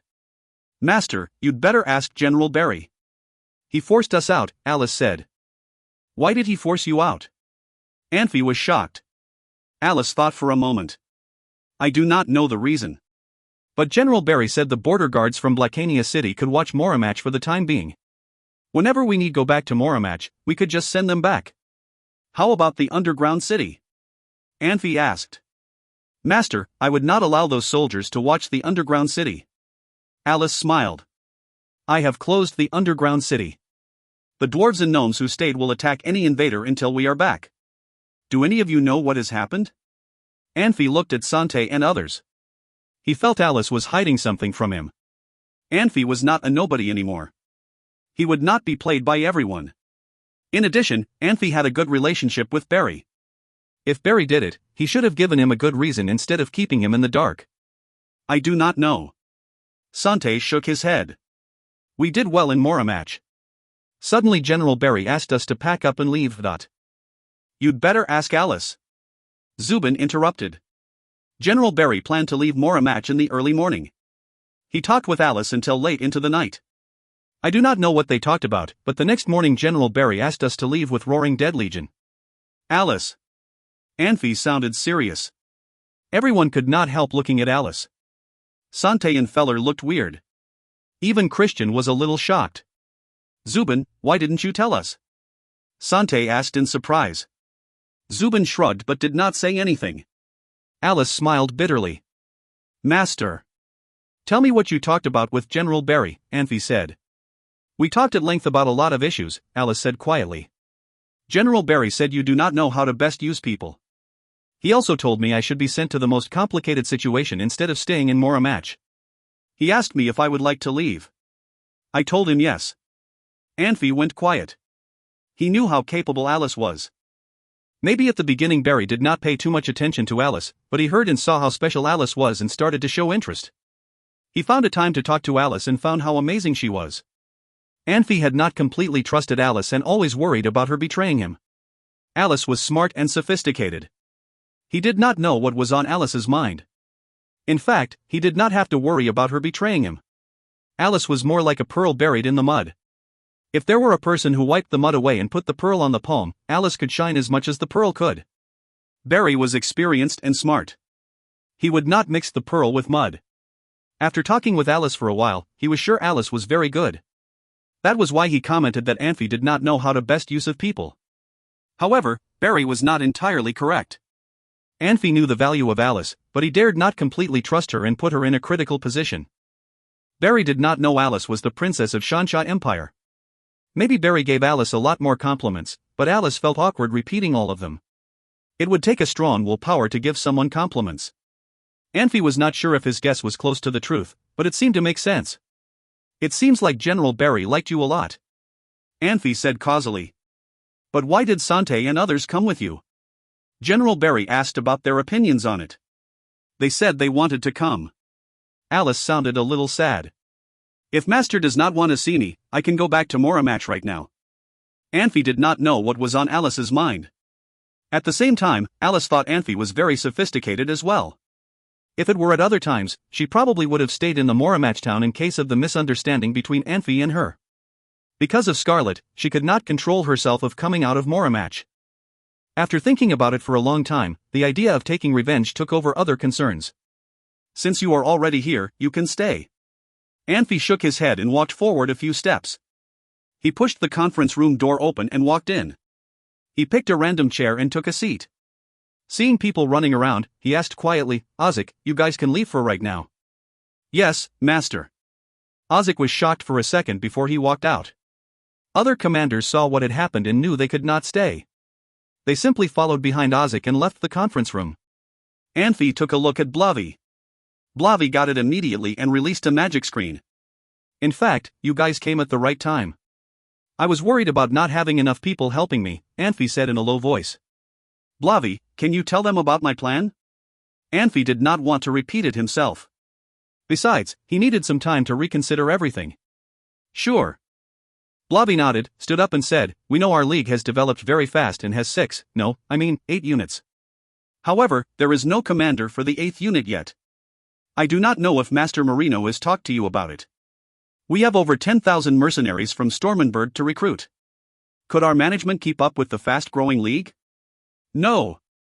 Anfey, Susanna and I all think we have a lot of loopholes in our management. We cannot trust any of them to be a commander. Blavi. Anfey was not too happy about what Blavi said and interrupted him. Your wording was not appropriate. Cannot trust them at all and could not completely trust them are totally different things. Besides, each one of them was different. In my opinion, I can trust Shinbella. Right now, you need to state the facts. Don't add in your personal opinions. Yes, Master. Blavi's face turned red. What happened, and what made Blavi believe those commanders are not trustworthy? Christian asked in surprise. Nothing big. We confiscated 2 wagons of magic crystals. Those commanders were jealous of us. It was normal, Anfey said quietly. They must be really jealous. Look how pissed off Blavi is, Christian said. Anfey chuckled and said, Blavi, continue. After mercenaries from Stormenberg merged into our league, we have about 18,000 mercenaries. It would be a mess if we do not have a good management system. Anfey wanted to add a magic counselor in each unit, Blavi said. Magic counselor? Everyone looked at each other. They felt that position was interesting.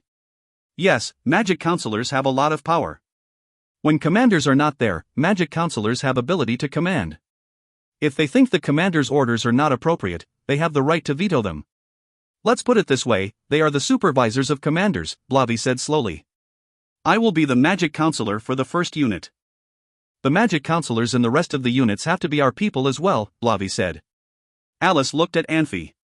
Master, it is a good idea, but have you realized it could really affect our fighting ability if there were any misunderstandings between counselors and commanders? Anfey was not too pleased she had come here on her own. He did not even have any courteous gestures, which really made Alice feel sad.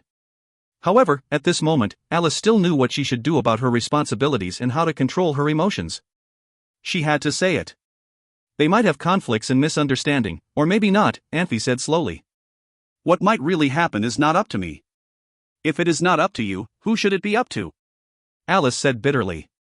Whoever is the counselor should take that responsibility, Anfey said seriously. Alice was shocked for a second before she got what Anfey meant. No one could be carried by others all the time.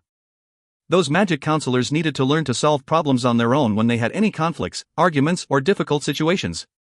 Should they come back to Anfey for help every time when they had difficulty? The answer was obviously no. Alice looked around. If Blavi could be the magic counselor for the first unit, Riska was qualified to be a magic counselor too. Christian was even more qualified, but he was already a supervisor for the Shield of Light Legion. If Christian had to be both, it would be ridiculous if he was asked to go back to the Shield of Light Legion when the unit needed him. The commander of that unit would have absolute power in that case. Alice did not know what arrangement Anfey had. She thought Christian could not be a serious candidate for magic counselor. Zubin could be a magic counselor too. Alice secretly ground her teeth. Zubin saw her talking with Barry, but pretended he did not see it at all the whole way to Stormenberg. He did not say anything until he saw Anfey. He was definitely qualified to be a magic counselor, since he really could keep secrets. Zubin did not only see her talking with Barry, but also knew how long they had talked. He was totally spying her. Feller was capable as well. Anfey asked Feller to manage the funds and supplies, like a bookkeeper. She had no right to change Anfey's appointments, but to follow him. After a while, she found Feller was smart and flexible. He became less timid and more sophisticated after he accumulated experience. He had potential. For the rest of them, Alice secretly shook her head. In Moramatch, she was not busy, so she had a chance to talk and do things with them. She secretly observed their personalities. She thought it was fun. Maybe some of them would leave their names in the magical history books, but they were not outstanding in other areas. It seemed that they were not capable of becoming better educated. If she had to pick someone among them, Alice thought she would choose Sante and Arago. Sante acted on impulse, but he was outgoing, generous, and popular everywhere he went. Anfey had the idea of magic counselors to develop two different systems. Sante could help build relationships. Arago was a little paranoid and a little too proud.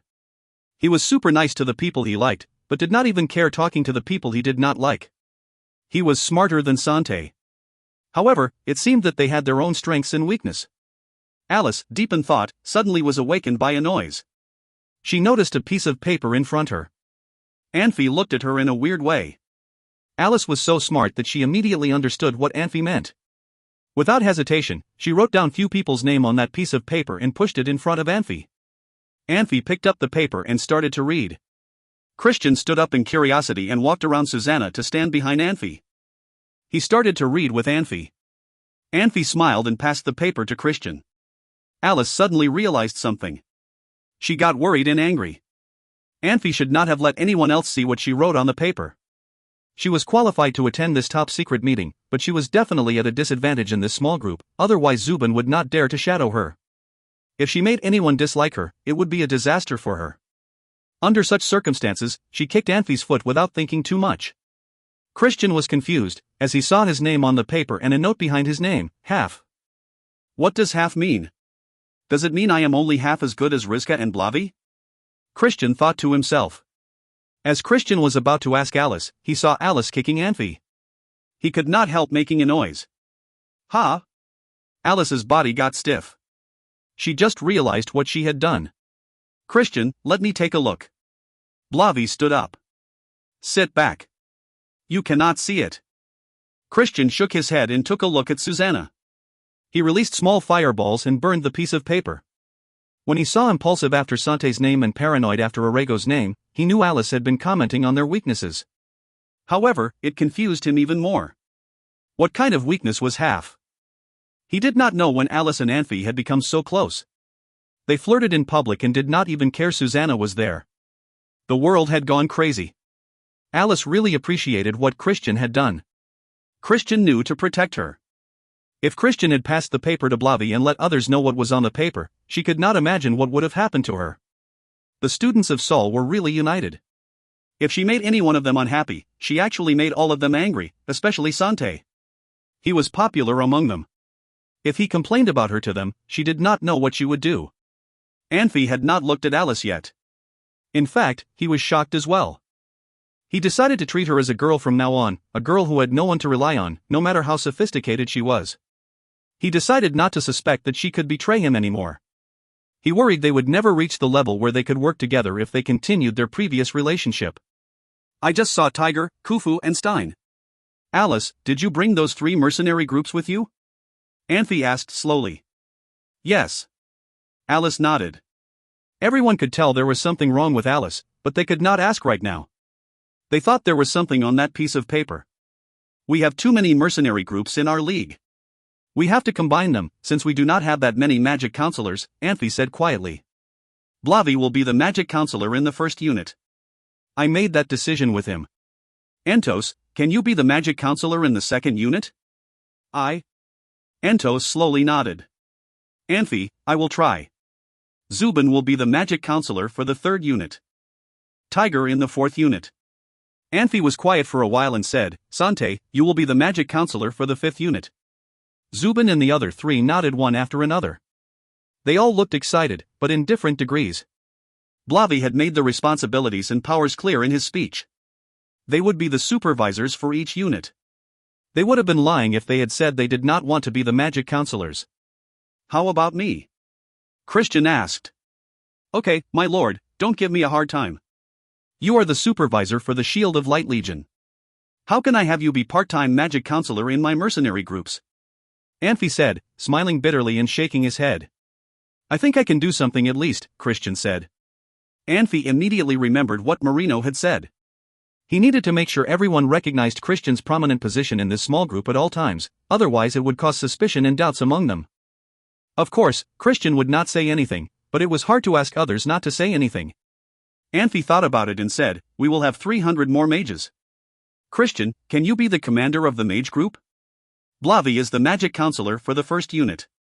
When you are not here, Blavi will be your substitute. Any questions? Everyone nodded. Blavi did not seem to mind that he was demoted. Let's call the meeting, Anfey said. Feller, can you ask all the commanders to come in? We should only have 5 mercenary groups. It is going to be hard since we have more commanders than we need. If you find any errors, ads pop up, ads redirect, broken links, non-standard content, etc., please let us know. Report chapter so we can fix it as soon as possible. Chapter 424, Appointments. Chapter 424, Appointments. Translator, Nayabo Studio Editor, Nayabo Studio. The mercenary leaders walked over and joined Anfey. Anfey glanced around and nodded. He turned to Blavi and said, go find Lord Marino. I wish to meet with Bernito, Yuri, and Shashibi. Blavi nodded and hurried out of the room. Anfey fell silent again. The mercenaries knew that he would be discussing important issues, so they did not say anything and did not interrupt his thought process. After a few minutes, Blavi returned with Bernito, Yuri, and Shashibi. The 3 of them bowed at Anfey respectfully, but did not sit down with the other mercenaries. Sit, Anfey said, waving at the chairs. Don't be nervous. The 3 nodded and sat down quietly. Anfey smiled and said, let me introduce you. This is Christian. He will be the head of all mages in the Alliance.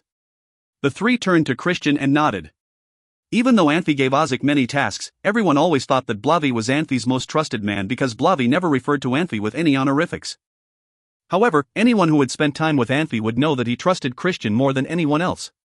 I'm sure you already know Susanna, Anfey continued, so I wouldn't reintroduce you. This is Lady Alice. She is responsible for all internal business within the alliance. Christian will be her deputy and will assist her. Susanna will assist Christian. Alice turned to look at him in shock. This was the first time Anfey recognized her position of power. In the past, she had been in charge of Moramach, but she had to be careful, because one misstep could be disastrous. Now that she was in charge of all internal affairs, she had power over most people in the alliance, including Christian and Susanna. Alice knew that Anfey wanted Christian to practice his leadership skills with her. Susanna's position was a bit baffling, but Alice was smart enough to figure out Anfey's intention. Susanna may have been a master swordsman, but she had no leadership skills or experience dealing with internal affairs of a large group of people. Her appointment was to make Alice and Christian's positions seem more special. Alice frowned and licked her lips. She was excited but also nervous. As you know, Anfey said, I'm not the most capable person. The only reason the alliance has been able to reach this size is because of all of you. I did not form the alliance, you know. Alice is the one that had this idea, not me. Without her, none of us will be sitting here right now. Without Alice, we will all be scattered throughout the nation, fighting zombies or dying. I agree, sir. Audiobooks said. Lady Alice is a very smart and capable woman. There's no alliance without her. Wait, let me finish, Anfey said with a smile. We all know how brilliant Alice is. This was why I put her in charge of internal affairs. We have more than 10,000 men, which is something I never thought I would say. It is no easy task controlling and regulating all of these people. The only thing we can do is try to figure it out ourselves. Since the founding of the alliance, we've been supporting each other through thick and thin. I want everyone to know that the alliance will not become a reality without the work of all the mercenaries. Lord Marino is supportive of our cause, but we can't be certain how the others will react. Glory, Storm, and Tiger of Tao mercenary groups may not react as nicely. They will likely band together against us. We need to work together to resolve this situation. They say I'm a butcher, a murderer, but I don't think I was wrong. If I had let those people go, who knows when they would come back and attack me? You're right, sir, the head of the 3rd Legion, Tiger, said. Lord Bernito here has attacked my men before I did. Bernito looked at Tiger with a mix of shock and confusion. Clearly, he didn't remember what Tiger was talking about. Mercenaries attacking each other in the Forest of Death in order to steal spoils was nothing new. Bernito stood up and bowed to Tiger. I apologize for my past behaviors, my lord, he said sincerely.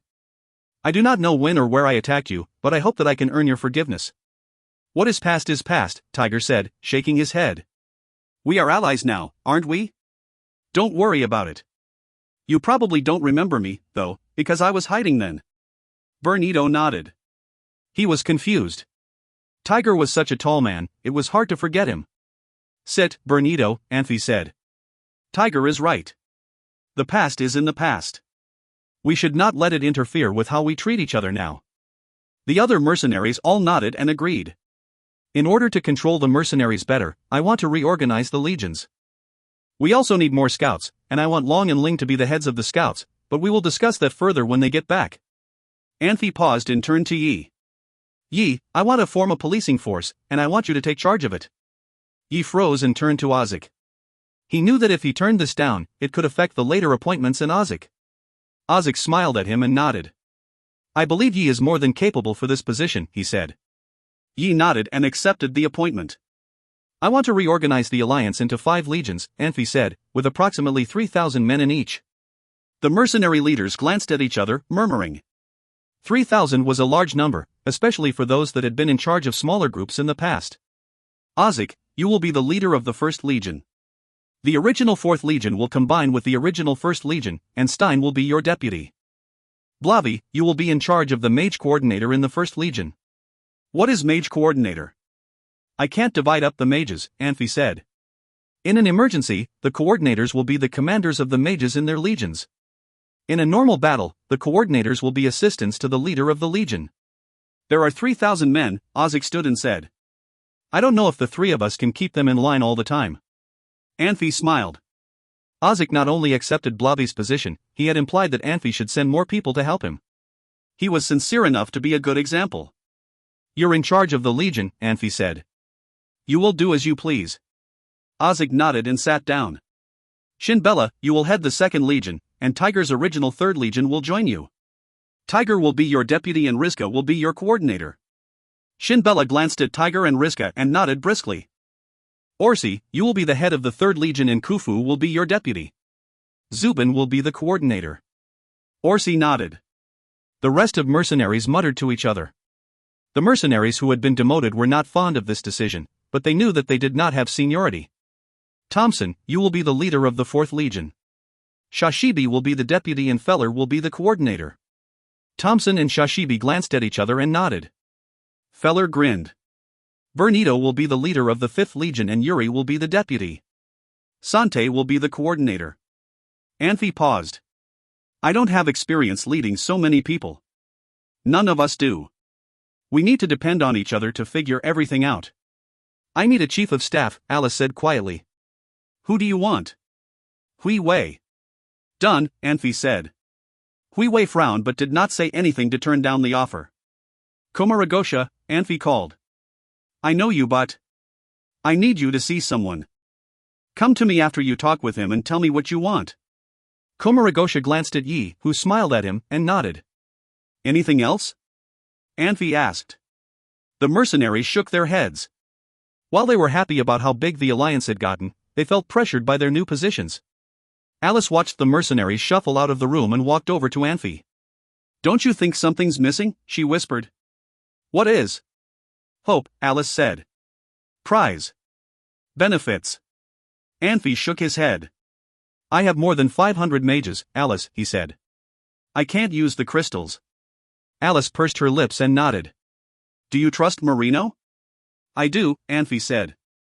Don't worry about that. He's going through our spoils, Alice said. He didn't participate in the battle. He provided us a place to rest, Anfey said.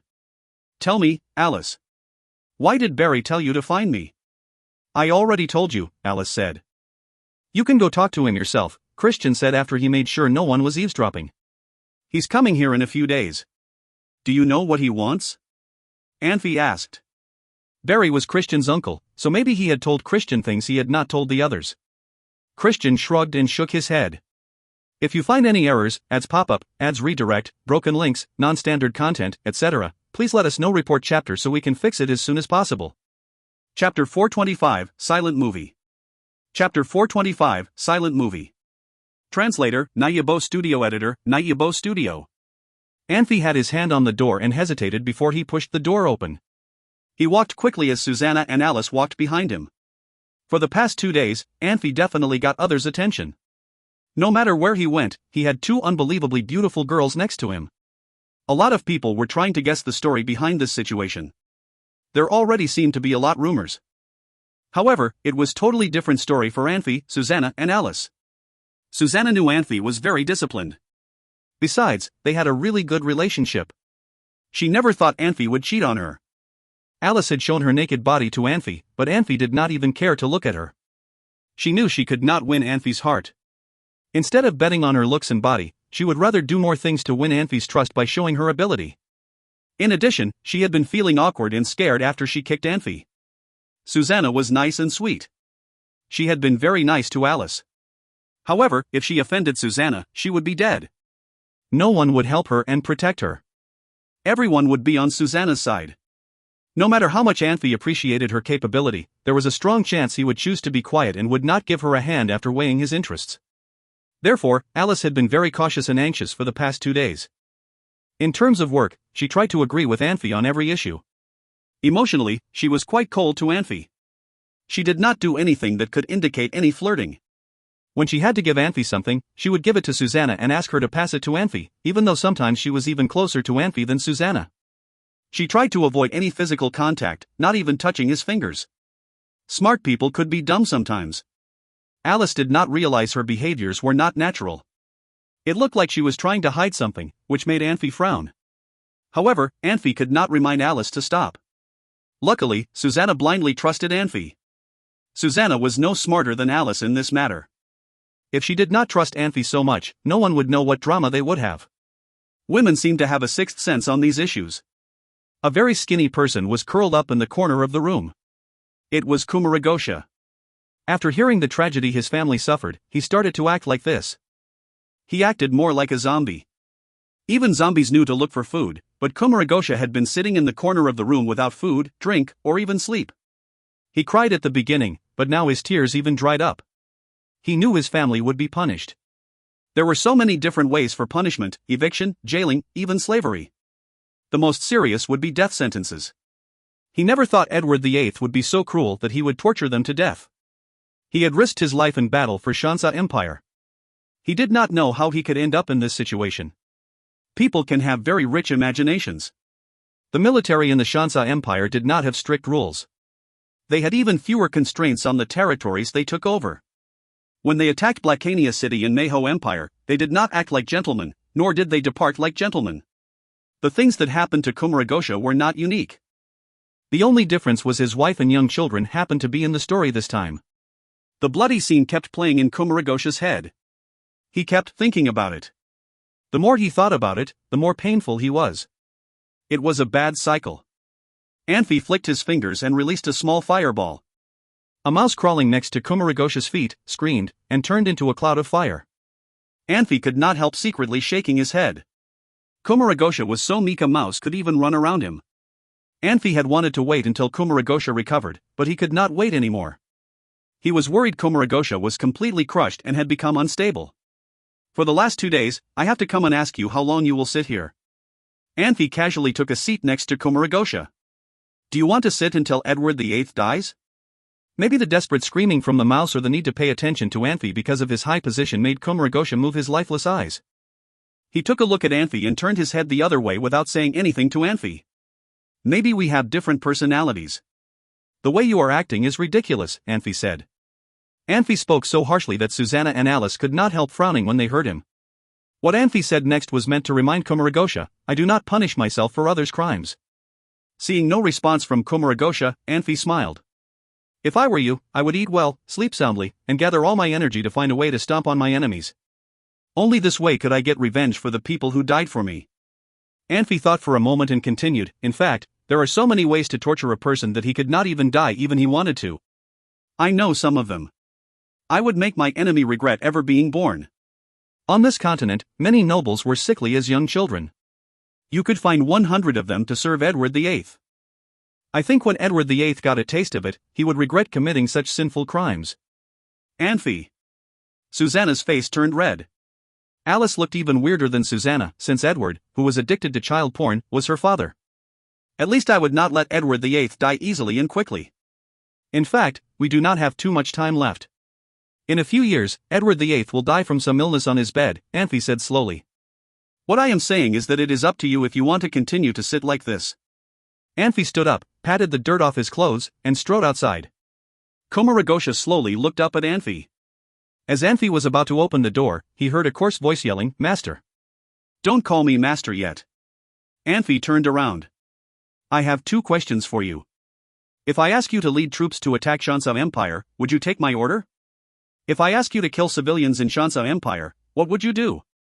Would you obey my orders? Kumaragosha's face froze. He zoned out and just stared at Anfey. If your answer is yes, then take some rest and see me later. If your answer is no, I would rather have you sit here till you die. I will arrange a decent funeral for you since you are a well-known general and I respect you, Anfey said. But I have to remind you of one last thing. There are so many talented people and good generals who could fight for Meho Empire. If you do not want to fight for me, there is always someone else who would like to do it. If you want to work for me, you might have the chance to protect more people you care about. After Anfey finished talking, he opened the door and walked out quickly. He had not only been speaking to Kumaragosha, but also wanted to pass the message to Alice. If Alice did not want to work for him, there was always someone else who was willing to take over. Alice had been cast out as a princess, but her hatred was only toward certain people instead of the whole country. Yolanthi wanted to start a war to establish his superior position among the countries on the Pan-continent. There would be wars, without doubt. He did not want Alice not knowing who she should side with. Just as Anfey walked out of the room, he saw Yi and his mercenaries dragging someone. Ozik and few other commanders followed behind them. They all looked curious. Master, this guy said he has something good to show you, Yi said. Oh? What is that? Anfey smiled. After Ozik went back to Stormenberg, he had been trying really hard to torture those tax officers, hoping to get every bit information out of them. However, the soft, spoiled tax officers acted really tough in this situation. They knew they would die once they handed over what they knew, so they kept their mouths shut. Ozick even tortured one tax office to death and still could not make him say anything. Later Ozick had complained to Anfey about it. Anfey told him few things that totally changed the situation. Anfey knew the dark side of humans. His method really amazed Ozick and others. He first tortured and killed a captive in a very cruel way. He set an example for the tax officers for what could happen to them. A few of the tax officers got scared and told Yi some worthless information, but they were treated as honorable guests by Yi. They were served with good food and wine. Yi also grabbed some female slaves for them to pick. Things went just as Anfey expected. Only one tax office chose his own wife, while the rest chose others' wives and daughters. Grass seemed to be always greener on the other side, so were women to men. The most senior tax officer even picked a middle-aged woman and tortured her to death. Curious, he asked him about it and learned there were different levels for tax officers. That middle-aged woman's husband had bullied him at work and even humiliated him. He would not let this perfect time for revenge go. Nobody knew how many times he might have imagined torturing that poor woman. The tax officers who gave some information were treated very well. They were served with good food, wine, and women. Other tax officers watched in the eyes of sky as their companions lived well. Those who wouldn't give up information also saw their former colleagues harassing their own wives and daughters. Those tax officers could not see other tax officers enjoying good food, wine, and their women. They started to give away their valuables. Their peers had wives and daughters. They could not just let them harass their own wives and daughters. Valuables? Everyone seemed to have something valuable. If those other tax officers had sex with their wives and daughters, they felt like they needed to get back at them in the same way. Even though they did not act out of spite, they might have been craving their colleagues' women after working with each other for so long. This was their opportunity. They were all captives and shared the same status. They were not concerned about offending anyone, since someone had already started this game. At the beginning, the tax officers were kept separately to prevent them from making some agreement to keep secrets. Now they were kept separately because Yi worried they would fight and kill each other. The fact of keeping them separately did not change, but the reasons had changed. The tax officer in Ozick's grasp walked over with a pleading smile. He first looked around to check his surroundings and then held his left hand out. There was a milky white crystal on his palm. Ozick and others walked closer to him to check. The tax officer said he wanted to show something valuable to Anfey, so they guessed it must be something good. They did not think he would play a joke on Anfey. "What is this?" Anfey asked as he handled the crystal.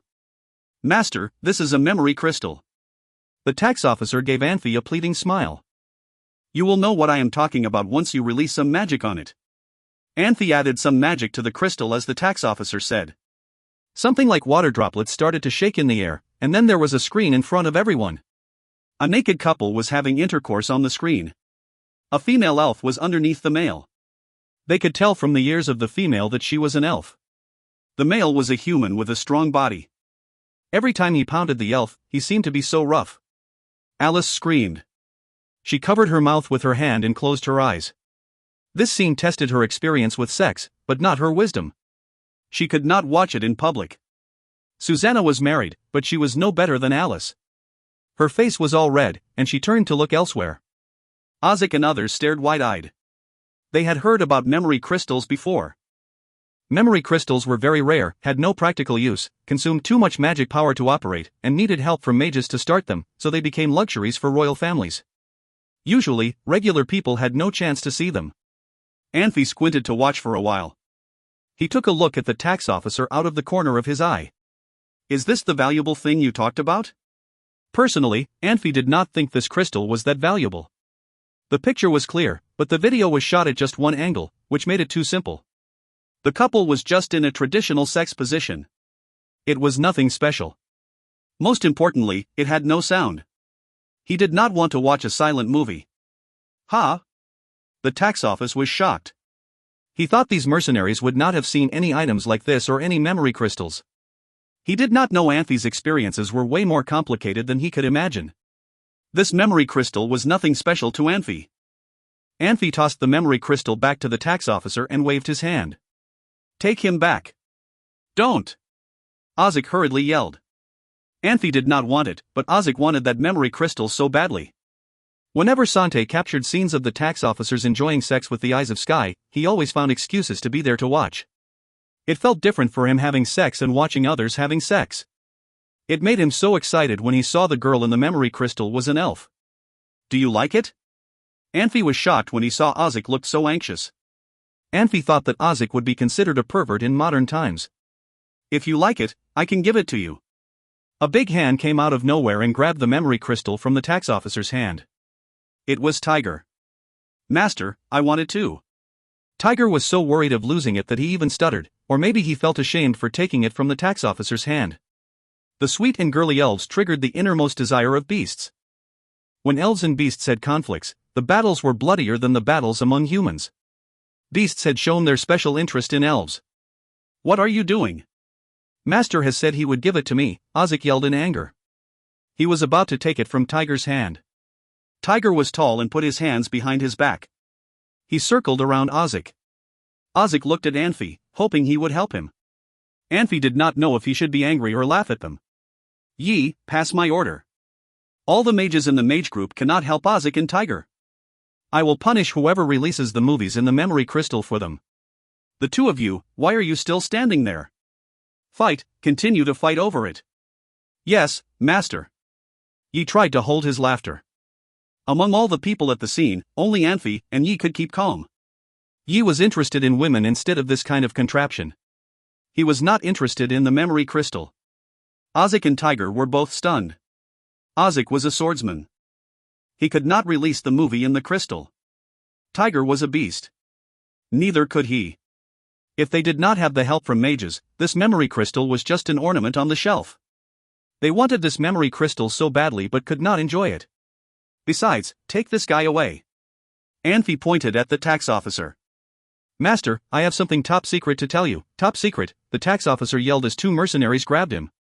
In fact, he was forced to tell the secret. Yi made a rule that tax officers could only have one woman each day.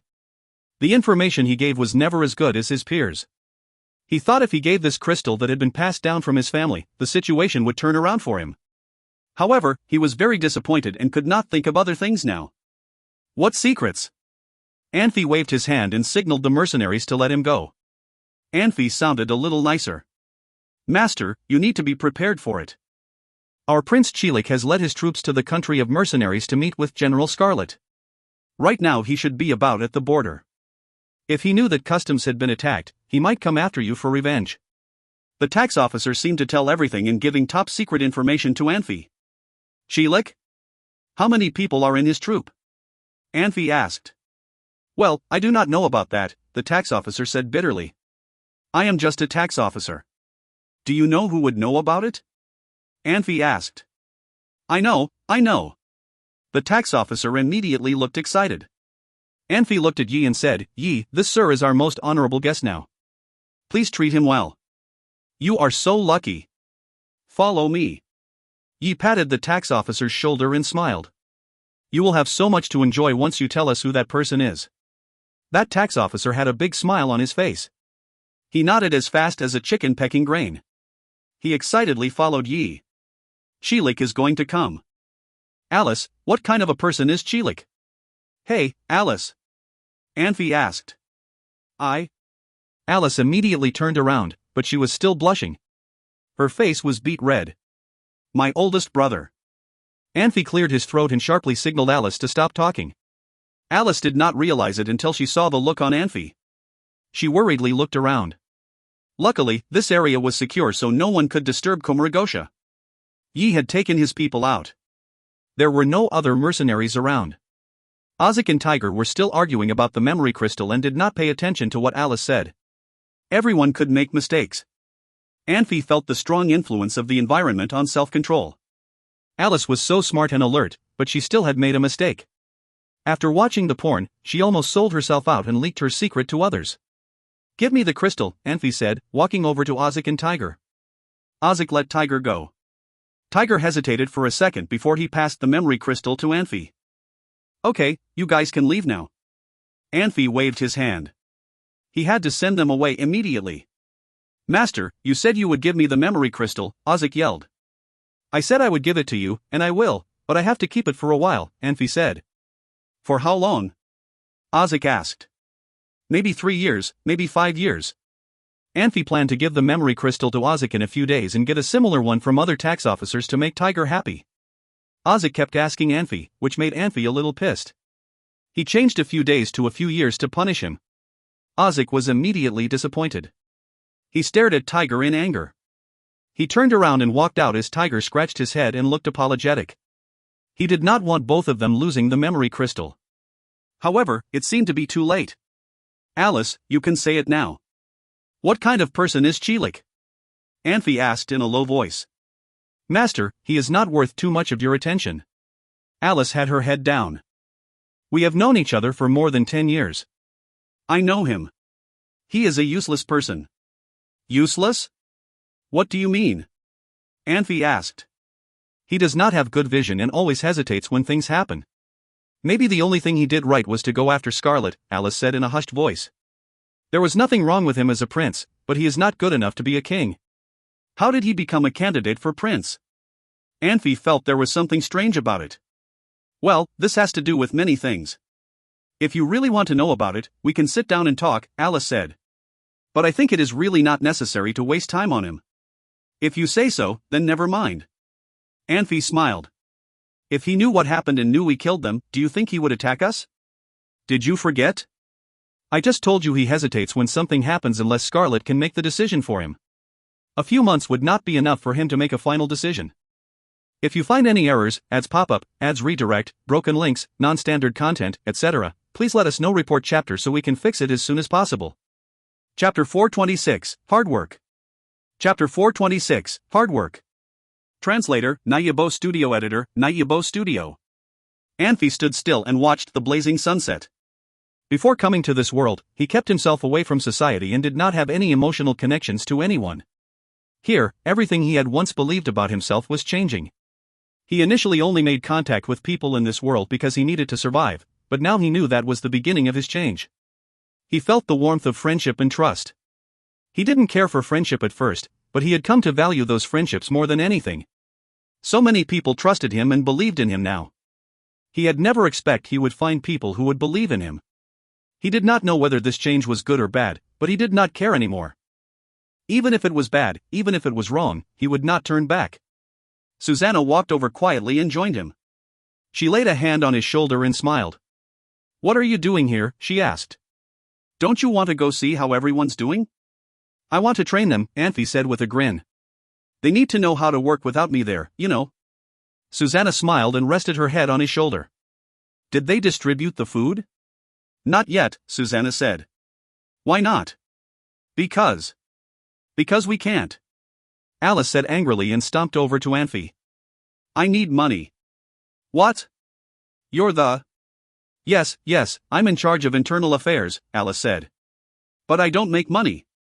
How much? 50,000 for now. That's impossible. Anfey said, his eyes widening. 50,000 was a big number, and Alice said 4 now, which meant she would need more in the future. Alice sighed and handed him a piece of paper. Anfey glanced at it and saw that it was a list of all their expenses. He frowned as he read it. I'll find a way, Anfey said after he finished reading the list. Distribute the food. We cannot, Alice insisted. Why not? We can't ignore the mercenaries' tradition, Alice said. Traditionally, the leader of a group will only give the mercenaries a certain amount of wages. The group will only be responsible for paying the mercenaries when there is a mission. But we aren't a normal mercenary group anymore, Anfey said. Tradition is called tradition for a reason, Alice said. It's not easy to change a tradition. We still need to pay the mercenaries even if we distribute all the food. You cannot replace wages with food. We're better off paying them wages and letting them buy whatever they want. That's a good business plan, Anfey said. It's not business, Alice said, shaking her head. How are you going to determine rations? Some mercenaries eat more than others. Some have families, some want good food. We cannot satisfy everyone if we distribute rations. I see, Anfey said. What do you think we should do? It's easy, Alice said. A lot of mercenaries have families, but we aren't responsible for the families. Ever since we founded the Alliance, we haven't paid any wages. We need to make up for everything. The older mercenaries will be paid more. We can't become a sanctuary. We need fighters, not people who just joined us so they can get free food. Anfey sighed and glanced at the paper again. Fine, he said. I'll talk with Lord Marino about this. Alice nodded. She turned to leave, then turned back as if she had just remembered something. Another thing, she said. We attacked Shansa Empire's border city, which is a good thing, but you shouldn't have placed Ozik in charge, no matter how much you trust him. The spoils of that battle are not his alone. They're Shinbella's and Orsi's. Do you really think he will distribute the spoils fairly and evenly, But? We're all in this together, Anfey said. Do we really need to divide everything so evenly? In the past, he had always trusted Feller with their money and supplies. Leaving one person in charge of all the supplies had become a habit for him. We must. Alice said, wide-eyed. We need the mercenaries to know what we took, how much we took, and how much each mercenary should get. If we can't do that, the mercenaries will never fully trust us. Anfey looked at Alice in shock. She had never really talked back to him, but everything she said today was true. What do you think we should do? I counted everything, Alice said. You can read it over and decide. Anfey nodded. He looked at the paper Alice gave him and saw that she had categorized all their recent missions. She had also listed the mercenary leaders and the wages for each of them. Under the names of mercenary leaders were wage categories for normal mercenaries. Anfey frowned when he saw how much money Alice had calculated for him and Susanna. Alice asked for 50,000 gold coins, and out of those 50,000, almost 10,000 would go to him and Susanna. Alice, Anfey said. Susanna and I don't need this much money. I'm sure Christian and the others don't either. My numbers are correct and fair, Alice said. I'm not saying that. I'm saying we don't need it. The mercenaries' wages I agree with, but we don't need this much money. You can always donate your wage, Alice said. That's your business, but you must be paid. But you are still in charge and you can decide the wages for the mercenaries. This is just my calculation of what I believe is fair. I understand, Anfey said. We must be fair. Alice smiled and nodded. What kind of wage can the new mercenaries get? 8 silver coins. That is too little, Anfey said. They can hardly feed themselves with that money. They're new, Alice said. They shouldn't expect too high a wage. She looked at Anfey and said quietly, I never realized you were such a noble person. What do you mean? Why are you so worried about the new members? They need to earn their wages. If they immediately get the same wage as a mercenary who has been with you since the beginning, don't you think it's unfair? Anfey sighed and nodded. I'll talk to Ozik, he said. Then I'll talk to Marino about this. Of course, Alice said. One more thing. What is it? I saw that you had a memory crystal yesterday, Alice said. I hope that you can give it to me and I will auction it off. Anyone can join the auction. No one has the right to keep spoils of war. We need the process to be as fair and transparent as possible. You appointed me to be in charge of internal affairs. I hope you can support my decision. Anfey nodded. He found the crystal and handed it to Alice. All right, he said. Good, Alice said with a grin, wrapping her fingers around the crystal. She nodded at Susanna and turned to leave. Susanna chuckled. She had never seen Anfey follow someone else's orders without questions. Anfey glanced at her and smiled. Suddenly, both of them felt strong pressure coming from afar. They both frowned and glanced into the distance. If you find any errors, ads pop up, ads redirect, broken links, non-standard content, etc., please let us know. Report chapter so we can fix it as soon as possible. Chapter 427, Heart-to-Heart Talk. Chapter 427, Heart-to-Heart Talk. Translator, Nayabo Studio Editor, Nayabo Studio. Barry and Ernest stood shoulder to shoulder in the distance. They watched Susanna with wide eyes. They looked like they were appreciating a rare masterpiece. More than a dozen people in night suits stood behind Barry and Ernest. However, the night suits they wore were intern night suits, not the uniform armor of Mayho Empire Knights. Uncle Ernest, General Barry. Anfey immediately walked over with Susanna. He should have called Barry first, based on their ranks. However, Anfey did not care much about the so-called rules. In his mind, he respected Saul the most, followed by Ernest. Everyone else should be behind them. Ernest turned to look at Anfey. Anfey, did you kill Deswright yourself? Susanna must have helped you. I did not, Susanna said, giving Ernest a sweet smile. She would never want to steal her husband's thunder. She needed to make it clear, when I got there, Anfey had already killed Deswright. Ernest and Barry looked at each other. Their expressions had changed when they heard Susanna's explanation. Ernest was proud, while Barry was shocked. They both could sense an almost invisible force running through Anfey's body. This force did not seem to be able to threaten a master swordsman. They could not believe Anfey actually did it. This only proved their theory that a supreme power indeed passed his skills to Anfey. "Uncle Ernest, you are here for?" Anfey asked. "Barry came here to talk to Master Marino," Ernest explained. "I did not want anything to happen to him, so I came with. Besides, I knew you would be here too. It isn't that important to find Marino anymore." "Anfey, I need to talk to you," Barry said abruptly. He turned to look at Susanna and smiled. "Madam, can I?" Susanna was shocked for a moment before she moved to the side to allow Anfey to pass. Alice had not left yet. She looked perplexed. Barry did not mean to discuss it with Anfey but asked him to do it because Anfey was younger than him. However, when he called Susanna madam, he had treated both Anfey and Susanna as his peers. Anfey felt weird about it, but he did not say anything. He walked behind Barry. "Deswright was a student of Philip, but we did not know about it," Barry said casually as he walked.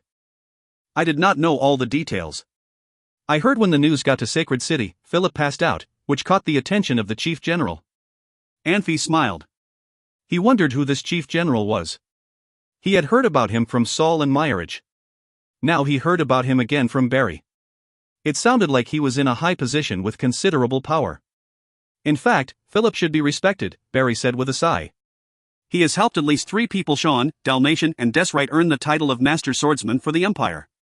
Barry chuckled, then continued, "The accomplishments Philip achieved were almost as many as Nuyoheim and Ellison Empire." "Anfey, do you know why Philip ended up in such bad situation when he got older?" "Because he has a good-for-nothing grandson," Anfey said. "Are you telling me the truth?" Barry smiled. He turned around to look at Anfey. Anfey quietly looked back at Barry with his lips pressed against each other. He did not respond to Barry because he was not sure what Barry meant. "I know you are very sophisticated. You seem to have already drawn too much attention from others. I understand. I just hope we can have a heart-to-heart talk today. Since I am your elder, I should show the gesture first." Barry smiled. Philip's accomplishments are tremendous, but he is narrow-minded and unforgiving. He thought he made Sean and Dalmatian master swordsmen. Without him, they could not be who they are now. He thought Sean and Dalmatian should completely listen to him and obey his orders. If Philip wanted to work for the Empire, our king would never give him a hard time. Philip had so much control over Sean and Dalmatian not for the country, but to strengthen his own power. Anfey quietly listened to Barry without comment. Philip has challenged the king many times. The worst was when the king asked Sean and Dalmatian to go with the negotiating team to Ellison Empire. Philip sent Sean and Dalmatian a letter asking them go back to join his birthday party. How should I put it? Philip is too arrogant. He thought he was better than everyone, and the king would not do anything to him no matter what he did. He never took the king's feeling into consideration. The king still forgave him, because he knew about Philip's personality. Barry slowly said, "You did not forget about what happened a year ago, did you? The king lied about his death and tried to lure Ellison Empire to invade Mayho Empire. In fact, the king had planned everything out. He did not expect you to kill Zeta and escape with Naya and the others. Philip chased you on his own. Once again he forced Sean and Dalmatian back to help him after Ernest tried to stop him from chasing you. As you know, our empire has limited resources. Sean and Dalmatian both have very heavy responsibilities on their shoulders. Anfey, what do you think? Where should Sean and Dalmatian be? As wise as our king is, he should have expected Shansan Empire to do something to the empire when Ellison Empire invaded Mayho Empire after hearing of the death of our king, Anfey said calmly. You are right. Edward VIII is a chicken, Barry said coldly and distantly. He is stingy and has alligator arms. If someone bluffed him, he would immediately step back. Sean and Dalmatian were under my leadership. If they had taken their troops to different places to trick Edward VIII would not have been able to tell that death-roaring mercenary group had left the Eastern Front. How many cities were taken over by Shansa military? How much stuff have they taken from those cities? How many people have lost their families?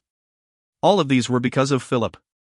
Because he only cared about his own interests, not the country's, he ruined the king's whole plan. That is why the king could not forgive him anymore. I have worked for the king for so many years and never saw him so enraged. The chief general told me this time the king was so angry at Philip that his body shook.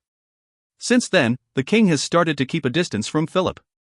It was my fault too. If I did not kill Zita, none of this would have happened, Anfey said bitterly. No, it was not your fault.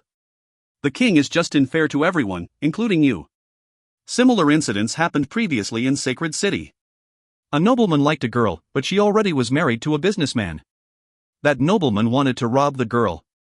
The businessman and his personal guards fought back hard and killed the nobleman. The nobility advocated that the businessman and his bodyguards should be killed, but King pardoned them. The king said every innocent person had the right to defend his life. Barry smiled. You killed Zita to defend yourself. It was not your fault. It was Zita's fault. However, those noblemen did not see it the same way as the king did. That was the reason the king could not punish Philip. Philip could have blamed Archmage for that. The king could protect you but could not punish Philip, since it might look like the king tried to challenge the privileges royals had. As in the example I just mentioned, the king could protect that businessman, but could not take away the nobility's rights of inheritance. In other words, he could not punish noblemen for that reason. General Barry, what are you trying to tell me? You can directly get to the point, Anfey said slowly. He looked serious and sounded cold and distant. What was Barry trying to say? He blamed Philip for everything and pointed out the main issue Philip had was his strong desire for control. What does it mean? Anfey thought to himself. Barry was shocked for a second and immediately realized what concerned Anfey. He laughed hard. Anfey, you are not thinking we are trying to get Susanna, are you? Don't worry about that. Ernest, Susanna and others were some distance away from Barry and Anfey. When they heard Barry's laugh, they all looked at him in confusion. Anfey looked a little uneasy as others looked their way. If you thought my talk had anything to do with Susanna, it once again proves you are not very sophisticated. Barry stopped laughing. He curiously looked Anfey up and down. But this time, you think too much. I have worked for the king for a very long time. Do you know what makes me feel the most secure? What is it? Anfey asked. The king never gave me a hard time. He thinks I am a good general, or cares about my feelings. Anfey, you do not know our king. Barry said quietly. If you could work for the king for a while, you would know the feeling of being appreciated and cared for. Anfey went quiet. He could tell Barry did not respect Yolanthe for his position but respected him as a person. It was actually more than respect. It was admiration. Anfey, you think everyone is trying to get you. It is really unnecessary to think that way. Barry paused for a moment. Alice is amazingly talented. She is still young and needs more experience, but she is smart and has good vision. She can achieve so much in the future. Why did you have to keep her in Moramatch? You do not trust her. Is it only because you do not know her background? No, Alice knows neither magic nor combat power. Moramatch was the safest place for her, Anfey explained. He knew it was not a good excuse. Barry smiled. He stopped asking Anfey more questions and changed the topic. Anfey, you are getting very powerful with the help of Susanna, Alice, and many mercenaries who are willing to work for you. Susanna is good with fighting while Alice is very strategic. So what is your dream now? If you find any errors, ads pop up, ads redirect, broken links, non-standard content, etc., please let us know. Report chapter so we can fix it as soon as possible. Chapter 428, Reassurance. Chapter 428, Reassurance. Translator, Nayabo Studio Editor, Nayabo Studio. I'm not a very ambitious person, Anfey said to Barry. Barry snorted. You're always where you're supposed to be, he said. That can't always be a coincidence. Maybe. I want a peaceful life as much as everyone, but it seems like the world has other plans for me. I had a talk with Christian, Barry said. He trusts you. I trust his opinions, of course, but I need to know more about you before I can work with you. Work with me? A lot of people call me a madman, Barry said with a sigh. But this world is cruel. I have to be ruthless to survive. Scarlet is braver than we expected and she is disrupting the plan. What happened to Slandria had aroused suspicion, as well. We are at a disadvantage right now. Scarlet and Fernando's alliance is very strong, at least at the moment. Knights of Divine Wind also have been sent to aid Fernando. There are not a lot of members in that order, but every single member is at least a Silver Knight. They can be a decisive factor in this war. But, we still have hope. You and Marino are very important. Scarlet may be working with the church, but I'm not worried. They cannot touch me. But at the same time, I cannot touch them either. That is where you and Marino come in. Anfey nodded but did not say anything. He did not know if he had enough power and influence to affect the situation. If Barry was speaking on Yolanthi's behalf, then this must be part of a larger plan. All he needed to do was listen. When you were at Zagreen, you ordered the murder of those priests and knights, didn't you? Anfey nodded. Barry shook his head. You couldn't have known, but other than Martin, there were several other spies among those priests and knights. Some spent decades infiltrating the church. Your mercenaries murdered some valuable informants at your order. I didn't know. Barry sighed. This is why Yolanthi decided to grant you access to some information relating to the church. Black 11 will be in charge of receiving this information from Sacred City. I see, Anfey said, nodding. He appeared very calm, but in reality he was very surprised by Barry's announcement. Even though this might not seem like a great honor, it showed how much Yolanthi trusted him. It was an important step towards becoming a member of the class of political elites. It showed that Yolanthi fully trusted and accepted him. No one knows what the necromancers want or what they're planning, Barry continued. But we do know that they are not using their full power. That is why Yolanthi asked us to prevent a full-scale conflict. Scarlet must be thinking the same thing, or else she wouldn't have let me get past her. Yolanthi believes that considering this situation, it's unrealistic for Mayho Empire to forcibly take over this country. What may work is to help one person take control of the country of mercenaries. Me? Anfey asked, incredulous. Barry nodded. Yolanthi believes that the biggest threat to our society is privileges. Especially privileges of the upper class. In order to get people to work for you, you need to give them benefits. You need to convince them that following you would work out favorably for them. As long as there are benefits, people will be loyal to you willingly. The larger the benefits, the less likely they will be to rebel against you and take others' offers. But this affects the development of society, which is why ever since he became the ruler, he's been actively trying to weaken upper-class privileges. But what should we do about it? Anfey asked. The only thing I can think of is ending the system of nobility, but that's not practical, is it? How is it not? What? Anfey asked, his eyes widening. My title is legal, isn't it? Legality is not the issue, Barry said. You can't give too many titles, but you have to be generous at the same time. If people do not know how beneficial it is to ally with you, it may not work out in your favor. But don't forget, Lord Marino received a title as well, Barry reminded him. And he needs to give titles to his men. You can ally with him. As long as you two recognize each other as nobility, it will make things much easier. Really? Isn't it a bit ridiculous? What you think isn't important, Barry said. What's important is what he thinks. Marino defected. What do you think about that? Anfey frowned and shook his head. He had good reason to hide the fact that he did not know what Barry was talking about. Mercenaries believe in freedom. They believe that each man is his own and needs to fight for a living. But everyone wants to follow tradition. A lot of people have been calling for changes. They want reassurance for themselves and their families. Oh, Anfey said.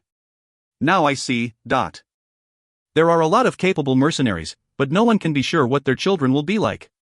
If they can have a fulfilling life without risking their lives every day, they will take that chance. They need reassurance. Traditions are like habits.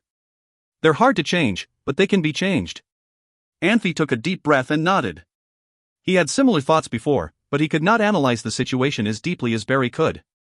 He wanted to try and change this country in the direction Barry talked about. I think we've talked enough, Barry said. Do you need anything? Anfey thought about it and said, money. I can't do anything about that, Barry said, shaking his head. Blackwater and White Mountain are both wealthy cities. It's better to go to them. I'm worried about Scarlet. She won't do anything, Barry said. Just like I won't do anything until I'm fully convinced that I will win, she won't either. Maybe she will aid Tiger of Taal mercenary group a bit, but that shouldn't be a problem, should it? That's not an easy opponent, Anfey said. I don't know what Hotchbinny is doing and I'm worried about her. Give me a few days, Barry said with a nod. I'll get you more information on that city. If you find any errors, ads pop up, ads redirect, broken links, non-standard content, etc., please let us know. Report chapter so we can fix it as soon as possible. Chapter 429, Draft.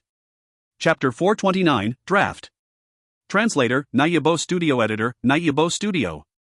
Anfey and Susanna stood shoulder to shoulder on the roof of the building, watching the arena below. About 1,000 mercenaries were training. The trainer was Kumaragosha.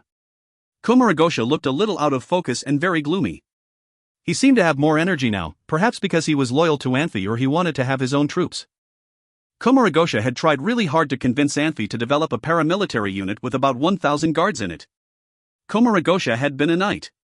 Because of his background, he had treated the mercenaries in his unit as feisty knights. He asked all the mercenaries to forget about defense and focus on attacking. Every drum beat signaled the mercenaries to rush forward swinging their swords. The faster the drum beat, the faster and more intense the attack should be. Anfey thought the arena looked spectacular. 2 rows of shiny swords clashed against each other. They looked very deadly. It took mercenaries some time to adjust to this kind of training, especially when they were asked to fight in pairs. When they encountered their partners' attacks with wood swords, they tried to block the swords by instinct before they fought back. Kumaragosha demanded they not block the swords, but instead keep moving forward as they swung their swords. It was contrary to what mercenaries knew about fighting. Anfey did not interfere with Kumaragosha's training, but he did not agree with him. Anfey admitted this strategy could allow mercenaries to maximize their attacking ability and attack with the most speed. However, Anfey was concerned about fatalities with this strategy. The paramilitary units were elite mercenaries Kumaragosha hand-picked himself. Anfey felt it was just not right to have these paramilitary units risk their lives to keep rushing forward on the battlefield. Unfortunately, he did not want to tamper Kumaragosha's enthusiasm. Besides, Anfey was never a general and could not give advice on an area he was not familiar with. He had to keep quiet. At the same time, Anfey decided he would not have paramilitary units join the battle before Kumaragosha could prove he was right about this strategy. It would be too risky to send these units on the battlefield. Anfey really could not afford major losses. Susanna, what do you think? Anfey asked quietly. Very good. They look like they could dominate the battlefield. After repeating one move hundreds of times, the mercenaries seemed to get what Kumaragosha wanted them to do. Every time the drum beat sounded, they would move one step forward with the same pace as they swung their swords at the enemies and then move one more step forward. 1,000 mercenaries formed 2 square formations. The lights reflected on the swords moved in waves. Mercenaries moved very fast from one end of the arena to the other end and then moved back again. They only look imposing, Anfey sighed. No one could be absolutely right about everything. If someone thought he was right about something, others might not think the same way. Someone could point out a lot of errors while others could think it was right. Everyone had limitations. As an assassin, Anfey had been very cautious. He paid a lot of attention to knocking his opponents down with one hit, better from a distance. No matter whether he could get his enemies in one shot or not, his safety was always more important. Therefore, Anfey could not agree on this almost suicidal fighting style. Hey, Alice, here you are. Susanna nudged Anfey. Anfey looked nervous when he looked down and saw Alice hurrying over. He turned around and said, "Let's go." He immediately jumped off the building. Susanna did not know if she should laugh or cry. She hesitated for a second before she jumped off the building after Anfey. When Alice walked up to the roof, nobody was there. Alice was shocked for a moment before she rushed to the rails and saw Anfey running away from her without looking back. She could help getting enraged and screamed, "Master!" In fact, Alice could not blame Anfey. Except for Alice, no one in the league, whether commanders, mage counselors or even Anfey, had settled into their roles yet. A rough structure of management had been developed, but they had a long way to go before it could get perfected. Anfey did not expect it would take so much work to manage a couple of thousands of mercenaries. It was overwhelming for them. A few mercenaries drank together but got into a fight for some reason. Some mercenaries borrowed money but did not pay it back, while some even refused to admit they borrowed the money. A mercenary walked into his house and saw his daughter sleeping with a guy in bed. Some mercenaries even saw their wives having sex with others. It had become chaotic in the league. Too many of these things were happening. It was common to see conflicts and problems whenever there were people. The most important responsibility of the leaders was to solve problems and resolve conflicts. Unfortunately, the management under Anfey's leadership would not fully function as needed. Their management team was in an embryonic stage. Alice was able to handle a lot of things, but Anfey had to be involved when things got serious. Alice did not have strong magic power nor combat power, while mercenaries respected powerful people. They did not want to listen to a girl who was so weak at combat power. Some people thought Alice's judgments were fair, while others directly disobeyed her orders and claimed to appeal to higher authorities. They even gathered their friends and mercenaries to try to take justice into their own hands. Even Superintendent Yi had lost considerable weight because he had been so busy with work. They had been putting out fires and running around the city. It was a struggle for them. If it were possible, Yi really wanted to resign and go back to being a regular mercenary. Anfey, do you think what we are doing to Alice is a little over the top? Susanna felt bad for Alice when she heard her screaming. I am giving her opportunities to build her experience, Anfey said with sincerity as he stopped walking. I have given her full authority to do everything. She really has no reason to report to me for anything. If she kept looking to me for help, she would not grow as a leader. Anfey already understood why there were so many people chasing after power and willing to pay a big price for it. It was amazing to have power. At least it gave Anfey many excuses to cover his real intentions and allowed him to play the role of an instructional leader while he was just too lazy to deal with the conflicts and problems among mercenaries. Anfey used his power to claim he was training Alice, while he just laid more responsibilities on her shoulders. However, nobody could say he was wrong. Anfey and Susanna heard familiar laughter in voices ahead of them. They turned the corner and saw Christian, Rizka, and a few others. What are you doing? Anfey asked loudly as he walked towards them. We are waiting for Blavi, Christian said. Anfey, do you want to go with us? Where are you going? Anfey asked. We have been so exhausted lately. We would like to find a bar to have some drinks and relax. Rizka smiled. Besides, Blavi has so much money and does not know how to spend it here. We want to help him with that. Blavi's position was not the highest among them, but he had recently made more money than Christian and others. Alice had made rules that the allowance for taking assignments was a lot more than regular wages. Blavi had been following Anfey and took assignments that were at level C and D. Blavi had become their target to exploit, like a tall tree catching more wind. Anfey, let's go together, Sante laughed loudly.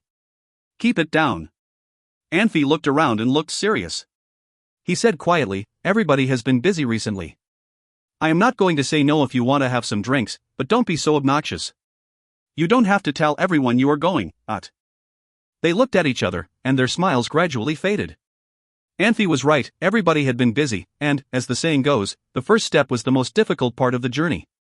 They had not made any outstanding contributions to the league yet, but enjoyed high positions with power in the league.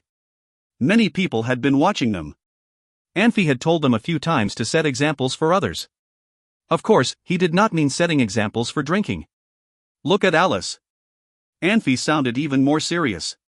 She has not gone to sleep until midnight on a daily basis and wakes up in the early morning. She has been busier than any of you, but she never complained about it. Never mind. I will let you guys go.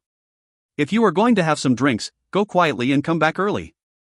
There are so many things waiting for you guys to handle. We got it, Anfey. Feller stuck his tongue out. At the same time, Anfey suddenly noticed a strange look on Susanna's face and then saw two people landing diagonally behind him. One was Blavi and the other was Alice. There were a decent amount of mages in Stormenberg. Sometimes mages flew in the city with levitation magic, so Anfey got used to sensing magic surges in the city. He had sensed these magic surges but did not pay attention to it. He did not expect the magic surges would be from Blavi and Alice. Anfey's face was a little red. He thought he would have time to teach them a lesson before he ran away from Alice, since Alice could not jump off the building. The damn Blavi brought Alice over with levitation magic. Looking at Alice's face, it was obvious Alice had heard his compliments. Master, I have to tell you about a situation. Alice only paused for a second before she got into her role as the CEO of the league. Why? Anfey was shocked. Because this would be our first time to give mercenaries the death sentence, Alice said. This would not be the first time, Blavi commented in shock. He was standing next to Alice. Anfey did. What happened before has nothing to do with what is happening now. This would be the first time after we made the rules and developed the laws, Alice said. Is it that serious? Is it necessary to sentence them to death? Christian asked in surprise. Master, do you remember the case you judged yourself yesterday? Alice said in a low voice. A mercenary named Jupiter went to see his girlfriend. His girlfriend is a widow. As he walked into her house, he saw a guy in her house. He was enraged and pulled his sword out to fight the guy. The new boyfriend of the widow is a mercenary too. His name is Mauser. His fighting ability is actually better than Jupiter's. Jupiter lost the fight, and one of his hands, and then he came to me for justice. Christian and others could not help frowning when they heard the story. This kind of case was the toughest. Jupiter was not innocent, since he started the fight, but he did lose his hand for it. Mauser seemed to have a case, but being between Jupiter and the widow was the main cause of this issue. Even a very experienced sheriff had to be very careful with this kind of case. As the saying goes, there is indeed too much drama in a widow's life, Anfey said bitterly. The statutes of the League were put together by copying here and there from other statutes. It was like an American quilt. The statutes were very simple, while mercenaries were feisty. They pulled their swords out to fight for any small quarrel. This kind of personal fighting happened very frequently. Alice continued to relate the story. To appear as just as possible, Anfey was very cautious in approaching this kind of case. He asked about the details of what happened among Jupiter, Mauser and the widow before he made the final judgment. Anfey felt good about his final judgment, but it was very time-consuming. After questioning the three people involved, Anfey used deductive reason to figure out what had happened, and made sure it was the closest to the truth. It took more than a few hours. Things like this happened a lot. If Anfey needed to handle everything, he would die of exhaustion. In addition, Anfey thought he should spend more time on micromanagement of the League instead of this time-consuming trivia. What judgment did Anfey make? Christian asked. Jupiter was guilty, Alice responded. The widow is not his wife. They have been seeing each other for about 8 years. If they wanted to get married, they should have by now. He had no reason to hurt his peer for that widow. However, he only got 5 whips since he already lost one hand. Mauser was guilty too.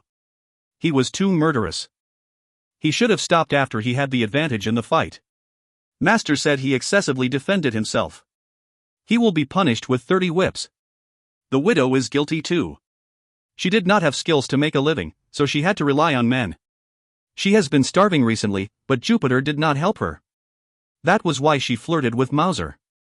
Master decided to give her a lesser punishment than the law would allow. She will only be punished with 3 whips. Isn't Anfey's judgment fair? Why do you have to sentence them to death? Christian was confused. Early this morning, Jupiter and 2 other mercenaries sneaked into the widow's house and killed Mauser and the widow, Alice said. They committed homicide. It cannot be forgiven. Alice paused. This is our first time to punish mercenaries under the new statutes, and it is a death sentence. In case of any riots, I hope Anfey will be vigilant. Why are you sure Jupiter killed Mauser? Was he caught at the scene? Anfey asked. No. Commander Yi has been busy with this case all day. Some mercenaries reported that they saw Jupiter and the other 2 mercenaries sneak out of their quarters. Other mercenaries saw Jupiter around the widow's house. Besides, Jupiter pleaded guilty after Commander Yi's interrogation, Alice said. Since he already pleaded guilty, you can execute him tonight. I will supervise it. Anfey nodded. Yes, Master, Alice responded. A snow beast rushed over from the end of the street. Ling jumped off the snow beast. Master. Ling, why are coming back from White Mountain City so quick? Anfey asked in surprise. Master, we encountered the mercenaries from White Mountain City and got bad news. Long asked me to come back to report to you, Ling said hurriedly. There is a top-level power in White Mountain City besides Master Swordsman Anthony. The top-level power is Palace Archmage Michael from Elysian Empire. Everyone gasped when they heard what Ling said. Anfey had targeted White Mountain City as the first city to attack. They thought it would not be too hard. However, the appearance of an Archmage in White Mountain City had crushed their hopes. On the battlefield, the power range of an Archmage was way better than any Master Swordsman's, because Archmages could use destructive forbidden magic. If you find any errors, ads pop-up, ads redirect, broken links, non-standard content, etc., please let us know. Report chapter so we can fix it as soon as possible. Chapter 430, Precious. Chapter 430, Precious. Translator, Nayabo Studio Editor, Nayabo Studio. This is the situation according to Long and Ling, Anfey said, looking around the room. Morta and Hotchbani's attack on Glory Mercenary Group has caused considerable damage. Elysian Empire sent a group, with the Palace Archmage Michael at its head, to Glory Mercenary Group to aid Anthony and intimidate Morta. This is old news, of course, but I thought Elysian Empire would recall Michael after the war with the Necromancers broke out. I don't know why, but Michael is currently still at White Mountain City, which makes things more complicated. What do we think? This was the first official meeting of the Alliance. Other than the leaders of the mercenaries and Alice's men, Marino and Entos were there as well. After learning about Michael's presence in White Mountain City, even Marino frowned. I want to remind everyone, Alice said quietly, that we need to consider the attitude of Elysian Empire. Anthony is a proud man. He would never let an attack on his men go without retribution. Michael's arrival boosted the strength of Glory Mercenary Group and gave them an excellent chance for counterattack. Tiger of Tao Mercenary Group is expecting a counterattack as well, which is why they are hiding in Blackwater City. Everyone's attention turned to Alice. Whenever she spoke, she did so with a degree of confidence that was very rare in people with such a low level of training. She spoke with confidence and ease and drew everyone in easily. However, Anthony did not launch an attack. He did not seek revenge. Why is that? Why didn't he do anything? There is reason to everything, especially to things that are out of the ordinary. Maybe it is not Anthony's decision to make, because he would definitely seek revenge. There is only one person that can stop him, and that is Michael, and Michael must be acting on behalf of Elizan Empire. But why is Elizan Empire stopping Anthony? Ozek asked. Dark Moon Magic Legion was the pride of Elizan Empire, Alice said. With it gone, they cannot be certain whether they could win any battle. They know that they are no match for Meiho Empire, which is why they must ally with Shansa Empire. As long as Elizan Empire is working with Shansa Empire, Anthony becomes less important. They must have initially sent Michael to aid Anthony, but Michael changed his stance because Elizan Empire cannot risk angering Shansa Empire right now. They need to make peace with Tiger of Tao Mercenary Group. I think you're right, Alice, Christian said. But what should we do about it? There is a plan, Alice said, turning to Marino. I hope you don't mind, Lord Marino. Go ahead, Marino said with a nod. He was very impressed by Alice's mind. If Lord Marino attacked us and killed a few hundred men, and His Majesty stopped us when we were planning revenge, how would you feel? Angry, Christian said. I probably wouldn't listen. Exactly, Alice said. I see, Christian said, nodding. Michael might have eased the tension between Elizan Empire and Shansa Empire, but that will inevitably cause a rift between him and Anthony. That's what I think, Alice said. Of course, I can be wrong. We need to approach this from another angle. Let's talk about Anthony. Anthony is the only top-level power in the country of mercenaries. He is the king of this country. He is powerful, proud, strong, but most importantly he is smart. After he became a top-level power, he realized the other three major mercenary groups were teaming up against him, which is why he was willing gave up power and allowed his right-hand men to take care of his mercenary group.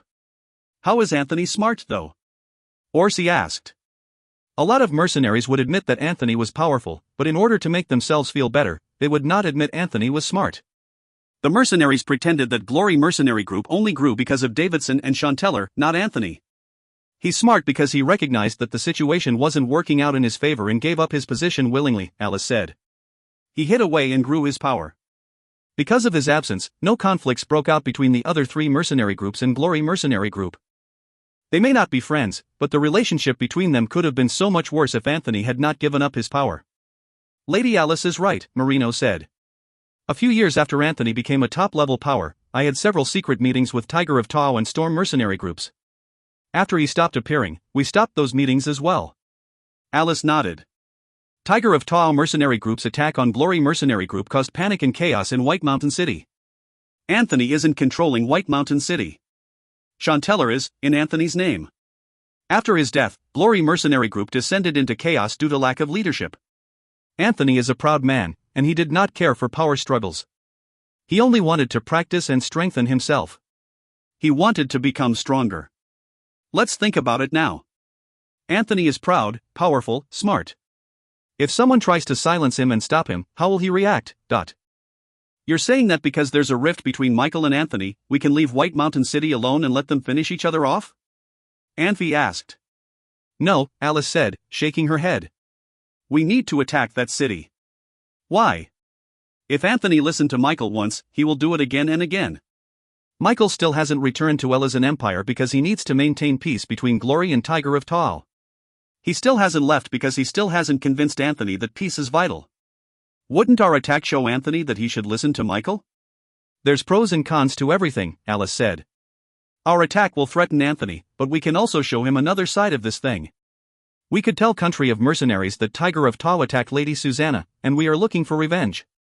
Because Michael is trying to mend the bridge between Tiger of Tao and Glory, he is our enemy too. We need to make Anthony feel like he is collateral damage of Michael's actions. Alice, what do you mean by show Anthony another side of things? Anfey asked. I believe everyone here is smart enough to understand my words, Alice said with a smile. The mercenaries turned to each other, muttering in surprise. If this plan works, it would work out greatly in the alliance's favor.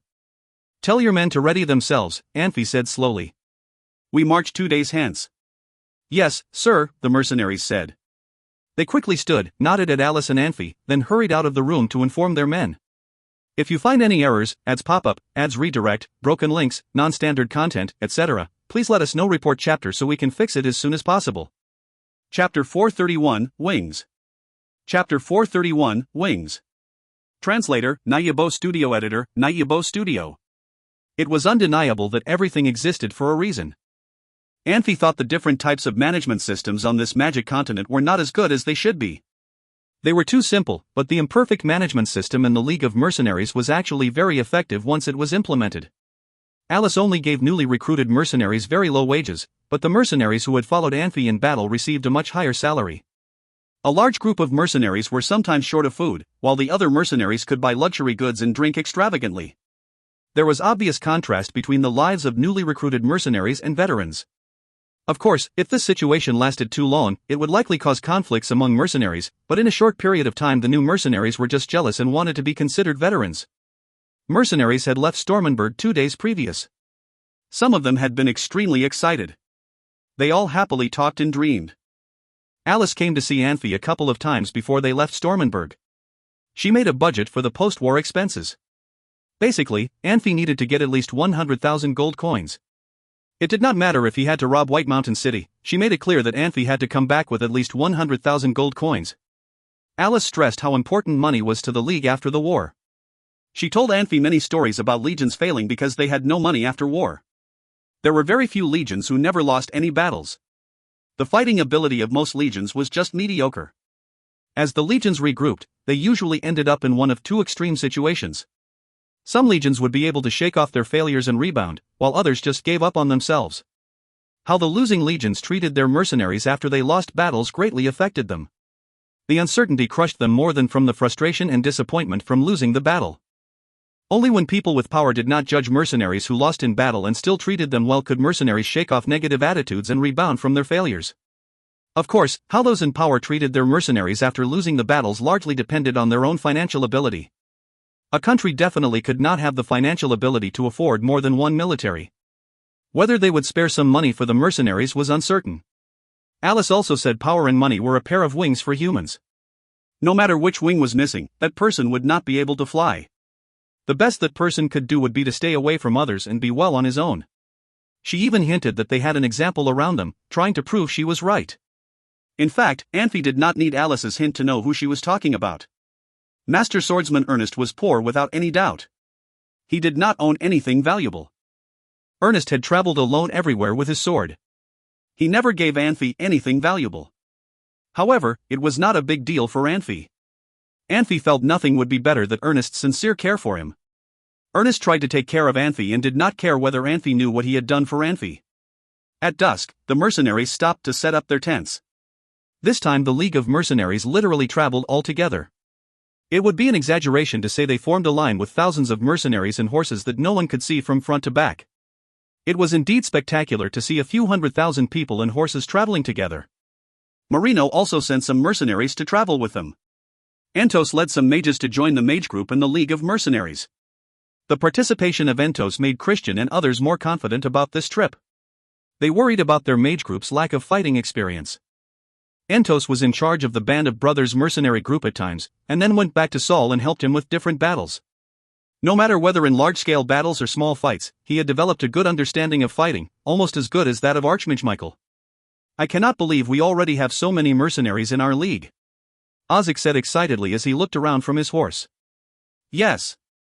Blavi responded with a smile. He had been trying to do as Anfey had told him. He not only got along with lower-level mercenaries but also with the two commanders, Ozik and Stein. Ozik and Stein were not stupid. They knew Blavi was close to Anfey and Anfey trusted him a lot. Ozik and Stein knew why Blavi was trying to get along with them. Therefore, they catered to Blavi's needs and tried to build their relationship. Very soon, they became very close friends. Master Alice can finally take a break, Ozik said. Do you like her and feel bad for her? Blavi joked. Don't joke about that matter. Ozik was scared, and his face turned a little pale after hearing what Blavi said. Alice might hear this joke. He was scared of Anfey the most, and then Alice. Blavi dared to joke about Alice, but he shouldn't. He'd better not trouble her and cause problems for himself. It was true that all men liked beautiful girls, but they would often dream about things that were not realistic, like frogs dreaming about eating a swan, as the saying goes. Very few men had tried to approach Alice, even though most men wanted her. Ozik was not young and impulsive anymore. He had been in the country of mercenaries for over 20 years. Depending on their fighting ability and skills, people enjoyed different positions. Ozik knew people had different visions, needs, and desires because they were in different positions. There were only 2 people in the whole league who could be a match for Alice. However, he was not one of them. Look at you. You are so scared, Blavi said, laughing at Ozik. Suddenly, they heard drum beats in the distance. Anfey is calling us. Let's go. At the headquarters, Huiwei absent-mindedly stared at Anfey, who was twirling a knife. He looked very skillful. Anfey, what are you doing? Playing with the knife, Anfey answered. Playing with the knife? Huiwei rubbed his nose. I thought you were practicing with it. This knife is made of a manticore's tail needle. It likely would stiffen the enemy's muscles if the enemy could be stabbed with it, but the life of this knife is limited. The more often it is used, the less chance it could be effective stiffening muscles, Anfey said. Nice. Huiwei said. It is nice, but I have not had a chance to use it since Hagen gave it to me, Anfey said. Why haven't you used it? Huiwei asked curiously. I do not like things that don't function as they should, Anfey said casually. It does not give me confidence. This knife is garbage to me, Anfey said, tossing the knife to Huiwei.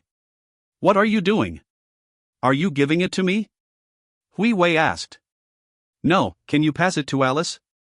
She is really weak with combat power and magic power and has nothing to defend herself with, Anfey said.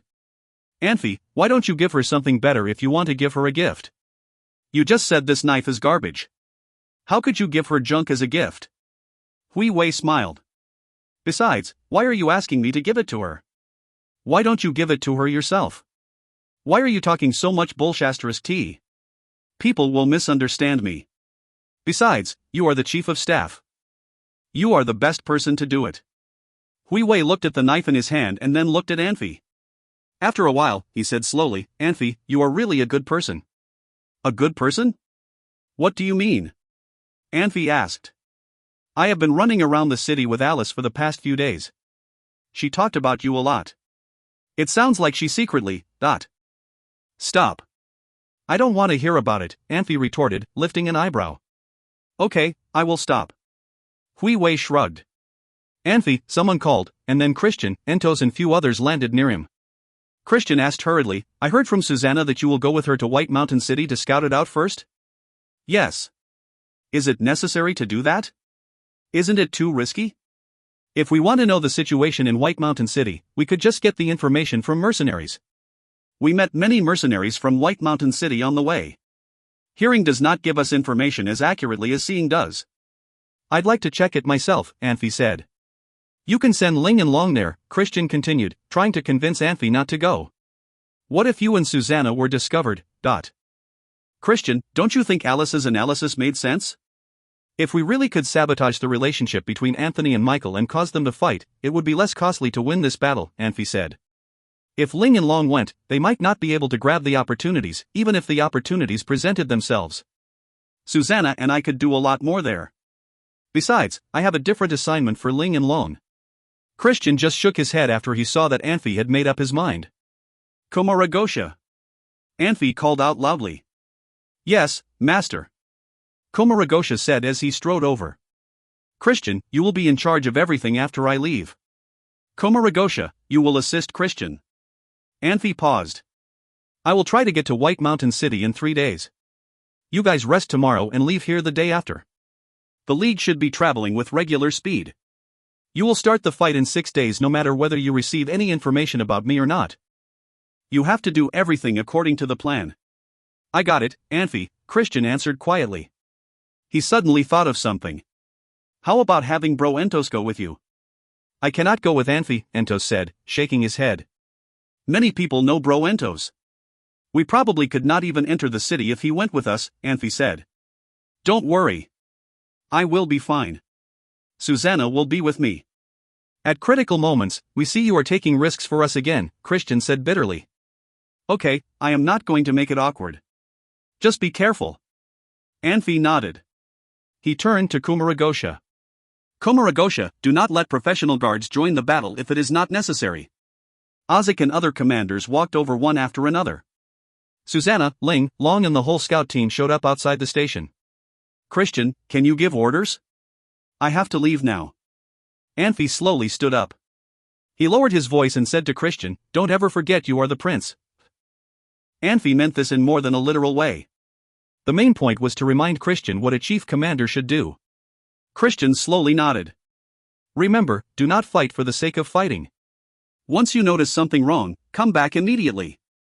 If you find any errors, ads pop up, ads redirect, broken links, non-standard content, etc., please let us know. Report chapter so we can fix it as soon as possible. Chapter 432, Old Friends. Chapter 432, Old Friends. Translator, Nayabo Studio Editor, Nayabo Studio. What are you thinking about? Anfey asked, stroking Susanna's hair. Nothing, Susanna said, leaning closer to him. Just a bit tired. I'm sorry, Anfey said with a sigh. You really shouldn't have been a swordsman. What do you mean? Susanna asked, confused. You're a strong woman, Susanna, but a lot of that strength isn't yours, isn't it? It's forced into you. All you want is a peaceful and quiet life, Anfey said with a sigh. I cannot fathom how rigorous your training must have been. Susanna pursed her lips, then asked, what about you? What would you do if you had a choice? Me? Anfey said, smiling. I like being lazy. I think I would be content being a minor noble, doing nothing but hunting and staring at my maids. Susanna grinned. She pinched Anfey's arms lightly and asked, do you miss those maids? I'm sure Christian can get them to come over. I won't mind. She trusted Anfey enough to know that nothing would happen, so she wasn't worried. That reminds me, Anfey said. I want to get Erder over here to help Alice. He's a better choice for a chief of staff than Wei Wei. But you really care about that city, don't you? Of course, Anfey said. That is to be our future home, after all. Country of Mercenaries was important, but so was Violet City and the mysterious labyrinth under it. He couldn't afford to move Erder at that moment. Anfey, shouldn't I? Susanna whispered, but her voice trailed off as if she was too embarrassed to finish. What is it? Anfey asked, confused. You know. I really don't. Susanna stamped her foot and said, about a child. Oh. Anfey said. Oh. Susanna turned her face away and nodded slightly. Anfey smiled. Of course, they were in a war and it was the worst time to have a child. If Susanna became pregnant, she couldn't fight the way she had been fighting. He knew that Susanna wanted to start a family, but that would have to wait until after everything was over. Sir, Lady Susanna, he said, knocking on the carriage.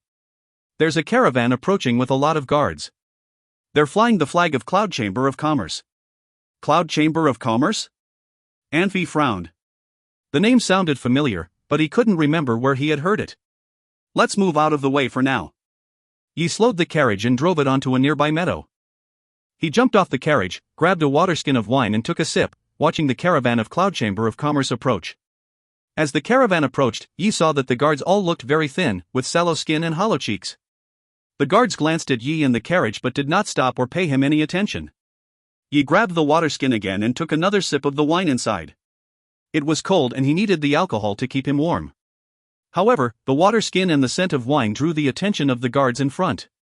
Before he could put the water skin away, half a dozen guards turned to him with hungry eyes. These guards were mercenaries from White Mountain City. Because of the zombies, they hadn't had a good meal in weeks. Do you have more wine? One of the mercenaries called out. He glanced at the mercenaries but did not say anything. He was a quiet person and did not like the mercenaries' attitude. Ye's attitude angered the mercenaries, who glanced at each other and suddenly drew their weapons. It was not uncommon for mercenaries to kill each other for food at White Mountain City during the most difficult times. These mercenaries did not mind killing for a sip of wine. Yi frowned. He was not afraid of the mercenaries, and mercenaries frequently fought over valuable things like magic crystals, but he only had some wine, and this was a caravan, not robbers.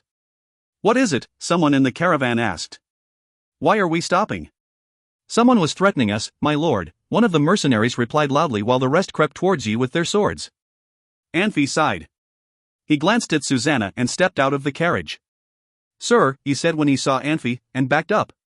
He did not want any conflict with the mercenaries. Anfey nodded at Yi and walked towards the carriages of the caravan. He didn't look at the mercenaries. Susanna followed him and did not look at the mercenaries either. The mercenaries watched Susanna with wide eyes. One of them smirked and took a few steps towards Susanna, but another mercenary grabbed him and shook his head. Did my ears betray me? Anfey asked, stopping in front of one of the carriages. Lord Arlanga? An old man poked his head out of the carriage and looked at Anfey. The old man frowned, trying to recall where he had met Anfey. The mercenaries, seeing that Anfey knew their master, backed away quietly. Lord Arlanga was my teacher, Anfey said to Susanna. Really? Susanna asked, surprised. She had no memory of this old man. Of course, Anfey said with a grin. Arlanga's eyes suddenly widened as he remembered Anfey. You, the old man exclaimed, wide-eyed. Hey, friend. One of the guards hurried over. Susanna grabbed the man's arm and tightened her grip, breaking the guard's arm. The guard screamed in pain and stumbled back. Seeing Susanna attack one of their own, the mercenaries grew angry. They all drew their weapons and surrounded the two. Wait. Wait. Arlanga said, waving his arms at the mercenaries. He turned to Anfey and Susanna and said, This way, sir, my lady. Arlanga had become the founder of Cloud Chamber of Commerce because he was a smart man with a vision. He knew what Anfey and Susanna were capable of, and he did not need to anger them. I need to talk with you, Lord Arlanga, Anfey said. Of course, Arlanga said, nodding. Please, this way. As long as Anfey needed to talk to him, Arlanga could be sure that he had no intention of harming him. Arlanga led Anfey and Susanna to another carriage and knocked on its wall. Anfey's eyes widened when he saw who was sitting in the carriage. He knew the woman. She was a well-known socialite in White Mountain City called Hana. He did not know the name of the man, but he looked very familiar. Lady Hana, Anfey said with a smile. It has been a while. Lord Anfey, Hana said with a sweet smile. What are the chances that we meet here? Anfey glanced at the young man, who smiled and said, Greetings, Lord Anfey. I'm Eddie. Eddie? Have we met somewhere? Anfey asked. I do not recall, Eddie said slowly. I'm sure I wouldn't forget meeting you, my lord. Really? Anfey asked. He had caught a glimmer of recognition and surprise in Eddie's eyes. He was sure that Eddie knew him, but he could not remember where he had met Eddie before. If you find any errors, ads pop-up, ads redirect, broken links, non-standard content, etc., please let us know. Report chapter so we can fix it as soon as possible. Chapter 433, Wheel of Fortune. Chapter 433, Wheel of Fortune. Translator, Nayabo Studio Editor, Nayabo Studio. Arlanga, where are you going? Anfey asked. Master, you probably do not know there is no more food in White Mountain City. We are going to Mayho Empire to buy some and sell here to make some money, Arlanga said, trying to please Anfey. It seems that you heard necromancers have lost the battle, Anfey said, but you are crazy to do business at this time. Necromancers lost the battle, but many death spirits are all around. It would be hard for you to protect yourselves from those death spirits. Arlanga, wouldn't you be the very first person to dare to do business in White Mountain City? I have to do it, Master. If I could be the first, I would make a little more. In fact, I do not want to come out and risk my life if I have a choice. Arlanga looked respectful, but he hated Anfey's guts. If it were possible, he wished he could jump Anfey and choke him. Arlanga let his daughter and son-in-law handle his business after he got older. He recently found that he had lost all power in his business. He used to be a spender. He had been miserable with the little allowance granted from his daughter and son-in-law. Half of the pension he saved up was robbed by Anfey. He had to make some money before he was not too old to do so. In other words, everyone except Anfey had shown care for him. If Anfey did not rob his pension, he would not have to live such a difficult life. How could you say that? It only shows you have a strong business sense, Anfey said. Arlanga, do you know Batusaman? Yes, we are old friends. Arlanga had a big smile on his face.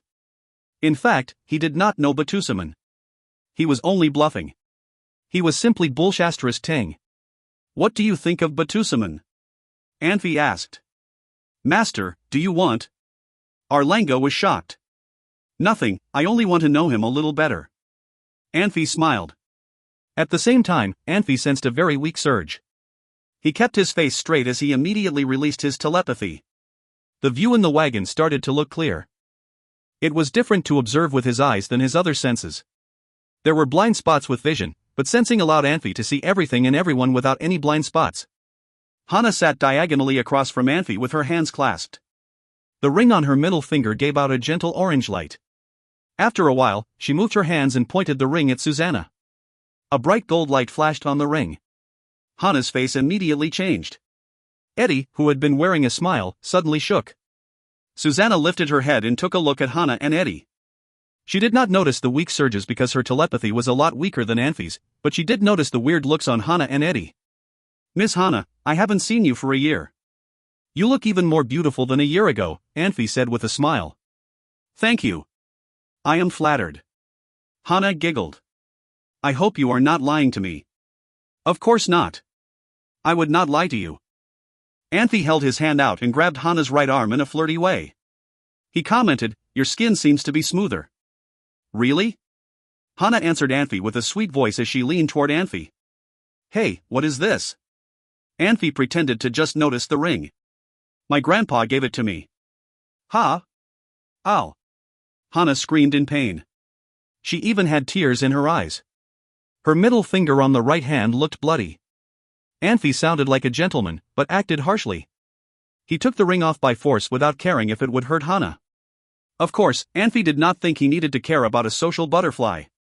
"I am sorry." Anfey smiled. He weighed the ring in his hand and measured it on his fingers. His fingers were thicker than Hana's, so the ring barely fit on his little finger. "Can you give it to me? I like this ring a lot." Hana's face got pale. She had already forgotten the pain in her finger. She thought quickly, trying to analyze the situation and make a right decision. She cherished this ring. This ring was her secret because it could identify anyone's fighting ability. She had been practicing her moves using this ring. No one had noticed anything while she was using the ring, so she assumed Anfey would not notice either. She thought someone must have sold her out. "Why are you not talking? You do not want to give it to me, is that it?" Anfey was still smiling. "If you really like it, I can give it to you." Hana forced a smile, but it looked even worse than crying. "Thank you. I really appreciate it." Anfey turned to look at Susanna. "Susanna, do you know what this is?" "What is it?" Susanna asked casually. Susanna looked too aloof. She did not seem to care whether Anfey was touching Hana's arm or hurting her by force. She did not seem to be jealous or have any sympathy towards another woman. It was because she confidently believed in Anfey. Anfey seemed to have legit reasons for doing everything.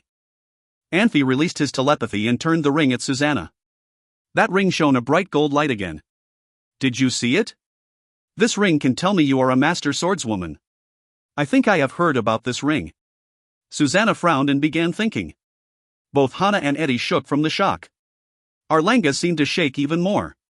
He was scared when he learned Susanna was a master swordswoman. He seemed to hear Anfey complimenting Susanna's huge progress.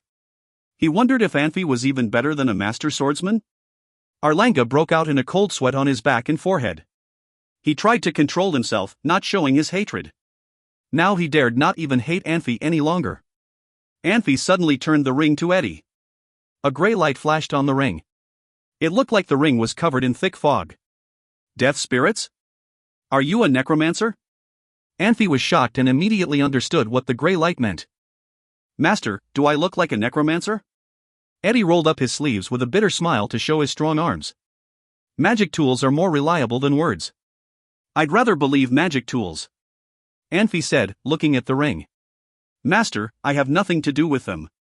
"I really do not know whether they are necromancers," Arlanga suddenly yelled. "Quiet, quiet. I know you have nothing to do with them. Only crazy people would be involved with necromancers. If you wanted to make money buying and selling food, it proves that you are not that irrational." Anfey laid his eyes on Eddie. "Sir, can we talk? How should I treat you?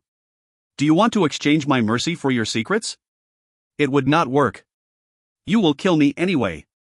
It was obvious that Eddie had given up arguing that he was not a necromancer. He closed his eyes. He looked like he was waiting to die. "Are you doubting my reputation?" Anfey smiled. "You know what, I have a friend waiting outside. He has amazing communication skills. I will have him talk to you. Anfey gave Susanna a look. Eddie already had an answer as Susanna just ducked out of the wagon. No need. You are doomed. Master Minus will take over the whole continent. It would not matter if I tell you anything or not. Don't you think it would be too early to talk about who will win this continent? If you tell me secrets, you can live longer. If you do not tell me, you could die very soon, Anfey said casually. It is up to you. Master Minus will get revenge, Eddie said distantly. He would have struggled and tried to work things out if he did not know Susanna was a top power. The cruel reality had crushed his hopes. Just as he said, it did not matter if he gave away secrets or did anything. Can Minus beat all the top powers on Pan Continent? If he can, he would be way more powerful than we think, Anfey sneered. Such a powerful person would care little people like you too. Besides, I am not scared of anyone. Do you know how Annunciata died, Dot? Annunciata did not die. Master Minus gave her new life, Hana interrupted. Anfey froze there. Anfey responded quickly and was very sophisticated. Sometimes if Anfey did not think of something, it would only be because he needs something to help him think.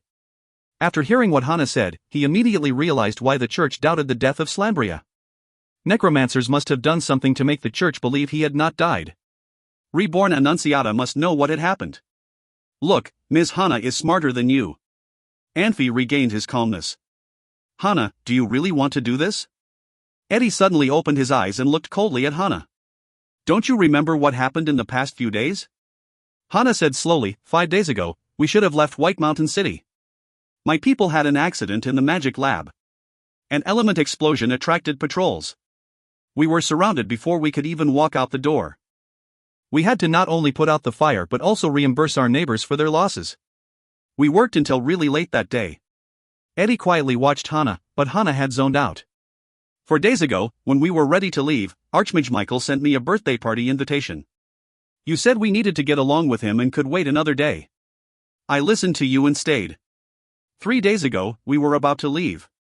Just as we walked out of the room, we were attacked by a group of starving mercenaries. They killed our horses and tried to take the dead horses with them. What a surprise when Glory mercenaries showed up to provide security. That group of starving mercenaries took me hostage against Glory mercenaries. I do not even want to say how those idiots treated me. Of course, with everyone's help, I got out safely. 2 days ago, as we were about to leave, I realized I had lost my magnet somewhere the previous day during the fight. Without the magnet, we could not finish our assignment. We looked for it the entire day and finally found it in a pile of dog sh*t after dark. Yesterday when we were about to leave, we saw this stupid-ass recruiting mercenaries. You said we could disguise ourselves in the merchant group so no one could notice us. This stupid-ass said it was not safe to ride the wagon on the street. He needed to park wagons in front of the city gate and asked Glory mercenaries to protect us. We had to wait another day. We could have left earlier today, but this stupid-ass said he did not have enough money for the trip. He did not leave until noon. Now we are stopped here. If we could have left earlier, we would not have these troubles. Hana, why are you saying these? Are you blaming me? Eddie said coldly. Master, can you tell me who sold us out? Hana did not answer Eddie but looked at Anfey. Anfey could not help laughing inside. Anfey thought to himself, these two poor guys. They only wanted to get out of the city but ran into so much trouble. They must feel helpless. Anfey smiled. Sold you out? You think too much. We just ran into you. Running into us? How could you just run into us? Hana shook her head. Arlanga lead me here. I came over because I saw Arlanga. Before that, your mercenaries saw my people drinking and wanted to rob them. Those mercenaries. Arlanga yelled in anger. I have killed over a dozen horses to feed them. They are still not satisfied and have to rob others for alcohol. It seems you did not want to see me, Anfey interrupted Arlanga's yelling. Ha! Arlanga was shocked for a second before he realized what he said made it too obvious and did not allow him to find excuses to cover his real intentions. He tried to please Anfey with a smile. No, master, I mean they did well, really, great. Are you saying I should be robbed? Anfey said. No. Arlanga looked like he was about to cry. He really did not know how to explain it. Don't you think it is weird that we ran into so many ridiculous coincidences and accidents? Hana said to Eddie with a blank face. Think about what our assignment is. No matter how you think of it, I seem to understand something. Do you think our luck has run out?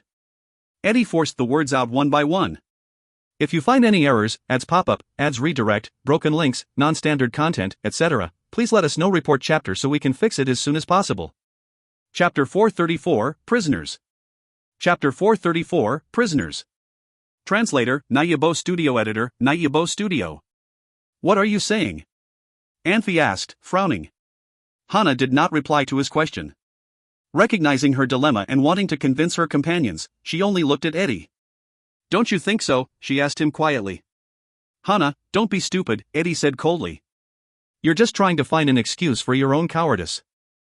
You can do whatever you want, but you have to remember that these people will fail and you will be punished. Dying now and dying in the future makes no difference to me, Hana said quietly. You cannot possibly think this is all just coincidence. What is it, if not coincidence?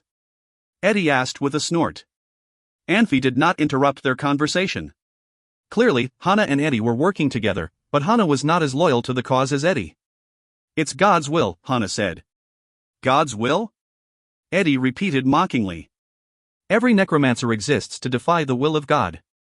That means nothing. Then attack me with your great, God-defying magic, Lord Eddie, Hana said sharply. If you're just using the fear spell, then don't even bother. You know that has no effect on me. You? Eddie spat angrily. You don't want to see your brother again? I've been trying to protect him for 10 years now, Hana said softly. It's time I live for myself, By condemning him to eternal suffering, Eddie said. I never took you for one so selfish, Hana. Hana spat at Eddie. If I die, then he becomes nothing. Nothing but a zombie, and that is the best case scenario, am I right? You're a poor, pitiful thing, Eddie said. If you're going to abandon him now, then why did you waste 10 years protecting him and suffering? Hana stared at Eddie, her eyes burning with rage. Then she lunged at him, her fingers clawing at his face and neck. Eddie did not push her away. He wrapped his fingers around a small dagger and stabbed at Hana's stomach. Anfey spotted his movement. He moved over to Eddie and grabbed his wrist before he could do anything to Hana. Then he grabbed Hana and pushed her towards Susanna. Keep an eye on her, he said.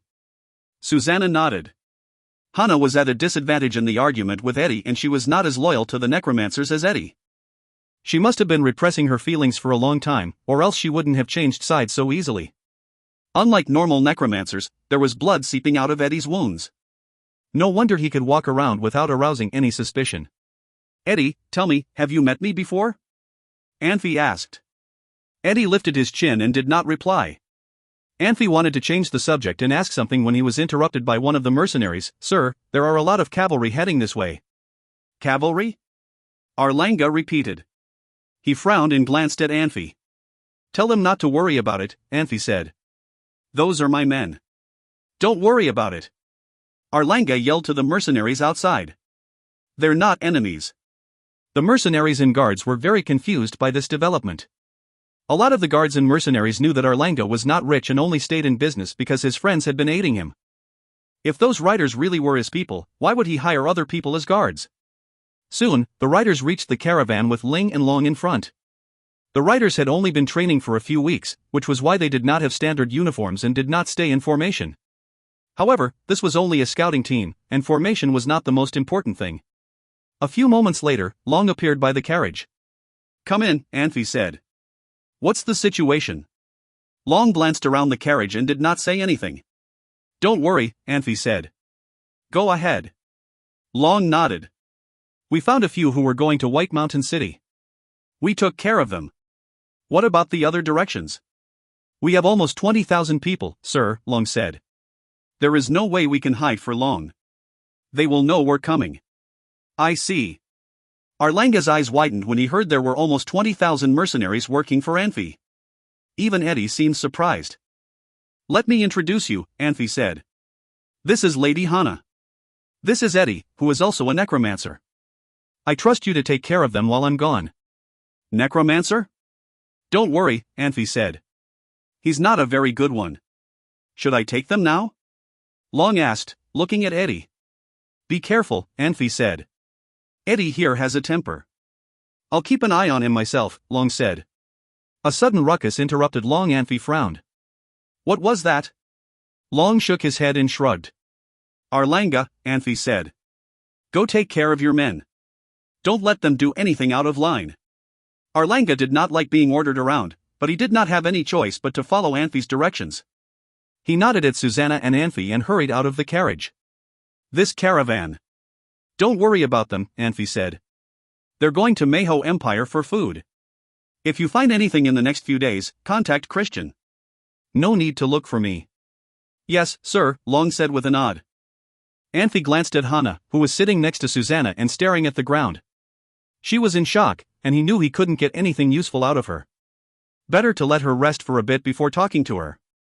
Take them away, Anfey said. He glanced at the ring he just found. He pointed it at Long, and the ring burst into green light. What is this? Long asked curiously. A useful addition, Anfey said. Long nodded and did not ask any further. He turned to Eddie and said, "Come with me." Eddie glanced at Long but did not move. Long asked again, and Eddie still did not move. Long sighed and reached over, grabbing Eddie's hair and knocked his head against the wall of the carriage. Eddie cursed loudly and passed out. Long sighed and grabbed him by the shoulder, dragging him out of the carriage. Wait. Anfey said, suddenly noticing the calluses on Eddie's hands. Hana, is Eddie just a necromancer? Hana stared at Eddie and said quietly, I don't know, but... Didn't know there are twin discipliners among necromancers as well, Anfey said. Long, be careful. He may be difficult. I will, Long said before disappearing from the carriage with Eddie.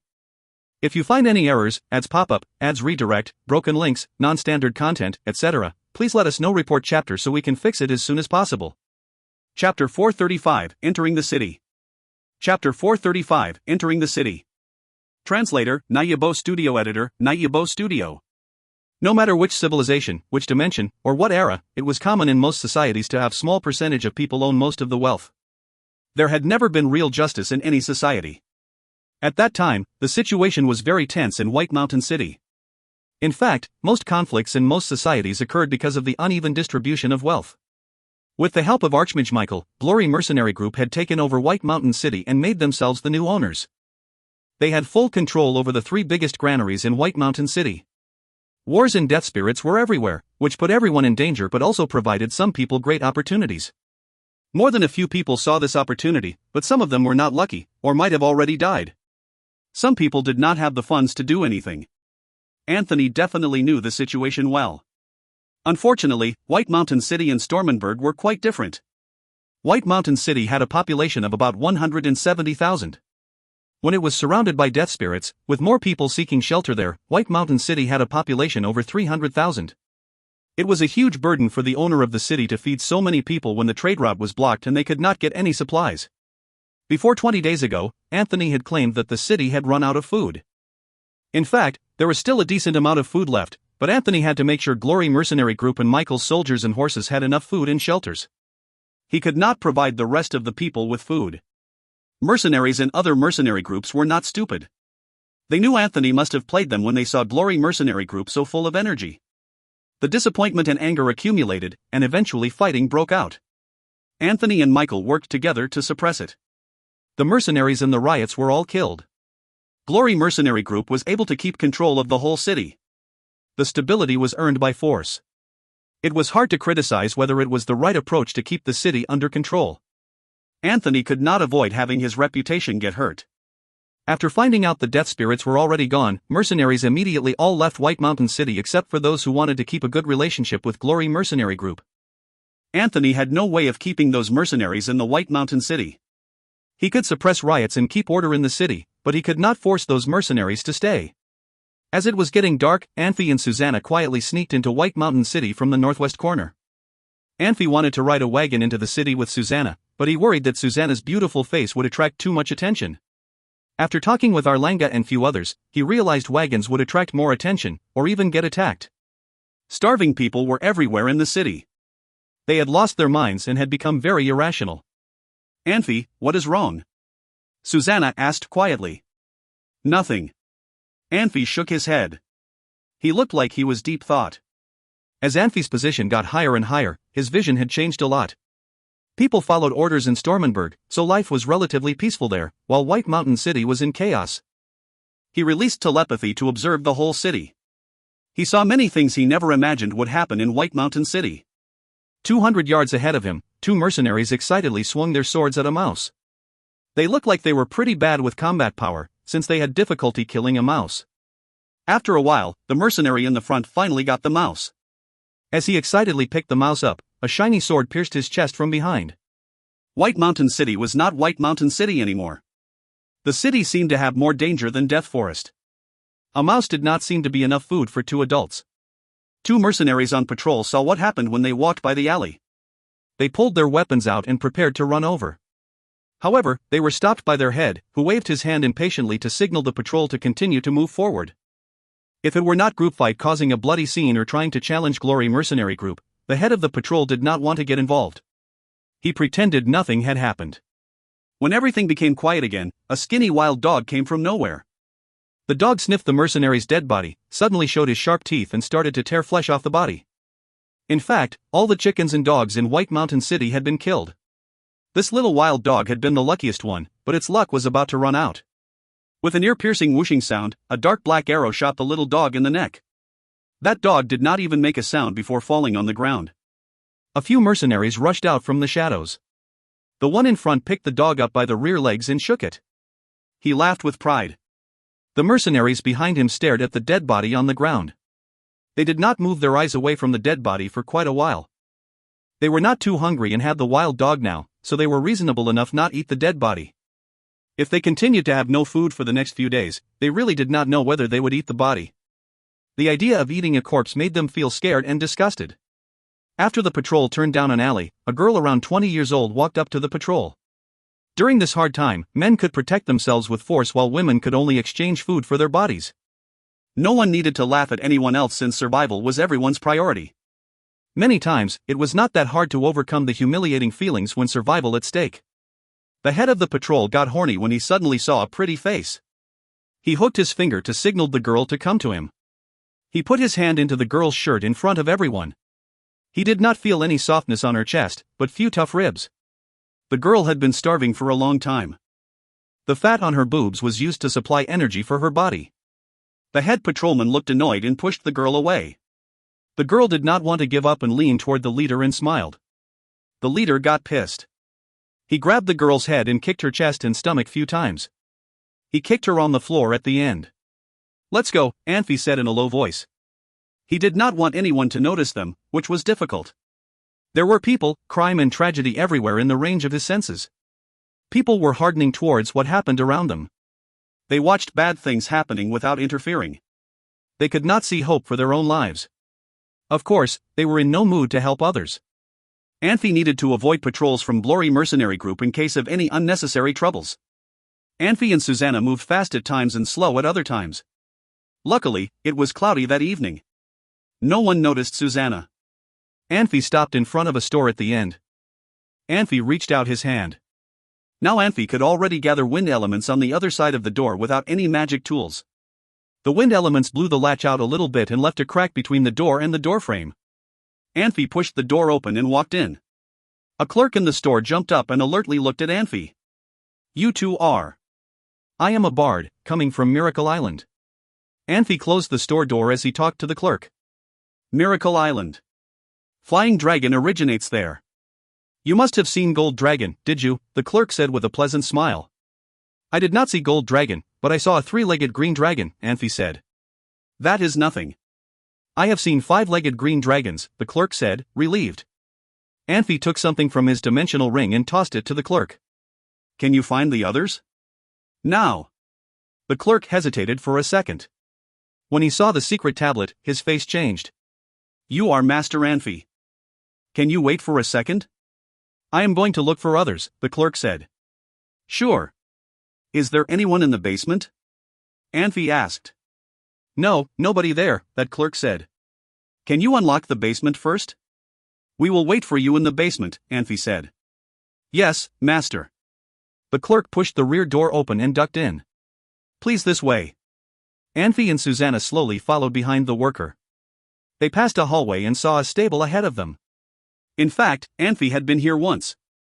There had been few horses in the stable last time, but there were none this time.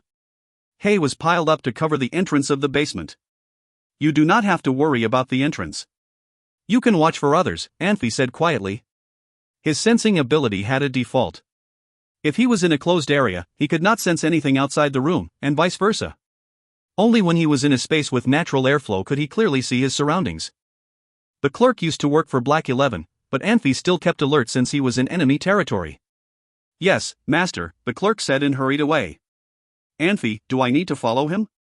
Susanna asked in a low voice. No need. Anfey shook his head and jumped out through the basement door. What are we doing? Susanna asked. We will see as things unfold, Anfey said. These people have been stuck in the city and should know what White Mountain City has been through. Maybe they could give me an answer, Anfey said. If you find any errors, ads pop up, ads redirect, broken links, non-standard content, etc., please let us know. Report chapter so we can fix it as soon as possible. Chapter 436, Risks. Chapter 436, Risks. Translator, Nayabo Studio Editor, Nayabo Studio. Anfey and Susanna had encountered several mercenaries from White Mountain City before arriving and learned more about what was happening in the city. Even though the mercenaries were not professional spies, they were still able to provide some useful information. They learned that Anthony's life was very difficult. He originally had around 6,000 men under his command, but after the attack from Tiger of Tao mercenary group, he lost almost 2,000 men in Blackwater City. Due to the loss of Davidson and Chanteller, Anthony also lost another 300 men because he couldn't control the mercenaries as effectively. This loss made Anthony even more eager for revenge. He had been watching Hotchbinny closely and reorganizing Glory Mercenary Group. The arrival of Michael was another boost to his strength. Michael brought around 4,000 men with him, including several senior swordsmasters and a dozen mages. Michael's sudden change in attitude was very unexpected. No one knew how Anthony reacted to Michael's request for peace, but Anthony's son David was furious. David thought that Michael proved Elysian Empire had betrayed them by trying to negotiate a peaceful resolution. According to the spies, David had been spreading harmful rumors in the city to hinder Michael's effort. Also notable was David's relationship with his mother, Nishiva. Nishiva came from Elysian Empire, which contributed to tension between her and her son. In the past, they had a very close relationship, but now they were always arguing. Every conversation they had would end in a shouting match. Despite the unrest among his mercenaries and the conflict between his son and wife, Anthony had remained uncharacteristically quiet. No one tried to talk to him about this situation, because he would grow very angry. David tried to talk to him about it and he sent his son away in a fit of yelling. Nishiva tried to talk to him as well to no avail. I see, Anfey said, nodding. He could tell that Anthony was angry about Michael's attitude, but he couldn't do anything about it. Have you reported to Sacred City? Yes, the spy said. But we haven't gotten anything bad yet. Michael can detect magic surges in the city so we can't use any portal. Anfey nodded. I see. You can go back now. Susanna and I will be on our way. Do you need us to? No, Anfey said, shaking his head. Remember, no matter what happens, I need you to pretend this conversation never happened. The spy pursed his lips and nodded. Another thing. What is David like? David? He's about 24, and Anthony keeps him on a pretty tight leash. He keeps low profile, the spy said. He became a mercenary when he was 15 and became a squad leader when he was 18. Now he's an intermediate swordsmaster. He's stronger than his level, though, because Anthony wanted him to take things slowly. What about his personality? He's a very kind person, very friendly. Everyone likes him. They always forget that he's Anthony's son and treat him just like one of their own, the spy said. Which is why everyone was so shocked when he began criticizing Michael. No one thought David would react so strongly. It's normal, of course, another spy added. Even though David is just a common mercenary right now, he will one day inherit his father's position. He cannot let Michael ruin the future of Glory Mercenary Group. Anything else? The spies shook their heads. We don't know David very well, one of them said. Everything else we know are just rumors. All right, Anfey said. Does he have a lot of friends? A lot, one of the spies said. Technically, I'm one of his friends. We go out for a drink once in a while. But you still don't know anything about him? No, the spy said, shaking his head. Anfey pursed his lips, thinking about their words. I want to meet Anthony. Do you think it's possible? Sir, you're mad, one of the spies said. It's practically impossible. Anfey frowned. Anthony's under a lot of pressure, isn't he? The rift between him and Michael is too wide to mend now. Maybe I can convince him to work with me. Sir, even though there is a rift between him and Michael, Anthony won't work with us, another spy said. This is unnecessarily dangerous. The spies have more access to information than normal people and knew that Anfey was one of the people Yolanthe had been grooming. If he went with Anthony and something happened, there would be dire consequences. Who will he work with then, Shansa Empire? Elazin Empire and Glory Mercenary Group had been working together for decades, sir, one of the spies said. There are too many things linking the two. They won't break their relationship just because of Michael. It's practically impossible to convince Anthony to work with us. But Anthony clearly isn't satisfied with Elazin Empire. Maybe they're putting up an act. For who? Anthony has no other enemies except zombies and necromancers. The spies glanced at each other. Even though it was tempting, they couldn't let Anfey take this risk. What about Michael? One of the spies asked. Michael lives with Anthony. It's easy to startle him. I'll think of a way, Anfey said. Susanna, let's go. The spies opened their mouths, wanting to say something. Anfey shook his head and began walking up the steps. What do you want to do? Susanna asked. If it had been just Anthony, she wouldn't be as worried. But there were still Michael and half a dozen senior swordsmasters. I once saved a man, Anfey said, and sent Anthony a piece of information through him. I think Anthony will meet him again. What should we do about Michael? I have a plan, Anfey reassured her. He leaned closer to Susanna and whispered something to her. Susanna frowned. There's no way he's letting you take it, Susanna said. I'm borrowing it, Anfey corrected her. I'll give it back. The street was empty save for a few mercenaries slumping against the walls. One of the mercenaries glanced at Susanna and his body shook. Susanna turned around, alerted, but did not see anything except for the mercenaries. What is it? Nothing, Susanna said, turning back around. Who's the man you saved? He's named Shernan, Anfey said. Don't worry. He's reliable. If you find any errors, ads pop-up, ads redirect, broken links, non-standard content, etc., please let us know. Report chapter so we can fix it as soon as possible. Chapter 437, Deviation. Chapter 437, Deviation. Translator, Nayabo Studio Editor, Nayabo Studio. Who is outside? Someone in the room asked. Anfey did not answer. He only looked around. The room was decorated very simply. Besides a table and two chairs, there was nothing else. It was cold and humid in the room. Obviously, the fireplace was not lit. It was winter, so sleeping in the room without a fire was no different than sleeping outside. The light was turned on in the room. An old man carefully opened the door with a torch in one hand and a knife in the other. He yelled, "What are you doing here?" I am going to call the police. Shernan, don't you remember me? Anfey said, smiling. Shernan was shocked for a second. Now he was able to see the two unexpected guests with the help of the torch. The guy was handsome, while the woman looked sweet and beautiful. He thought Anfey and Susanna were burglars. They did not look like they could be burglars. Hearing Anfey say his name, Shernan was even more surprised. You are. Didn't I tell you my name when I asked you to see Anthony? I asked you to ask for some rewards from Anthony. I also left you some gold coins. Why are you still so poor? Anfey said. Master? Shernan could not help raising his voice and looking surprised. He immediately remembered something. Steel pipe. Anfey was shocked for a second before he tried to remember the secret codes. Stomach. Anfey did not have bad memories, but the problem was it had been so long since he talked to Shernan. He kind of remembered the secret code he told Shernan in case they made contact. He just could not remember exactly what the code was. He had to take a guess with deductive reasoning. You are the master. Shernan rushed over and kneeled in front of Anfey. He had tossed the knife and torch to the side. What are you doing? Get up, get up. Anfey held his hand out and pulled Shernan up. Master, I knew you would come back. Shernan had tears of joy in his eyes. Anfey looked perplexed. He had saved Shernan but did not expect anything from him in return. He had asked Shernan to see Anthony because he did not have other choices. He felt like he had a relationship with Shernan.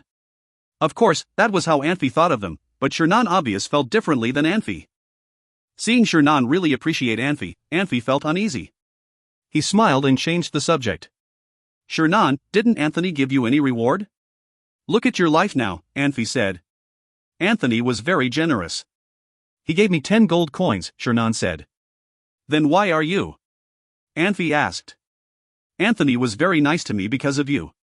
Later he got to know my son was still in jail and asked his people to get my son out. Shernan wiped his tears. Later I had my son join the Glory mercenary group. I knew Master would come back. Master told me to collect information about 4 super mercenary groups, so I gave all the money to my son to have him socialize with people. I hoped he could collect more information this way, Shernan said. You? Anfey slightly shook his head. Master, are you coming back for something? Shernan asked. Yes. Anfey hesitated for a second. Are you able to see Anthony? Yes, Master. Anthony told me last time that I could see him directly if I have any information. Shernan reached his hand into his shirt and took out a badge carved with an angel. This is what Master Anthony gave me. Great. Anfey nodded. Can you tell Anthony I want to see him? About the place and time? I will see him tomorrow before dawn in the woods 10 miles south town. Master, do you want me to see Anthony now? Shernan asked. Yes, do you have time now? Anfey asked. Sure. Shernan did not want to wait. He turned around and was ready to walk out. He paused after a few steps. Master, I still do not know your name. Do I need to tell Anthony your name? You do not need to know my name, Anfey said. Okay, Shernan said. Seeing Shernan disappear through the door, Susanna said quietly, Anfey, he is such an honest person. We should not have asked him to take such risks. Susanna felt bad for Shernan. It was dangerous to see Anthony. It would be great if he could talk with Anthony, but Shernan and his son would be in trouble if Anthony had any problems with Shernan. I know, so I was a little hesitant, Anfey said with concern. Why did you not ask those spies to see Anthony? Susanna asked. Do you still remember what happened in Zagreen City? You killed all the knights and Priants of Light, Anfey said. Yes, what about it? Susanna asked. General Barry told me 2 of them were our people, Anfey said quietly. You do not know how much money, effort, and time we have to put into training a qualified spy. Whatever happened in Zagreen City was no one's fault, but I still felt a little guilty about it. I cannot cause any more losses. Susanna gave a slight sigh, but did not say anything. Let's see what kind of luck Shernan has. After this, I won't trouble him, Anfey said slowly. He has a tough life. As the clock ticked away, Anfey sensed his surroundings with telepathy for a moment and stopped. Telepathy was not unlimited. He could not predict what would happen in the next few days, so he had to keep his fighting ability at its best. He could not waste any unnecessary telepathy. Without knowing how much time had passed by, Anfey's body suddenly stiffened. He jumped from the chair. Susanna was shocked for a second and looked at Anfey in surprise. In her memory, Anfey rarely lost his cool. We were betrayed by Shernan, Anfey said coldly. He could sense a few hundred soldiers traveling toward them along the main road and some mages flying in the distance. There were not many mages on Pan-continent. The civilization on Pan-continent was not developed well enough to pay attention to environmental protection. Therefore, there were only few trees in White Mountain City, which greatly affected Anfey's sensing ability. He could not have a full view of the city, but his sensing had proved everything. What to do? What Susanna said was not helping. Since they had been betrayed, they had to fight now. Susanna's question indicated she had listened completely to Anfey. In other words, Susanna had become dependent on Anfey out of instinct. Kill them, Anfey said angrily, with hatred in his voice. It was not a big deal to be betrayed. The problem was he felt bad for Shernan not long ago, which made him feel he was played. With a huge crash, the door in the yard was kicked to pieces. The sudden loud noise scared the soldiers who were jogging along the street outside the yard. Anfey and Susanna walked to the street together. Cold wind with high humidity in the air helped Anfey regain his calm as wind blew on his face. People were not machines, so they would make mistakes. Seeing the soldiers in armor with weapons, Anfey knew they must not be mercenaries. He could not sense the exact direction these soldiers were running. To be more specific, the soldiers were advancing along the main street. Obviously, whether or not these soldiers were looking for Anfey, they did not know his exact location. Anfey was too impatient. He took a deep breath. He had asked Shernan to see Anthony and then noticed groups of soldiers in armor running nearby. In fact, probably most people would think they were betrayed, but how could Anfey define himself as a regular person? Anfey had not noticed that his mistakes were not just due to impatience. He did not recognize himself as special and different than others. People's personalities kept changing. Anfey was not the old Anfey anymore, especially after he killed Master Swordsman Desright. Anfey's confidence had reached an unprecedented level. If he dared to see Anthony, it meant he was not afraid of Anthony and Michael joining together to fight him. Of course, Anfey was still cautious, so he borrowed the pieces of War God will power from Hui Wei. Within Anti-Magic Terra, he was confident he could kill Archmage Michael with one strike. Anfey did not realize what he imagined was based on one condition: he needed to attack first. The surprise attack on Michael indeed gave Anfey a high chance to kill him with one strike. In other words, his plan was made from the perspective of an assassin. However, killing a top power was not just about assassination. The plan was made by an assassin, while the fighting was done by a paladin. The deviation in planning usually would cause a far different result than planned. It was hard for Anfey to notice the miscalculation in his plans and real actions. "Rush out. I will cover you," Anfey said quickly. Susanna gave a quick nod. She turned around and ran fast to the end of the street. She gradually released her combat power, which covered her whole body with a cloud of gold light. A mage close to Anfey had released lightning magic. Of all magic series, Fire series magic was the most powerful, Space magic was the most mysterious, while Electronic series magic was difficult because of its unbelievably high speed. With his strong telepathy plus the internal force running fast through his body, his anti-magic ability was supposed to be way better than others, but Anfey was not very lucky today. Lightning could not hurt him, but it shocked him. He could not move at all for 2 or 3 seconds. The flashing lightning became a signal for the battle. Groups of soldiers in armors with weapons ran into Anfey's sensing range.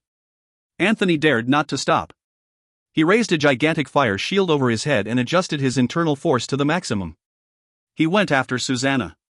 If you find any errors, ads pop-up, ads redirect, broken links, non-standard content, etc., please let us know. Report chapter so we can fix it as soon as possible. Chapter 438, Battle. Chapter 438, Battle. Translator, Nayabo Studio Editor, Nayabo Studio. Mages tended to be treated with more respect than knights and swordsmen. Susanna was a native of this world and she knew better than Anfey, which was why she was more nervous than him. She had summoned all of her combat power from the moment she drew her sword, because she knew they needed to get into the city as fast as possible. However, the defenses around the city were too well positioned. The closer Susanna got to the wall, the harder it was to get through the defenses. Even though the wall was right in front of her, several bright sword radiances forced her to stop. A master swordsman's combat power was very powerful, but it was not powerful enough for Susanna to be able to just ignore attacks from senior swordsmen. Her combat power would break if she ignored them. Anfey knew now was not the time to stop. He gripped his fire sword and waved it in wide, sweeping motions at the swordsman behind Susanna. A sudden surge of magic swept across the battlefield, and the stone under Anfey disappeared, replaced by a pool of lava. Anfey had very quick reflexes, but this change was too sudden even for him to react in time. However, he did not panic. His body twisted and summoned a large wind blade with a wave of his hand. He pushed off of the wind blade and used a levitation spell to push into the air.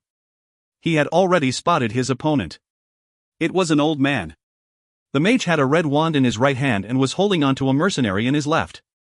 The mage raised his wand again, and the tip of the wand burst into bright red light.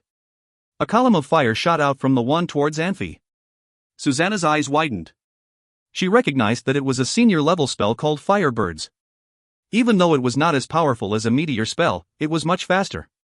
What was even more shocking was that this mage could summon Firebirds without spending any time chanting the spell. It was clear who this old man was. Anfey raised his left arm and blocked the attack from the Firebird with his shield. The column of fire turned into a huge Firebird and crashed into the shield. The bird and the shield both broke into fire elements, and the impact of the crash sent Anfey stumbling towards the ground. The mage waved his wand again, summoning a pool of lava where Anfey would land. He hurriedly summoned a wind blade to prevent falling into the lava, but it was impossible to prevent himself from falling right into the bubbling lava. Susanna's eyes widened as she moved towards Anfey, trying to save him. The swords masters around seized this opportunity and attacked her at the same time. Seeing that he couldn't get out of this situation any other way, Anfey clenched his fist and disappeared. A moment later, he appeared behind one of the swords masters around Susanna and slashed at him with his sword. "Susanna!" Anfey called loudly. He knew that the best plan wasn't teleporting behind the swords master. He should have teleported to the mage and fought the mage, but he couldn't teleport that far. Now that he had teleported once, he had to wait another day to teleport again. Susanna waved her sword and it burst into light. The sword radiances around her disappeared in the light and she dashed towards the sword's master whom Anfey had just attacked. The sword's master had just taken a hit a few moments ago and could not move out of the way in time. Susanna stabbed the man through the chest with her sword, then jumped back and dashed towards the others. "Stop her," the old mage ordered loudly. "I'll take care of the boy." The remaining swords masters surrounded Susanna, preventing her from getting away. The soldiers around them formed a circle to stop Susanna. Even though Susanna could take out several soldiers with every sweep of her sword, there would be more waiting for her. A dozen mages blocked her path, as well. They rained fireballs and lightning down on her, stopping her. Michael said he wanted to take care of Anfey, and the mages had no other option but to attack Susanna. Anfey lunged at the soldiers in front of him, gripping his sword tight and holding it out in front of him. Michael frowned and raised his wand. He did not know why Anfey was acting so brash, but he couldn't let this opportunity slip away. Anfey's body twisted and he waved his sword, striking the lava before it fully formed. The lava wavered and shattered into loose fire elements. Michael frowned. Even though he was a top-level power, he still could not shrug off the effects when a spell backfired. He stumbled a little, dropping the mercenary, and backed away. Anfey bellowed as he dashed towards the soldiers in front of him. Hearing his voice, Susanna dispersed an incoming sword radiance and began pulling her combat power back to increase her defense. Anfey pulled his longsword out and waved it, summoning lightning down on the swordsmasters and soldiers around Susanna. Everyone around her, including Susanna, disappeared in bright, crackling lightning. Serial lightning was as close to a forbidden spell as possible without actually being forbidden. The soldiers around Susanna all fell to the ground due to its effects, and even the mages were affected. The swordsmasters and Susanna were all temporarily numbed by the lightning. Anfey dashed towards the falling mages, sweeping his sword. Susanna had overcame the numbing effect and slashed her sword at one of the swordsmasters. The swordsmasters could not move and couldn't defend themselves against Susanna. Susanna's sword sliced through the combat power of one of the swordsmasters and sliced off the man's arm. She pulled her sword back and stabbed at another man close to her. The remaining swordsmasters only overcame the numbing effect then. They hurriedly drew back, avoiding Susanna's attack. Michael spat angrily and waved his sword. A large fire dragon appeared in front of him. Michael waved his wand again, sending the fire dragon flying towards Anfey. Normally, a spell backfiring was enough to disable a mage, if not killing the mage. But Michael was a top-level power, and he was strong enough to cancel out the effects by just using his own power. The best option for him was to hide and rest, but now he had no time for that. He had to attack and fight back. If you find any errors, ads pop up, ads redirect, broken links, non-standard content, etc., please let us know. Report chapter so we can fix it as soon as possible. Chapter 439, Vicious Forbidden Spells. Chapter 439, Vicious Forbidden Spells. Translator, Nayabo Studio. Editor, Nayabo Studio. Everyone had their own strengths. The fact that Anfey could become one of the best on Pan Continent in a short period of time proved that he had many strengths. No matter what kind of danger he was facing, Anfey could always pose as absolutely calm, which allowed him to rarely make any misjudgment. He was so tough that he could take more than most humans could take. He would not give up fighting even if he was slain with axes and swords and had blood gushing everywhere. Anfey quietly watched the gigantic fire dragon flying over. The dragon looked sharp and murderous. He suddenly tossed his fire sword backward. He screamed from deep in his throat, "Fight!" He reached his arms out. An almost 3-meter wide fire shield appeared in front of him. Strategies were used everywhere and on everything. Even shopping took some strategy. No one could walk around every store. Fighting also involved strategy. Anfey had judged the situation he was in. Archmage Michael looked very cautious. He had been keeping a distance from Anfey. It would be hard no matter whether Anfey wanted to kill him or hurt him. Anfey had better start with the senior swordsman. He needed to rush out of their encirclement. Anfey did not know what Anthony wanted to do to him. If Anthony came, Susanna and he would be in a really bad situation. He decided to fight the fire dragon face to face and sent a signal to Susanna at the same time. He thought of exposing his back to those senior swordsmen to lure them to attack him. He wanted to have a better understanding of magic, since this was a fantastic opportunity to know the power of the fire dragon. Anfey was brave but cautious, crazy but calm at the same time. He countered the fire dragon spells from Archmage Michael and made himself bait to those few senior swordsmen. Except for Anfey, no one dared to do so. However, every one of his decisions was made after thorough calculation. He dared to do it because he was confident that he could do it. In other words, it was worth taking risks to get what he wanted. Susanna saw Anfey counterattack the fire dragon and wanted to get closer to him to cover him. She heard Anfey's screams and immediately stopped running and pulled her sword back. Anfey's judgment was right. Those 5 swordsmen were stunned when they saw Anfey was able to release Ciri's lightning magic. Seeing Anfey not retreating under the attacks of the fire dragon, they thought they had a great chance to kill Anfey. They ignored what Michael had told them before. They exchanged looks and rushed towards Anfey. Susanna was a master swordswoman. Her combat power had very strong defensive ability, while Anfey was only a poor paladin. Anfey's defensive ability was way below Susanna's. He did not have a magic shield or other protective magic on him, so even the most dim-witted among his enemies knew they could not miss this opportunity to kill Anfey. Those 5 senior swordsmen worked very well together. 2 of them started suicidal attacks on Susanna, trying to keep Susanna in the fight. If they could hold Susanna for just a while, the other 3 senior swordsmen would be able to surround Anfey. In an instant, Anfey released all his energy on the fire sword. Bright orange light spread everywhere with the fire sword as the center. The fire spread as fast as a tsunami. The fire was so hot it could turn people into ashes immediately, while the moving flames could even destroy everything. The houses on both sides of the street were crashed. Any flammable objects were burning. The inflammable objects were crushed into powder. It looked like hell in an area with the radius of 100 yards. The residents and mercenaries in the houses on the street were very unlucky. Anfey could not help them. Elements could not identify if anyone was innocent, which was why magic would be terrifying. No matter how nice a person was, he could not take care of everyone. As an assassin in his former life, Anfey had not always been so nice. The Ciri's lightning Anfey released failed to bluff the soldiers. The survivors rushed towards him again. Unfortunately, they were doomed. The ones rushing in the front were turned into ashes in the fire. The ones with some luck who stood outside the range of the fire were knocked down by the fire explosion. The fire dragon Michael released hit Anfey's fire shield. However, compared with the fire sword that Anfey had released, the power of the fire dragon could be ignored. It was like a pair of chopsticks poking around on the plate. To Anfey, chopsticks were more powerful than he imagined. When the fire dragon hit the fire shield, he had to release all the telepathy so his fire shield would not be crushed. At the same time, Anfey adjusted the angle of the fire shield. He tilted the fire shield a little bit and stood on his toes. The pressure Anfey took was significantly reduced. After these 2 moves, Anfey started to move back quickly. In other words, he was pushed away by the fire dragon. Anfey was a master of technique without a doubt. Borrowing the momentum was a basic skill for Anfey. Breaking a fixed wood plate was easy, but it would become hard to break a hanging wood plate. The same principle could be applied to what Anfey was doing. If Anfey had to be a wood plate, he'd rather to be the later one. If he could keep the shape of the fire shield, Fire Dragon would not be able to hurt him. It would not be an issue even if he was pushed far by Fire Dragon. He'd rather be pushed 100 miles away. That way he did not even have to worry about running out of the encirclement. The 5 senior swordsmen in the fire screamed in pain. Their combat power could protect them from being burned, but they still suffered the pain from the high heat. They were surrounded by fire. The fire seemed to have submerged everything, which blinded them from seeing their target. They could only release sword radiance to where they thought Anfey would be and randomly swung their swords to attack Susanna. The 5 senior swordsmen panicked, but Susanna did not.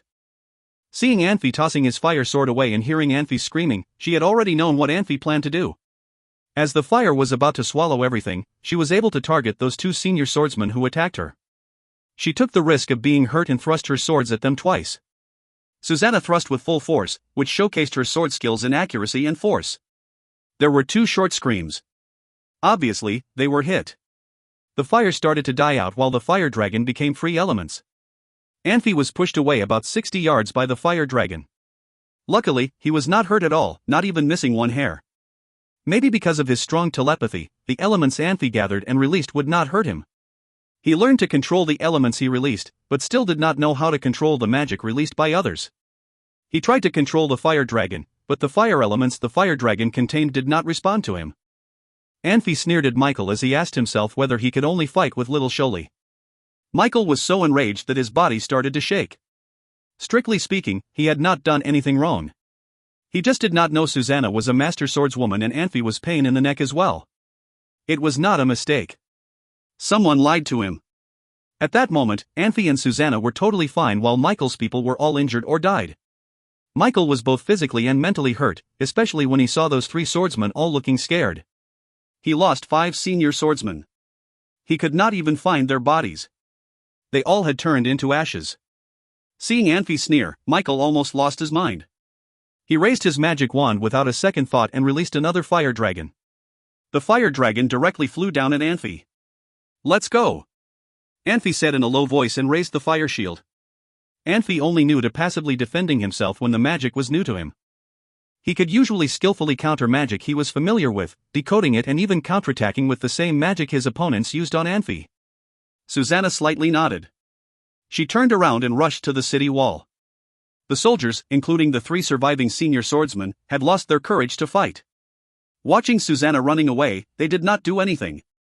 At that moment, Anfey ran towards the fire dragon with the fire shield. This time the fire shield tilted even more. When the fire shield clashed with the fire dragon, Anfey was knocked backwards. It looked like Anfey was knocked back by fire dragons, but Anfey was not hurt at all. He only moved backwards with the force the fire dragon applied on him. The fire dragon, composed of flames, seemed to be alive.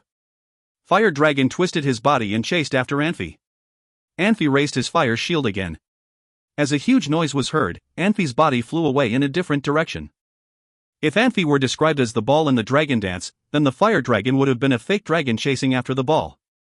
The fire dragon tried to bite the ball from all directions but could not swallow it. Michael could not just stand by and watch.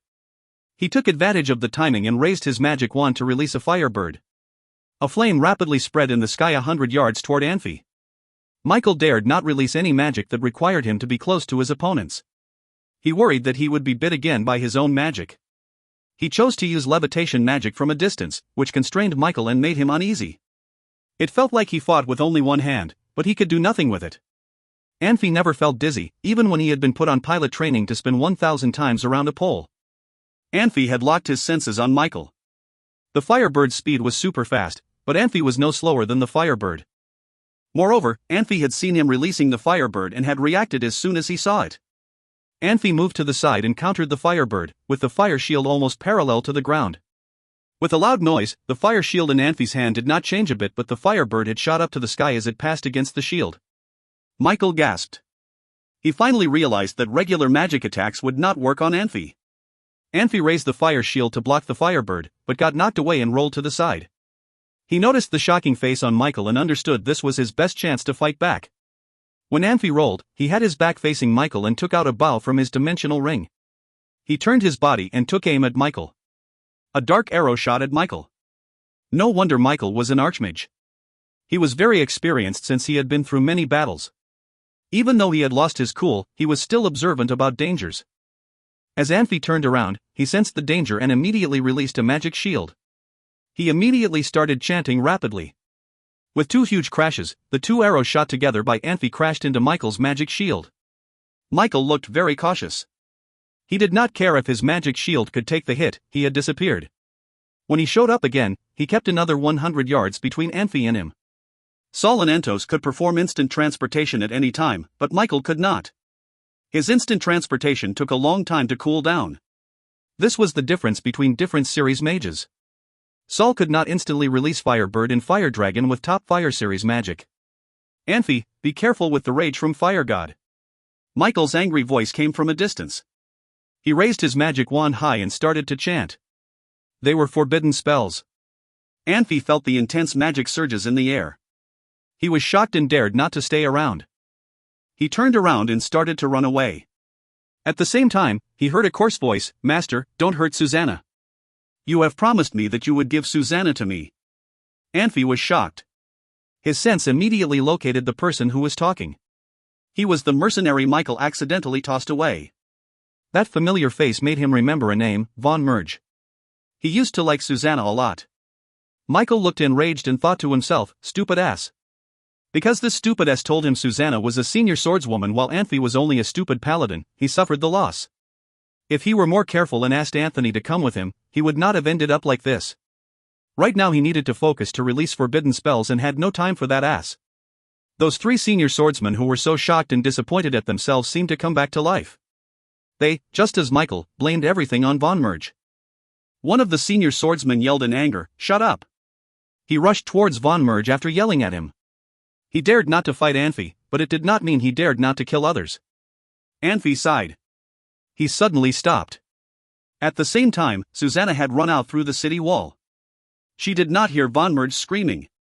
Anfey had decided not to tell Susanna about Von Merge. He did not want Susanna to get hurt. He decided to pretend Von Merge was not there at all. No matter how long the spells could be, there would be an end to it. The magic surges got stronger and stronger but suddenly stopped. Anfey had a weak smile on his face. He knew he was about to face the terrifying forbidden spells. It was the most terrifying power on the whole Pan-continent. He was not scared, because being scared would not solve any problems and could cause unnecessary mistakes. He stayed still because he felt he was responsible to do so. He unconsciously wanted to run away with Susanna at the beginning to counterattack the forbidden spells. Anfey had a habit of approaching an issue from different angles. He immediately realized he did not have to involve Susanna in it because the forbidden spells were so powerful, and he did not want Susanna to get hurt. He rather took the forbidden spells himself. Some people could only work together in tough situations but could not get along once they became successful. Others could only share joy but could not go through the tough times together. The former situation was more like danger gone, God forgotten, while the later was more like a flock of birds fly in all directions when dangers come. Anfey was not all great, but he disdained both groups. Things were not just all black and white. Sometimes, Anfey had no choice but to pick one option for the people he cared about. This time Anfey chose the latter option, that is, flying on his own when danger came. Obviously, Susanna chose differently than Anfey. She did what Anfey had asked her to do, that is, rush about 100 yards further after running out of the city wall. The magic surges seemed to get stronger and stronger behind her, to a point that the magic surges were so strong that they felt terrifying. Susanna had not seen Anfey showing up on the city wall yet. Susanna immediately turned around and rushed back to the city. As the tip of her feet just touched the city wall, she saw a terrifying scene. Michael pointed his magic wand at Anfey. The magic surges were so intense that it seemed they would turn into real objects, which told Susanna that Michael released forbidden spells. Anfey made a long roaring noise as he quickly directed his internal force. He broke his own telepathy record again. Anfey observed any slight changes around him. No one, including people as powerful as Saul and Ernest, dared fight with full force with forbidden spells. After a while, Anfey's roaring suddenly stopped because Michael had put away his magic wand. Nothing seemed to change around them. To be more specific, only Michael looked older and his body was a little hunched, but nothing else had changed. Anfey wondered if that was all the power of forbidden spells. He thought forbidden spells were a lot more powerful. Anfey was wrong. No one even saw what forbidden spells looked like. Anfey. Susanna rushed over behind Anfey and grabbed his arm. Seeing what had happened, she had a feeling that she was going to lose Anfey. She felt her heart broken. She was so terrified. Ha ha ha ha. Michael laughed out loud. He looked so happy. Let's go. Anfey grabbed Susanna and they ran out of the city together. He did not want to stay there any longer than he had to. Anfey thought that old guy, Michael, must be a nut, or forbidden spells were not working. He wondered if forbidden spells could expire. Anfey. Michael did not seem to be the only one losing his mind. The crowd around Susanna and Anfey stared at them, but Susanna held Anfey and stared at him as she touched all over Anfey with her soft hands. She seemed to check whether Anfey had lost any parts. You? I am fine. That old man played a telepathy game with me. Anfey knew what Susanna was worried about him, so he lied about it to comfort Susanna. Susanna heaved a long sigh. She suddenly felt weak and almost fell into Anfey's arms. She knew Anfey's telepathy was super powerful. If anyone tried to attack Anfey with telepathy, it definitely would not work. Seeing Anfey and Susanna disappearing on the city wall, Michael was still floating in the sky and had no intention to chase after them.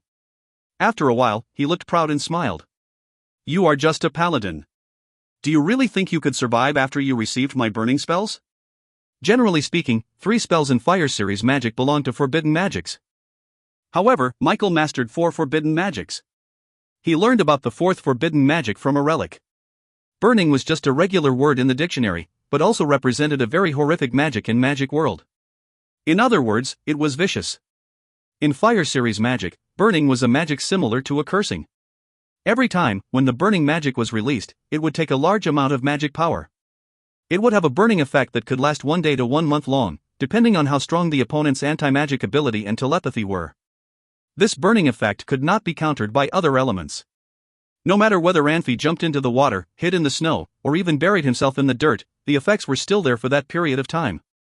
Michael knew some top powers could not bear this non-stop burning pain and even killed themselves at the end after they were hit with burning magic, even though they tried to fight the burning pain with combat power and magic power. Anfey was just a paladin with weak magic and barely any combat power. Burning magic would show its burning effect the most on Anfey.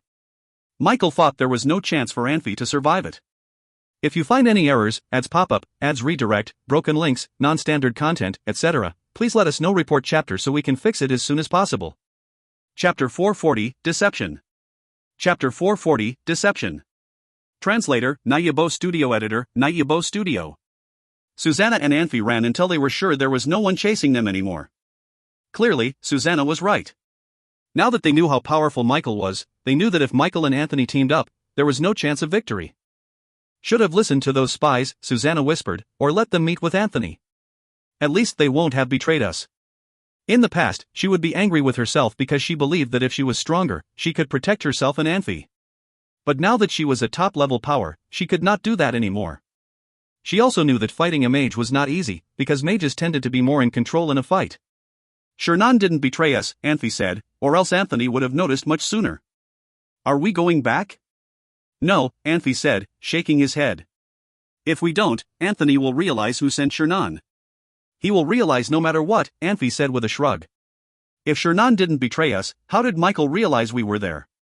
Maybe some of the mercenaries recognized us, Anfey said. Susanna frowned and nodded. All right, then. Anthony didn't do anything. Do you think we can? Possibly, Anfey said. Michael must be very angry right now, which will only widen the rift between them, Susanna said with a grin. If that's the case, shouldn't we go and meet with Anthony? Don't worry, Anfey said. We can't rush this kind of thing. Susanna sighed. All right, she said. We shouldn't take risks like this anymore in the future. We only got away this time because we were lucky. If Anthony and Michael are working together. She shuddered and did not finish. She walked over to Anfey and grabbed his hand. Promise me. As Susanna grabbed Anfey's hand, his body shivered. Susanna frowned. Are you all right? Yeah, he said. I just remembered something. What is it? Susanna asked, confused. Why is your hand so warm? Well, we just ran 50 miles, of course my hands are warm, Anfey said. Nothing important, really. Just something that happened when I was young. Susanna frowned and looked at Anfey. She realized that he was staring at her intensely, his eyes filled with love. Even though they were married, Susanna was still very shy and not used to attention. Why are you looking at me like that? She asked, blushing. Because I like you, Anfey said. Susanna sighed. She moved closer to him and said, tell me more about your childhood. Anfey pursed his lips and frowned. It isn't anything interesting. I don't care, Susanna said. Tell me. Well, I spent most of my childhood just fooling around with the neighbors' kids, Anfey said. That's about it. Susanna, come on, let's get some rest. Then we need to head different ways. I'm heading back to White Mountain City, you're going to look for Christian. Christian? Susanna asked. Tell him that there is indeed a rift between Michael and Anthony. After the battle, we need to avoid conflict with Glory Mercenary Group and its mercenaries. Focus on Michael's men, Anfey paused. Let him decide the rest, Can't we go talk to Christian together after he gets there? Susanna asked, confused. What are you going to do at White Mountain City? I need to find a chance to take out Michael, Anfey said. You see, I need to prepare and create a plan if I want to kill Michael and live. A good plan needs time. I cannot go look for Christian. I want to help you, Susanna said. I can conceal myself, Anfey said. I can approach people without them noticing and still be able to fight. Even if I don't use magic, I can still do a lot of things. You need your combat power. Plus, you are a top-level power. People will notice you. We cannot hide amongst them together. But I can still help, Susanna insisted. I don't need help, Anfey said. Really? Don't worry about me. I will be fine. Listen to me and go find Christian. I need him to know our intentions. Susanna watched Anfey without saying anything. She did not want to leave Anfey, but she knew that he was right. Splitting up was the most effective and reasonable plan. Don't frown, Anfey said. I have the shattered will of God of War, remember? Really, don't worry. I will be fine. As long as I'm well rested, I can use teleportation. I promise I won't put myself in harm's way. Even if you can kill Michael, what about his guards? Anthony won't do anything. I'm not worried about the guards. If I can take out Michael, who are those guards to me? Anfey paused and smiled at Susanna. You need to help Christian organize the attack. You need to attack Michael as hard as possible to give me a chance. I see, Susanna said, nodding. She was a very strong woman, so as soon as she made a decision, she would follow through. She wanted to be Anfey's helper, not burden. Anfey glanced at the night sky and sighed. Then he looked at Susanna and smiled. With everything lately, I'm sorry. I promised you a peaceful life, not this. After everything's over, we'll find Shelley and the three of us will get out of here.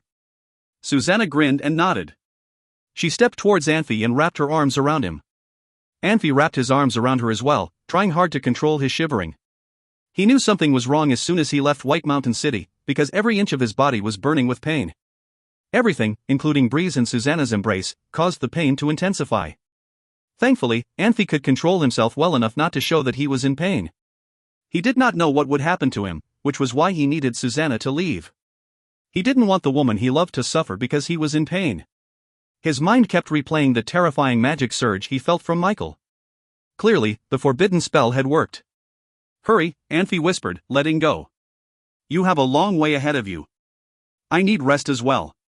Susanna sighed and nodded. Be careful, she said. You have to be careful as well, Anfey said. Susanna nodded. See you later, she said. Anfey nodded and smiled. Susanna looked at him again, then turned around and dashed away. She stopped, turned and waved at Anfey, then took off. Anfey's eyes fell on his dimensional ring. He wanted to give everything to Susanna, at least he needed to give her the shard of the shattered will of God of War, because he didn't know if he could survive this. But Susanna wasn't stupid, and she would realize something must be off if he gave her everything he had. If she realized something was wrong, she would insist on staying with him. Anfey didn't know how long he could keep up his calm facade, and he didn't need Susanna to see his pain. If you find any errors, ads pop up, ads redirect, broken links, non-standard content, etc., please let us know. Report chapter so we can fix it as soon as possible. Chapter 441, Metamorphosis. Chapter 441, Metamorphosis. Translator, Nayabo Studio Editor, Nayabo Studio. Anfey slowly walked into the forest. Every step he took was slow and took a lot of energy, but he kept his body straight, without hunching. His lips were pressed tightly together and he looked like he was trying to stop moaning. Willpower was like a dam to a river. Once there was a crack, the dam would be destroyed. If Anfey made any moves to vent his pain, he would be crushed by the pain. After deciding which tree he would go to, Anfey pulled his sword out to cut away 2 bushes as he was grinded his teeth. He slowly crawled into the hole of the tree. He blocked the entrance with bushes and then took a seat with his legs crossed. He organized his dimensional ring. He was no longer concerned only about himself. If he were in any danger, Susanna, Christian and others still would need continue their lives. If he could not show up after the battle, Susanna probably would come here to look for him. She would be able to find his stuff. Anfey did not care about the magic books and gold coins, since the tree hole was too small to hold too many things. He did not care about his Fire Series magic crystals too much either. If he left the magic crystals in the tree hole, the magic surges from them would attract people passing by. He needed to pick something that would be helpful for Susanna and others but hard for others to discover. Anfey laid a bow, a magic sword and other items in the tree hole. He held a bottle of sacred spirit potion. Anfey had wanted to give it to the little unicorn, but Saul suggested that he hold on to it until the little unicorn reached adulthood. At that moment, the potion seemed to be the only thing that could keep him alive. Anfey held out his other hand, testing to see if he could gather water elements on his palm. He quickly found water elements did not help relieve his pain at all. Besides the burning pain, he could feel nothing else. However, Anfey still could keep absolutely cool.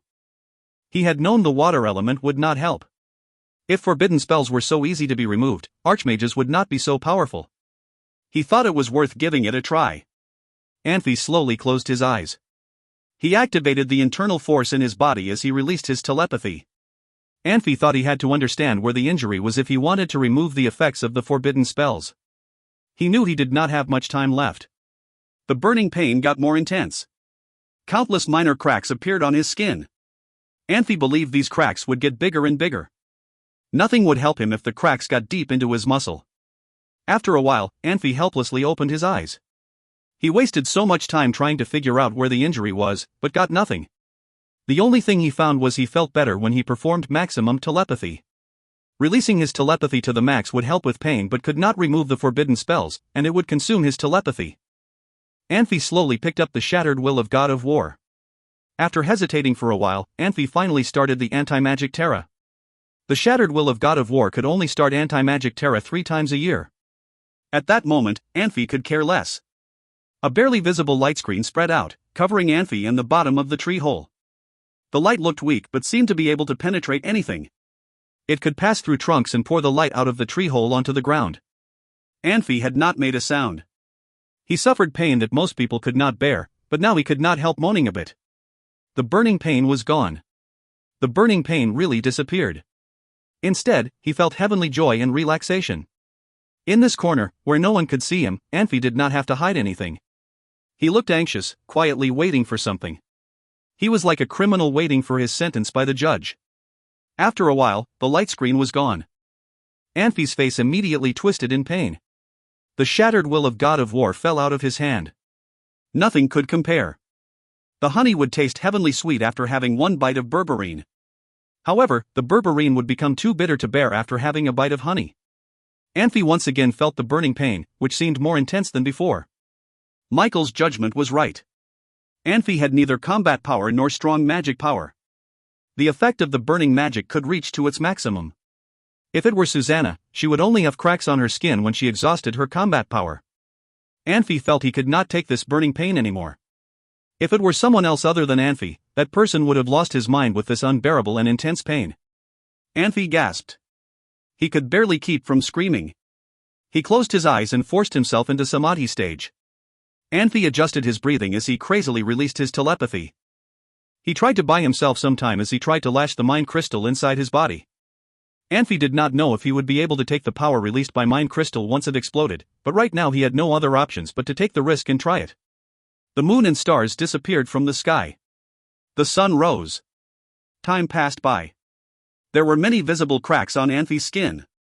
Different sized blood beads hung on Anfey's forehead and face like gems. His gown had blood spots too. Anfey could clearly feel the mind crystal getting brighter and brighter.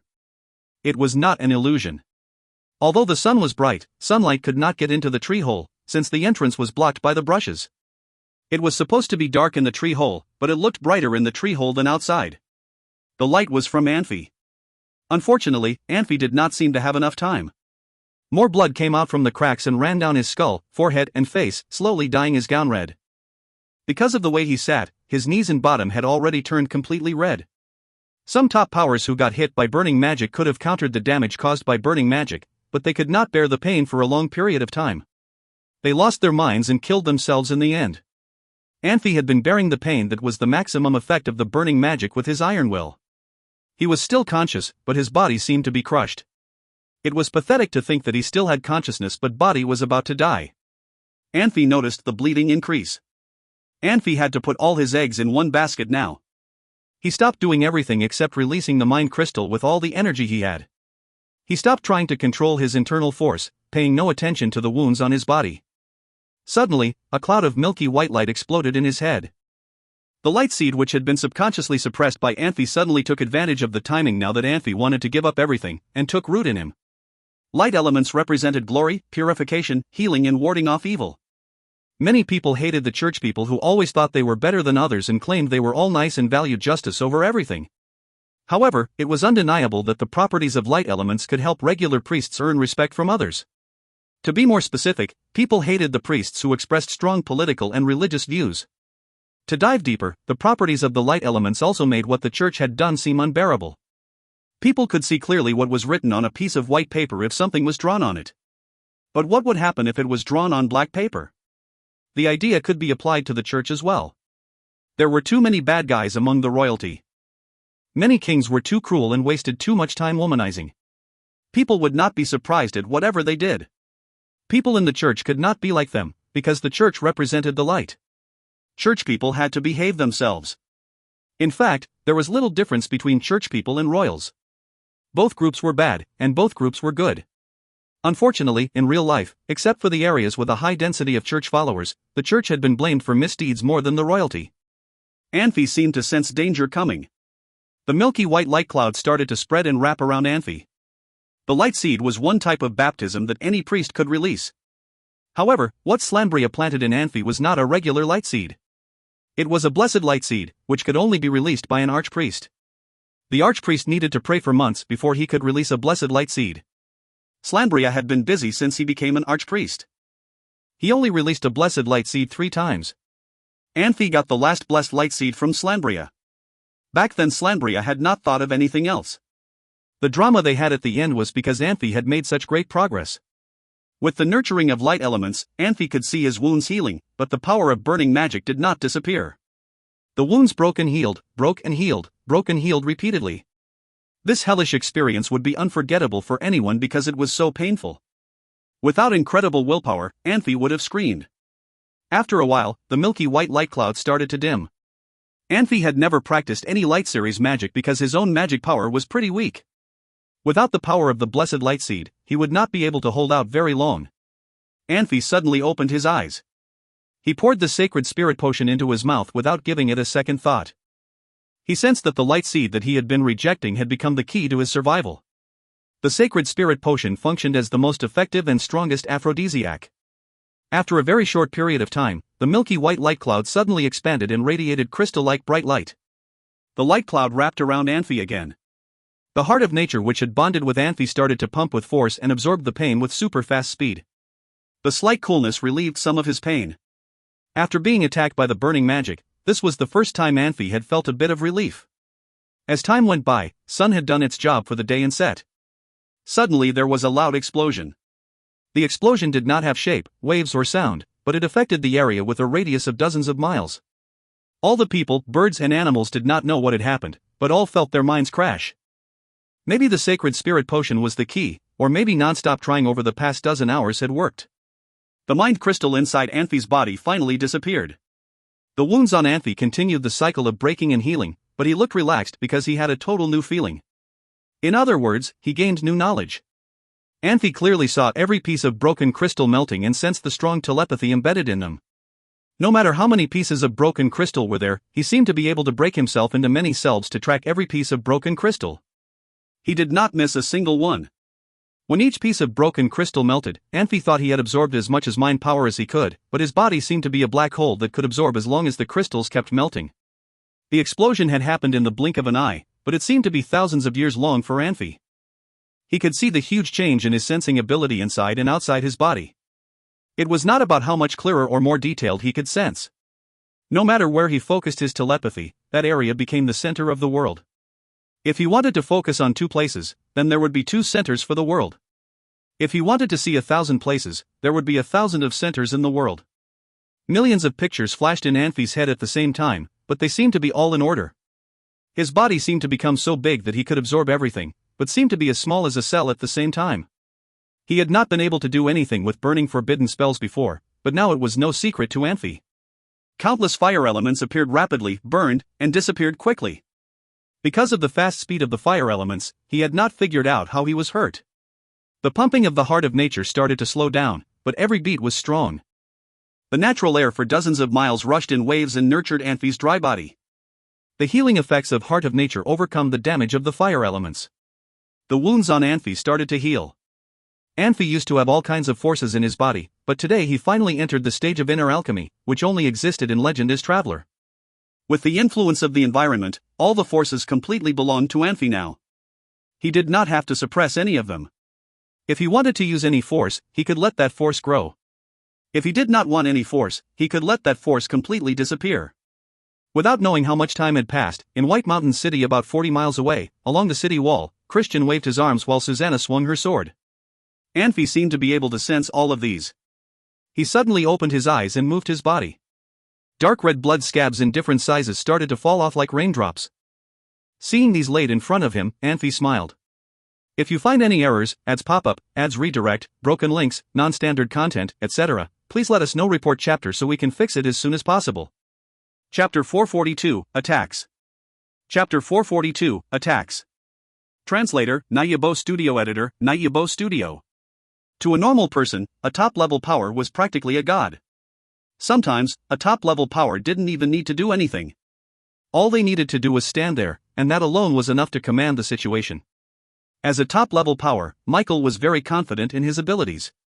He wasn't worried that thousands of mercenaries were heading towards White Mountain City. The only person he was worried about was Susanna.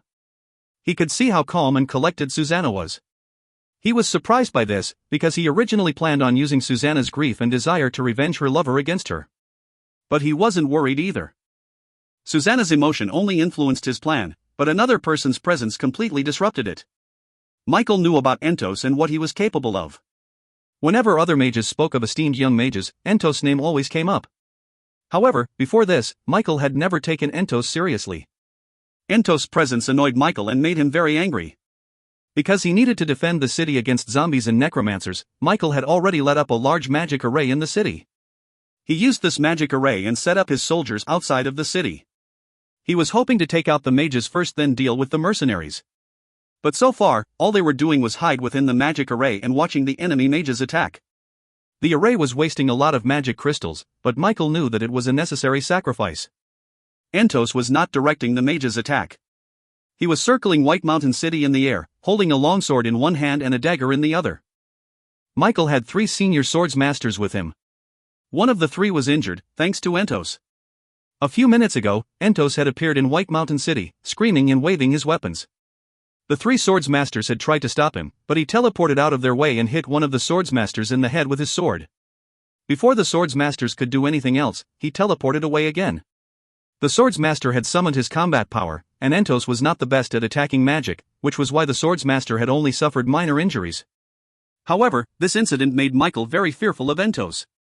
An enemy that could use teleportation spells consecutively meant an enemy that would be very hard to take out. If Entos appeared in front of him while he was casting a spell, Michael did not know what he would do. Michael did not lack protective relics and spells, but he was still fearful of Entos' abilities. Mages preferred to stay away from their enemies and attack from behind a line of protection. Anthony and his mercenaries were not helping, and out of the 8 swords masters he had started with, only 3 remained. Forbidden spells weren't children's toys. If a forbidden spell was interrupted, the consequences could be fatal. If Michael tried to use a forbidden spell, Entos would try to stop him. As long as Entos was alive, Michael knew he couldn't do anything. The enemy mages had their own magic shields, and his mages could not penetrate so many shields at the same time.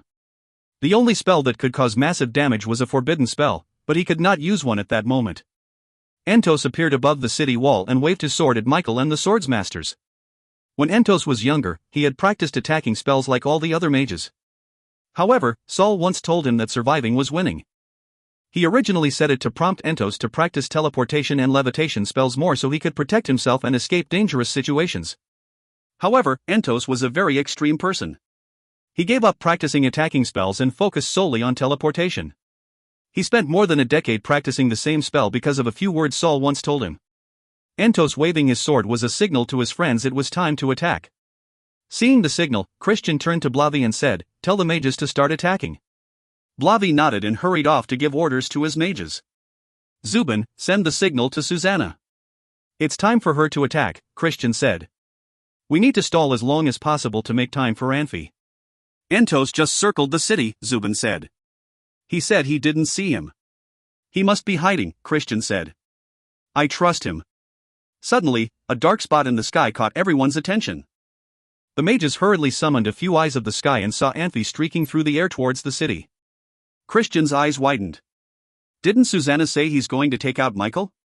Michael had spotted Anfey as well. He saw the flying figure and all the material elements that surrounded him. This is impossible, he whispered, his eyes wide.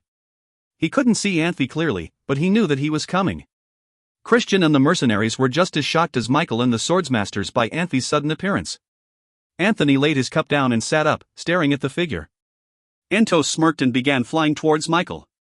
He could tell what Anfey's intentions were, and he wanted to aid him. By now, Susanna had become a top-level power and was not as affected by Anfey as the others, but she was still staring blankly at him as he landed and dashed across the field towards the city. Michael raised his wand. He hadn't engaged Anfey yet, but Anfey's appearance had planted a seed of doubt in his mind. He didn't want Anfey to get too close to him, which was why he had just used a spell to lengthen the duration of his spells and enlarge the area his spells covered. Even though it meant that his strength would be greatly reduced, it was worth a try. A wall of earth appeared before Anfey. On the other side of wall, a pool of bubbling lava appeared. Anfey crashed into the wall and disappeared into the lava. Before Michael could celebrate, Anfey appeared again, running on top of the lava. Michael watched with wide eyes. He waved his wand, creating a few firebirds and sending them towards Anfey. Anfey waved his arms a few times, slapping the birds away as if they were just small bugs. Michael pursed his lips and summoned a fire dragon. Entos was still circling around him, and Michael didn't want to use a spell that would take too long. Anthony narrowed his eyes. He turned to one of his mercenaries and whispered, "Quick, take Shernan up there." He was very impressed by how Anfey combined strength and technique. Like Michael, he was very much in shock. Michael spat, trying to calm himself, but he found that to be very difficult. The pressure he'd been feeling grew stronger and stronger as Anfey approached. He wanted to use a forbidden spell because that was the only thing that could stop Anfey, but with Entos around, he could not risk releasing a forbidden spell. As Anfey drew even closer to the city, the mercenaries and soldiers who stood between Michael and Anfey suddenly broke ranks. They scrambled to get out of the way and ran towards the city in fear for their lives. Michael clenched his fists. He returned his wand to his dimensional ring and retrieved 2 magic scrolls. He did not know how Anfey had become this powerful in such a short time, but he knew that he must not hold anything back. Anfey dashed towards him and threw a shiny object at Michael. He saw the magic scrolls Michael was holding and felt the magic surges from it. He saw Shernan and Anthony on the city wall as well. He needed to be in control of everything. The shiny object hit the magic shield Michael had set up and burst into light. The magic shield disappeared and the object hit Michael's chest. Even though the magic shield had absorbed most of the object's force, the impact still caused great pain. Then Michael discovered, to his great despair, that he could no longer feel the magic surges of the scrolls and he could no longer summon magic shields. Anfey jumped towards Michael and swung his fist, punching the man in the chest. This punch threw Michael tumbling through the air. His levitation spell disappeared and he crashed to the ground. When the dust dissipated, he did not move. Anfey reached out and grabbed the magic scrolls Michael was holding, then he caught a shard of the shattered will of God of War. "That's him, sir," Shernan called excitedly to Anthony. Anthony watched in silence, then waved his arms at his mercenaries. "Don't leave anyone alive," he ordered. He had made a choice because he had to make a choice. If you find any errors, ads pop up, ads redirect, broken links, non-standard content, etc., please let us know. Report chapter so we can fix it as soon as possible. Chapter 443, The Influence of Power. Chapter 443, The Influence of Power. Translator, Nayabo Studio. Editor, Nayabo Studio. The gigantic magic array in White Mountain City had quietly stopped working. Groups of glory mercenaries were either at the city gate or rushing to the city walls to block runaway soldiers from Elazan Empire. The battlefield seemed to move in slow motion. The soldiers from Elazan Empire had lost their general and had no orders. In addition, Glory Mercenary Group had betrayed them, stabbing them in the back. It gave soldiers from Elazan Empire no hope. They saw no point in continuing this fight. Glory mercenaries were anxious and did not know what to do either. They planned to attack the League of Mercenaries, but Anthony suddenly ordered them to attack the soldiers from Elazan Empire. They were a little confused about who their targets were. Some mercenaries who saw how Michael died were so excited and shocked that they kept replaying that scene and telling others about it. The main story they told was just that Michael had been killed in the blink of an eye. The story made these mercenaries lose more courage. The scene around the city gate was strange. 2 parties fought with swords and knives, but few were killed. That was because the party who tried to rush out of the city was not aggressive enough, while at the same time the attackers were experiencing low morale. The battlefield seemed lifeless. Anthony was shocked when Anfey laid eyes on him. Anfey's look was so strong that Anthony felt an unknown pressure rushing towards him like waves. As a master swordsman, Anthony had his own principle. He was not afraid of challenges and would not run away from them, even when he knew he was no match for his opponent. Anthony put his hand on the sword shaft, slightly pushed it backwards, then pulled his hand off. If it had been the following day, he would have loved to fight Anfey, because it would become just a practice between him and Anfey. He wanted to know his weakness. Losing was the most effective way to find out where his weaknesses were without any doubt. However, he could not at that moment fight Anfey or have any form of confrontation with him. Entos released instant teleportation magic to carefully approach Anfey. He cleared his throat, but did not know how to start the conversation. Anfey turned around to look at Entos. Anfey still looked sharp and aggressive, but the smile on his face looked playful and proud. The playful and proud smile made Entos get close to Anfey again. He looked more comfortable and smiled. Anfey, what happened to you? Entos knew it was not his position to ask this question, but he could not help asking. He sounded very hesitant. I accidentally learned a force that my teacher taught me when I was little. Anfey knew what Entos wanted to ask him. Accidentally? Entos opened his eyes wide open. Yes. Anfey smiled. He looked very casual, like nothing had happened. The element currents around him quickly had disappeared. In a brief time, Anfey became a regular person. His aggression was gone. Okay, let's not talk about it now. Entos looked at Anfey's hand and asked, what is that? A Space Series Magic Scroll and a Fire Series Magic Scroll. Anfey passed them to Entos. Is it a dimensional door? Entos opened the Space Series Magic Scroll first and could not help yelling, how could it be? On the whole Pan-continent, only our professor could make a dimensional door. It must have been made a long time ago, Anfey said. It is a treasure. Entos exclaimed to show how great the magic scroll was. He suddenly opened his eyes wide when he opened the Fire Series Magic Scroll. He stared at the magic scroll for a while before he said very slowly, volcanic group eruption. In fact, no matter which series, the process of making magic scrolls was the same. It needed the same series magic crystal and the same series senior magic beast's skin. The mage would release telepathy repeatedly to carve the spells on the magic beast's skin. The series of magic scroll would begin to take shape. The Fire Series Magic Scroll in Entos' hand had 5 bright red magic crystals, all supreme magic crystals, in the center of the scroll. The Dimensional Door Magic Scroll only had 1 Space Series magic crystal.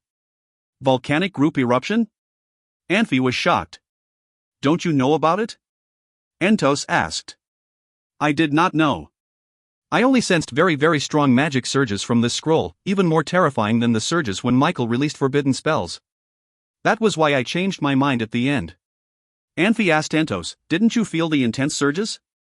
Anfey planned to fight hard with Michael. The Shattered Will of God of War could only be started 3 times a year, and he had already wasted one. He did not want to waste more than was necessary, but the scroll in Michael's hand forced him to finish the fight in the shortest period of time. When magic surges were beyond the limit, I could not tell what magic it was, Entos said bitterly, shaking his head. Michael was crazy, without any doubt. Anfey, you did well. Is the volcanic group eruption that horrific? Anfey asked. There are 2 types of forbidden magic. One is regular forbidden magic, and the other is forbidden magic, which means it is not allowed on Pan-continent. The power of volcanic group eruption was way stronger than a meteor shower. If Michael did release that scroll, people for hundreds of miles around would have all died. White Mountain City would have been destroyed. The boiling lava would have swallowed everything. I would not have been able to escape, and neither would Susanna. No one could escape from it. But you might have been able to escape, since you were so good to the point I really do not know what you can do, Entos said slowly. The mercenaries in the League of Mercenaries had flooded in. The Shoyazik rushed in front, while Susanna, who has been at the forefront on the battlefield, had forgotten about the battle already. Christian and others ran towards Anfey as well. Bro Entos, couldn't you escape with your instant teleportation magic? Anfey asked. No, Entos said confidently. Forbidden magic usually has very horrific physical effects besides element effects. Even if I could have escaped from the lava, I would have been smothered to death by the volcanic ash. What would have happened if Nuyelheim released volcanic group eruption when our professor led his troops to surround Dark Moon Magic Legion?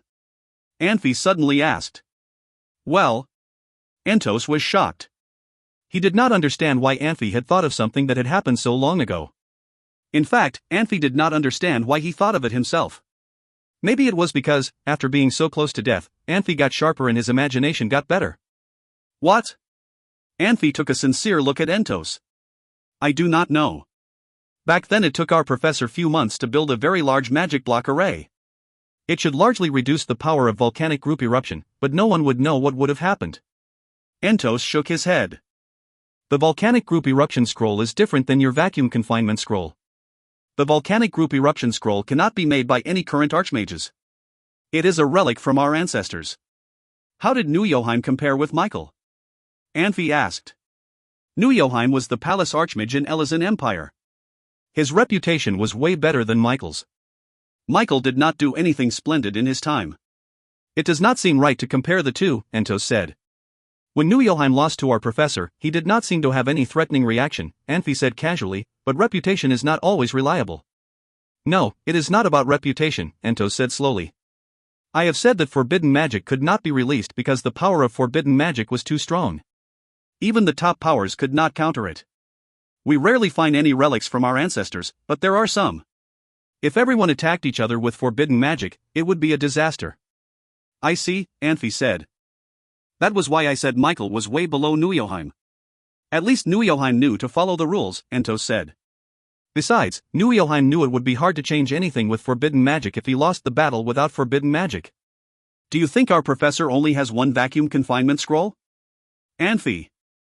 Susanna's beautiful voice shouted out. Her smile consumed her cheeks, eyebrows, and mouth. She looked like a blooming flower. She looked proud of Anfey.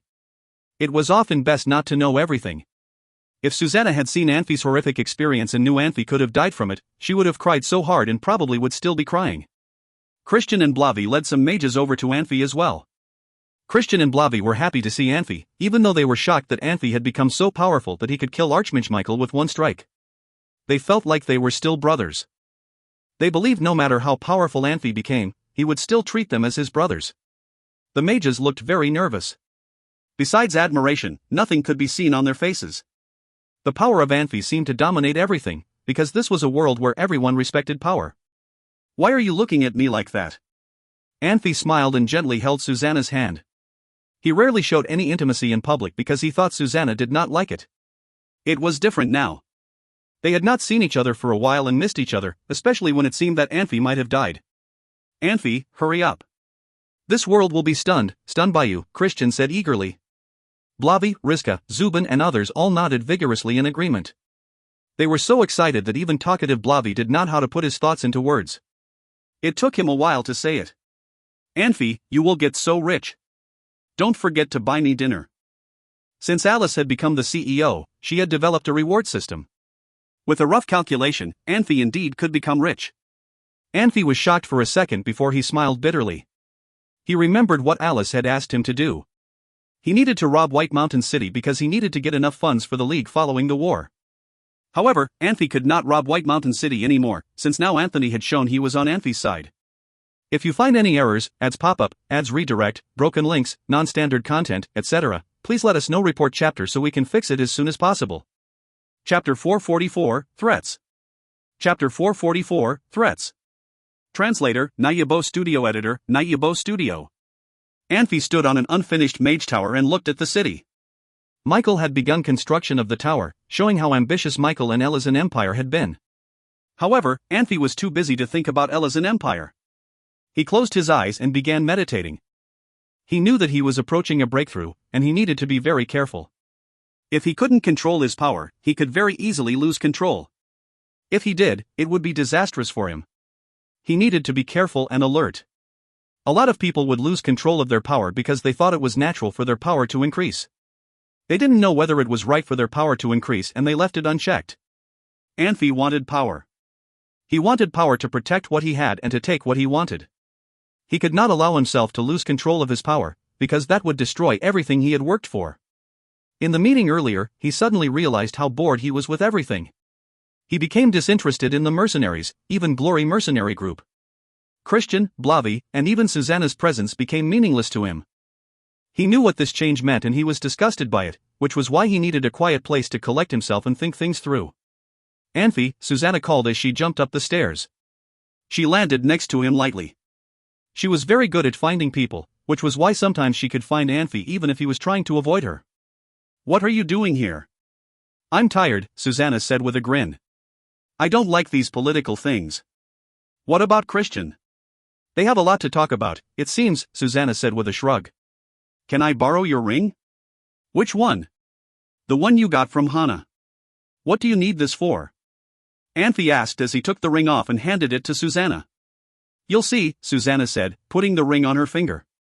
She seemed very happy because they had just won a battle and everyone was praising her and Anfey. She may have been a top-level power, but she was still young. Praise could make her very happy. What are you going to do with it? Anfey asked, curious. Susanna shrugged and aimed the ring at Anfey. The ring did not change. Susanna frowned. She turned the ring and aimed it at herself, and the ring bursted into a blinding, golden light. Susanna lifted a brow and aimed the ring at Anfey again. The ring dimmed and did not light up. Is it broken? She asked, confused. Don't worry, Anfey said. It's not. He had the heart of nature and was very in sync with the world. The ring was not powerful enough to detect his power. Tell me, Susanna said with a frown. Why isn't it working? Anfey shrugged. It's the other type of power I was practicing. I will tell you more later. Is it the sacred inheritance? Susanna asked tentatively. Anfey nodded. Can I? Why can't you? Anfey asked with a smile. We don't keep secrets. Susanna nodded and smiled. She took the ring off and handed it to Anfey. I don't need it, Anfey said, shaking his head. He was now powerful enough to be able to detect when something was wrong in his surroundings without the assistance of the ring. Keep it. Susanna let Anfey put the ring on her and said, Can I really? Anfey's expression was very serious, and she knew this meant that he wasn't just going to tell her about the inheritance. He was going to teach her. It's going to help you a lot, Anfey promised her. Really? You're not kidding? Susanna asked, her eyes widening. She thought she had already reached the top, but now Anfey was telling her that she had room for even more improvement. This made her very excited and anxious. Anfey nodded. He could tell Susanna had another power inside her because of the angel she once absorbed. If she could utilize it to her advantage, she could become one of the best master swordsmen and could very well break through the wall no other swordsmaster had broken through for hundreds of years. I see, Susanna said, nodding. She was very excited, but she was trying to keep her excitement at a manageable level. Anfey smiled and squeezed her hand. Out of the corner of his eye, he saw Hui Wei and Entos chatting in the street. What are they doing together? Anfey asked, curious. Who knows? Susanna said, shrugging. They are always together nowadays. Interesting, Anfey said. Let's go take a look. Entos and Hui Wei noticed them and turned to greet them. Anfey looked at the two and saw the dagger in Entos' hand. It was the dagger he told Hui Wei to give to Alice. Entos, Anfey said, realizing what the two were talking about. Don't you want a new weapon other than your wand? I'm a mage, Entos said with a sigh. What about today? He wouldn't have done that if I hadn't asked him to change weapons, Hui Wei said, shaking his head. He's not that smart. Entos opened his mouth a few times, wanting to object, but did not say anything. He closed his mouth and his shoulders slumped. Hui Wei's right, Anfey said. You should try some other weapons. What kind of weapon do you think I should try? Poison, Hui Wei and Anfey said in unison. Entos blinking, then smiled. We still have some wyvern, Hui Wei said. Hagen can make a dagger for you. I wish we had a Banran snake. They're better for making weapons.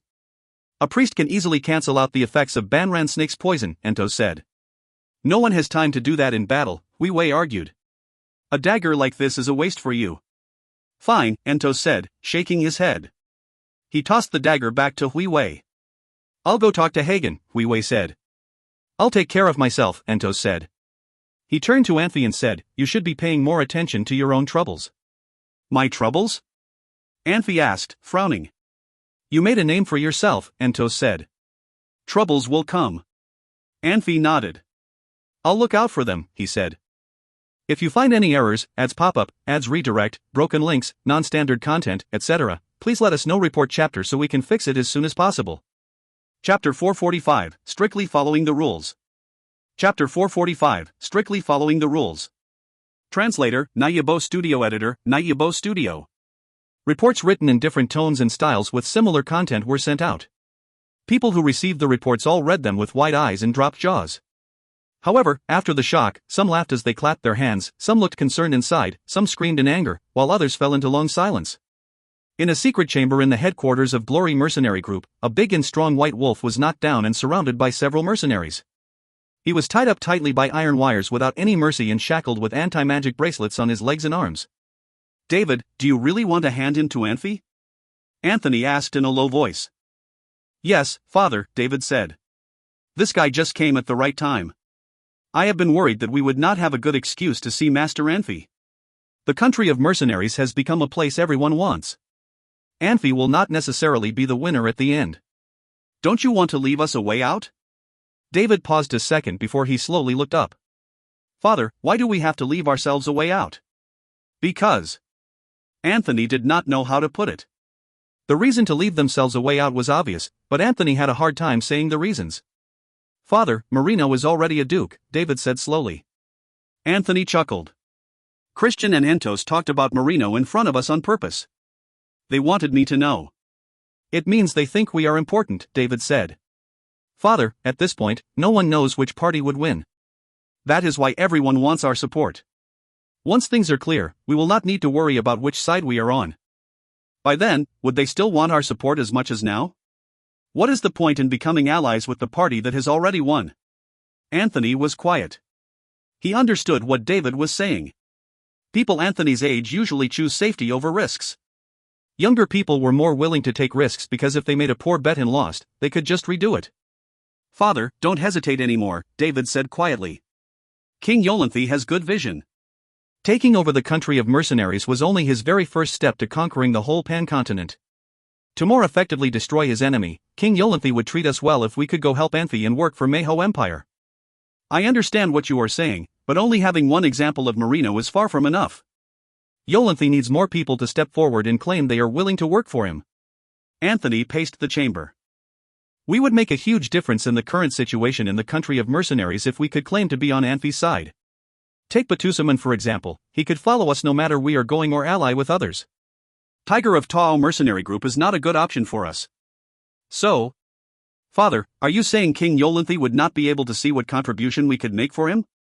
David asked. Yolanthe is so complicated, we could not figure out what is on his mind. He definitely would be able to tell our contribution to the current situation, Anthony said bitterly. Are you worried that Yolanthe would not be fair in rewarding us, David said, or if we would be suppressed by Marino? You were the uncrowned king in the country of mercenaries. I bet Yolanthe must think you are more important than Marino. If he were not fair, he would not be King Yolanthe who receives love and respect from his people. Of course, we have to do everything we can for him first and let him see our sincerity in working for him. Anthony went quiet for a while and heaved a sigh. He nodded. Okay, you will be the commander of Glory Mercenary Group sooner or later. If you want to take the risk, I support you. There was something Anthony did not say. As long as Anthony was alive, he would protect David as much as he could. Even if David made mistakes, others would not blame David too much because of him. Father. David was very shocked when he felt his father trying to pass his business to him. Go. Anthony smiled. Since you have made your decision, then go do it. Your grandpa told me I was conservative when I was young. I see aggression on you now. Maybe you could start a new chapter for Glory Mercenary Group. David looked a little excited. When a person accomplished something, who did he want to show the most? His family. Anthony's compliments were the most important for David. David paused before he said in a low voice, Father, can you control my mother a little bit? She talks a lot. It might cause us some unnecessary trouble. Anthony shook his head. Let her be. You do not have to worry about her. Father, you. David tried to say something. She was not good enough to do anything serious, Anthony said calmly. Anyway, we need test Anfey's ability to forgive. If he could forgive her, it shows he could make big accomplishments. You have to figure out a way to be his friend. If he could not forgive your mother, it does not matter anyway. It will look like we seek help from the League of Mercenaries, but actually we work for Yolanthe. Anfey would not do anything to us anyway. I see, David said. In the city hall of White Mountain City, Anfey and Christian looked at each other but did not speak. They both looked worried. The issue of food had been bothering them for a long time. They had not had any good days, and had been worried about food since they left Shield of Light Legion. Now they received thousands of starving refugees in White Mountain City, which gave them more pressure to find food. They were not cheap about food. They just did not have any. The country of mercenaries did not produce any food. All the food in the country of mercenaries was transported from other places. Of course, the food was a few more expensive than in the original places. When there were natural disasters, the price would be ridiculously high. This was also the reason mercenaries could barely feed themselves even though they worked very hard. At that moment, Glory Mercenary Group still had some food stocked, but no one dared to use it since they understood the close relationship between League of Mercenaries and the Glory Mercenary Group. Therefore, the mercenaries of the League of Mercenaries and Glory Mercenary Group were fed first. The rest of the people were still starving. For the past few days, a large group of mercenaries had left White Mountain City. Anfey felt he could have recruited these mercenaries and would need their help in the future. It was painful to lose them, but he had no way to stop them. He could not force them to stay to continue living without food and heat. The security in the city was getting worse. Small confrontations were everywhere. Starving people would do anything to survive. Feller and David walked in talking and laughing. They had not had a chance to work with Anfey, but David was familiar with the people close to Anfey. To show respect to Anthony, David was not required to report to anyone, no matter where he wanted to go, because of his special background. "David, why are you here?" Christian stood up and smiled when he saw David coming. "Lord, Master," David said, bowing a bit. "I have a spy from Blackwater City. He dared to see my father. I am bringing him here." David waved his hand and a few glory mercenaries dragged a white wolf in. "He is yours now," Anfey said, pointing at a chair next to him. "David, come and take a seat." "Thank you, Master." David slowly took a seat. He took a look at Anfey and Christian and asked, "Master, is there anything bothering you?" "Alice is coming to White Mountain City soon," Christian said. "Alice?" David was shocked when he heard the news. "Alice is the CEO of the League of Mercenaries."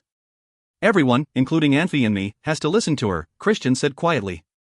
He wanted to show the importance of Alice to David so that Glory Mercenary Group would remember that they needed to listen to her as well, if Anfey and he had to listen to her. "Where is Master Alice from?" David asked. "She used to be a slave. We saved her by accident. Because of her exceptional ability, she has been taking the duty of the administration for the League of Mercenaries," Anfey said. David looked confused. He could not understand why Anfey, with his current position, capability and reputation, had to be constrained by a female slave. It made sense that David could not understand, since Anfey was influenced by modern civilization and had gotten used to the idea that each person had his own position and duties. A chief executive was stopped outside of the door because he forgot his pass. The rules should be strictly followed from top to bottom. Anfey did not want to be the exception. For example, after Alice forbid alcohol, Anfey immediately set an example for everyone. His behavior directly influenced everyone in the League of Mercenaries. It was largely because of Anfey's example that the League of Mercenaries could all follow the rules in a short period of time. If he thought he was special and did not have to follow the rules, then Blavi, Rizka and few others might have made exceptions for themselves too. The commanders, like Ozik, might follow Rizka and Blavi and made exceptions for themselves. If this situation spread, the so-called rules would just be jokes. Arlango sent someone with a letter for us. He connected with the people from Storm Mercenary Group, Anfey said slowly. It is time to get connected with Batusaman. We do not have much going on here anyway. Susanna and I will go to the headquarters of Storm Mercenary Group tomorrow to check it out. We should be back in 3 days. Stop. Christian saw through Anfey immediately. You need to leave after Alice comes. You can wait a few more days.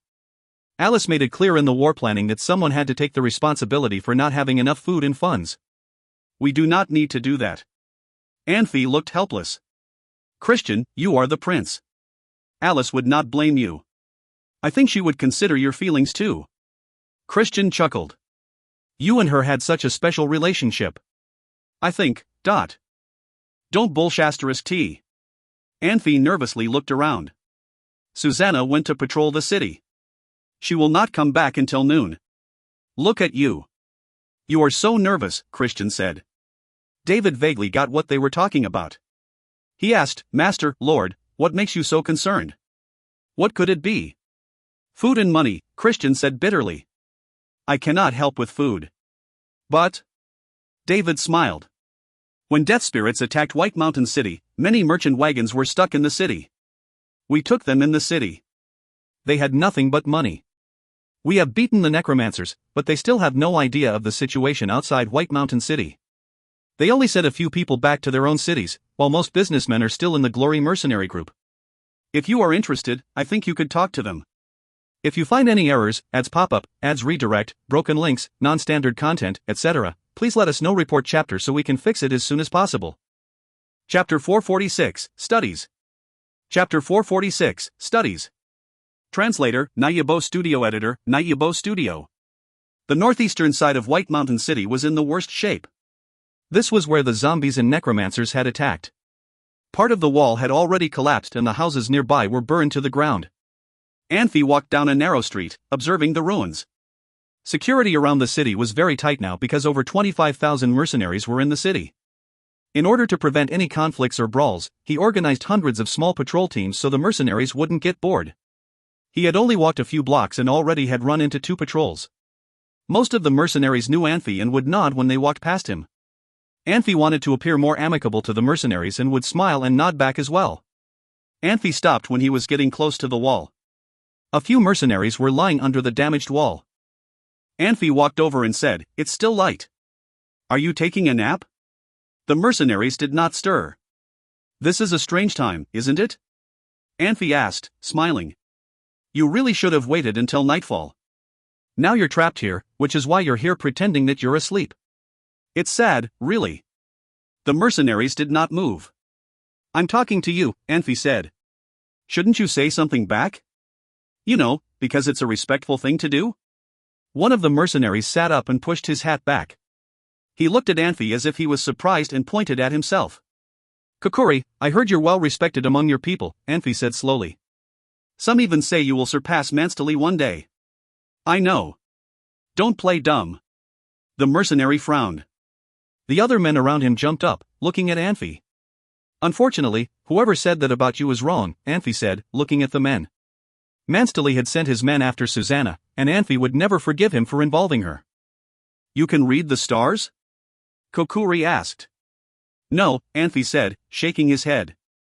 "But I don't need to read the stars to know that you're not match for me." Kokuri was Manstoli's nephew and was well respected. Anfey couldn't let him slip away. A dark figure appeared and crashed to the ground between Anfey and the druids. It was the body of a large wolf, battered and bruised. "Your friend was admirable," he said, appearing around the corner. "He wouldn't give you up." "Unfortunately, we have a necromancer working for us." "You're working with necromancers?" Kokori asked, shocked. "So what?" Anfey asked. "Powerful people have fewer restraints on them because of their power." Kokori took a deep breath and took a few steps forward. He didn't want any conflicts. His goal was to speak with Nishiva and learn more about the city. Michael had said he could trust Nishiva, which was why he did not expect the man he sent to be spotted so easily. Nishiva was a very emotional person. She was Anthony's wife and she had been married to him for years.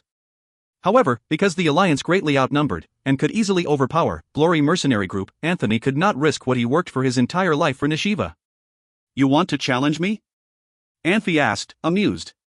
"Don't worry, I won't stoop as low as Manstoli. I'll give you a fair chance." He waved his hand and Shinbella appeared around the corner. "She is a senior swords master," Anfey said. "If you can defeat her, I will let you go." "Are you play me, my lord?" Kokori asked quietly. "Do you think I need to?" Anfey asked, shaking his head. "Like I said, I won't stoop as low as Manstoli." Anfey kept insulting Manstoli, but Kokori could not find a valid objection.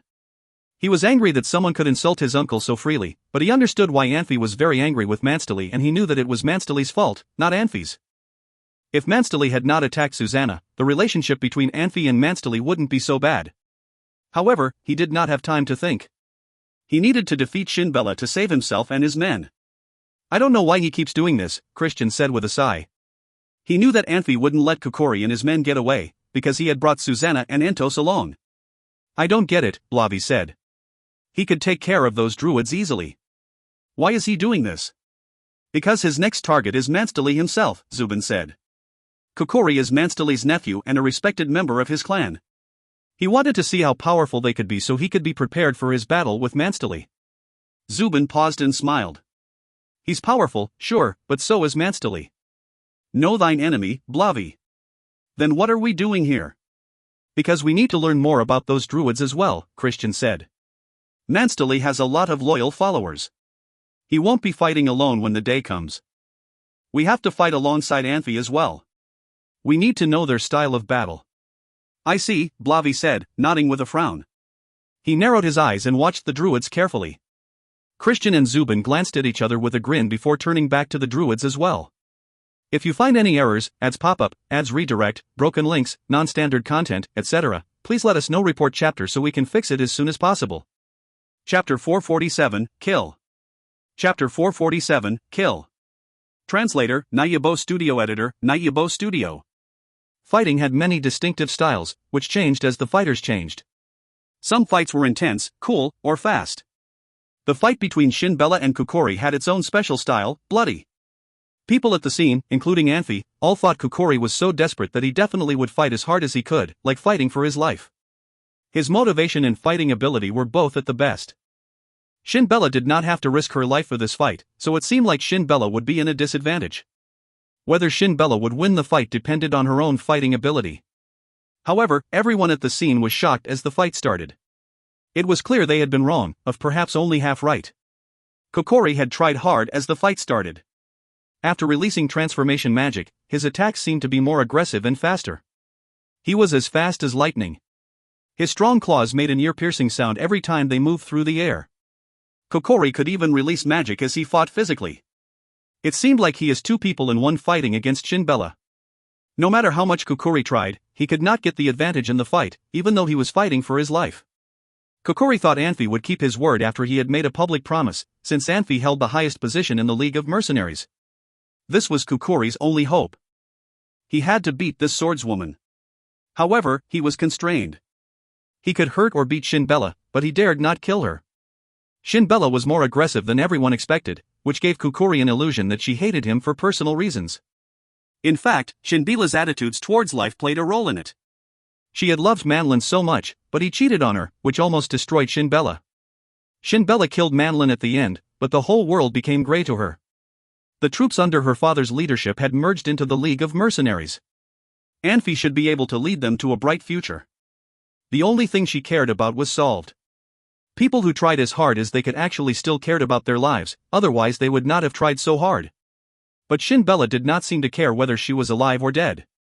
Anfey and others retreated dozens of yards away. As sword radiances and wind blades flew everywhere in the air, more wounds showed up on Shin Bella and Kukori. Shin Bella seemed to get hurt more. There were 4 deep scratches on her left face, from her left ear all the way to the lips. The flash flipped open and mixed with blood. Her left chest armor was torn by Kukori and showed more than half of her breast. The wound on her chest looked terrifying, but Shin Bella did not seem to care. Even the horniest mercenaries did not care to stare at her breast. They all froze there, watching this bloody fight. Shin Bella's left hand, if it could still be recognized as a hand, had been twisted out of shape after the hard clashes. Minor wounds were everywhere on her body. Even thought Shin Bella was hurt badly, she was still very aggressive and kept attacking Kukori. She had been on the offensive since the very beginning. In previous battles, she had never met any opponents at this level, so nobody had paid attention to her until this fight. Her dark side completed showed. Kukori was no better than Shin Bella. He was covered with wounds, but he did not forget to protect himself, so the wounds on him were not serious. Druids' defensive abilities might not be as good as swordsmen's, but they were still very good. In addition, their bodies were tougher than regular humans. Kukori still had strong fighting ability after being hurt. Susanna could not keep herself from jumping on the city wall, constantly looking at Anfey. She hoped the fight would end soon. The longer Kukori fought, the more disappointed he got. Each time they approached each other, they added another wound to the other. Kukori suddenly screamed. His glowing green eyes turned red. His breathing got heavier. The white foam in his mouth splashed disgustingly and he suddenly picked up his speed. He changed from rushing forward to moving backwards without pause. When Shin Bella turned around, Kukori had left a series of shadows in the air after running extremely fast. As he rushed in front of Shin Bella, Kukori stared at her throat, but he attacked her left leg instead, which seemed like the best way to beat her without killing her. Kukori moved his claws so fast that no one could follow their movements. He tore Shin Bella's combat power apart and scratched Shin Bella's thigh open. Shin Bella still kept her aggressive fighting style even though she was hurt. In other words, she fought as if she did not care about her life. Without dodging, she swung her sword at Kukori. Kukori tried to jump away from her attack, but Shin Bella, as a senior swordswoman, could pose a threat to anyone except top powers with her fast speed. The white wolf was so big that he dodged away in the front, but did not fall back. Shin Bella swung right into his behind. Shin Bella was hurt more from this attack, but she had been pressing her lips together, while Kukori could not help screaming. The next moment, he saw Shin Bella limp towards him. Kukori felt he was going to be crushed soon. Anfey finally spoke, "Shin Bella. Shin Bella stopped and turned around to look at Anfey. Anfey had saved her, so she was willing to listen to him even though her body and mind were not willing to work anymore. You lost the fight. Anfey slowly walked to Shin Bella. Kokuri heaved a long sigh and moved back. He hoped to get further away from that horrible woman. Shin Bella's physique was very strong and masculine, even more so than Kokuri's. Her body was still straight, just a little shaky. Sweat dripped down her forehead. Maybe it was because of the severe pain she suffered. The blood oozing from the wounds on her thigh had dyed her leg armor and boots red in a brief time. Do you know why you lost the fight? Because you did not show your real fighting ability. As Anfey finished talking to Shin Bella, a milky white light appeared between his fingers. Anfey shoot the light cloud out. Shin Bella did not even blink when the light cloud hit her forehead. In a brief time, her body was covered under the milky white light. The crowd did not know what Shin Bella was feeling, but did see the purity and clarity of the light. The light was bright but did not blind them. It looked very soothing.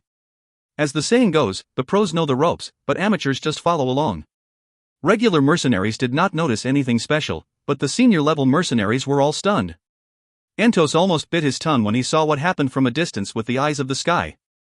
Warner, praying, jumped like he was shocked. Wow! The element surges are so pure. Who is it? Shin Bella lowered her head after hearing what Anfey told her. She was not stupid.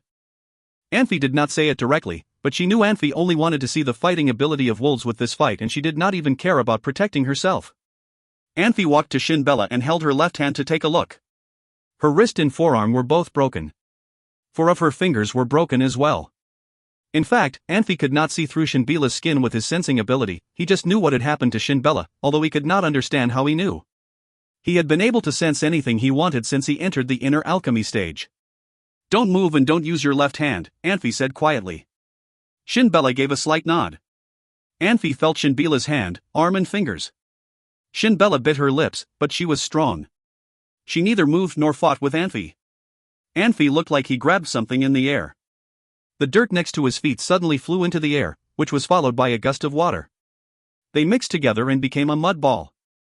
The mud ball looked like it was alive. It fell on Shin Bella's arm and covered her forearm, wrist, and fingers. With an intense magic surge, a bright fire flashed, which made the crowd all instinctively close their eyes. The mud on Shin Bella's arm immediately turned a dark green. Anfey knocked a few times on the mud and it made clear hollow sounds. He nodded in satisfaction. Come to see me in the evening. I will check on you again. Remember, don't use your left arm, okay? Okay, Shin Bella responded softly, as quiet as a mosquito flying by. Zubin, what's wrong with Commander Shin Bella? Does she have some issue with druids? As an outsider, David did not know the story behind this fight. He quietly asked Zubin out of curiosity. Shin Bella used to be the commander of Jagged Rose's mercenary group. She fell in love with a man named Manlin. She loved him very much and even let him be in charge of the whole mercenary group. She never thought he would cheat on her, but he went after Alice. He did not only dump Shin Bella but also kept her in jail. Actually, Shin Bella is a poor girl. Alice again? She has a lot of stories. David had heard the name Alice many times that day. From top to bottom in the League of Mercenaries, everyone had different reactions to Alice. Anfey looked worried when he heard Alice was coming, while regular mercenaries in the League were quite excited about it. Master Anfey, can we leave now? Kokuri asked quietly. I will keep my word, Anfey said calmly. He did not care to talk with Kokuri. Komaragosha, bring a stretcher over. I can walk by myself. Shin Bella swallowed the rest of the sentence as she saw Anfey looking intently at her. Kokuri and his companions had only walked a few steps when Susanna jumped off the city wall and coldly blocked their way. Kokuri looked shocked and turned around, yelling at Anfey in anger, Master Anfey. Anfey looked at them with disdain. Since it was clear that wolves were his enemies, there was no reason to treat his enemies with mercy. Treating enemies with mercy was no different than treating himself cruelly, especially when Kokuri was the hope of the wolves. He had to kill such an opponent as soon as possible. If you find any errors, ads pop-up, ads redirect, broken links, non-standard content, etc., please let us know. Report chapter so we can fix it as soon as possible. Chapter 448, Mistakes. Chapter 448, Mistakes. Translator, Nayabo Studio Editor, Nayabo Studio. Alice arrived at White Mountain City with Marino and thousands of men from Band of Brothers mercenary group. Anfey was worried about how he should receive Alice.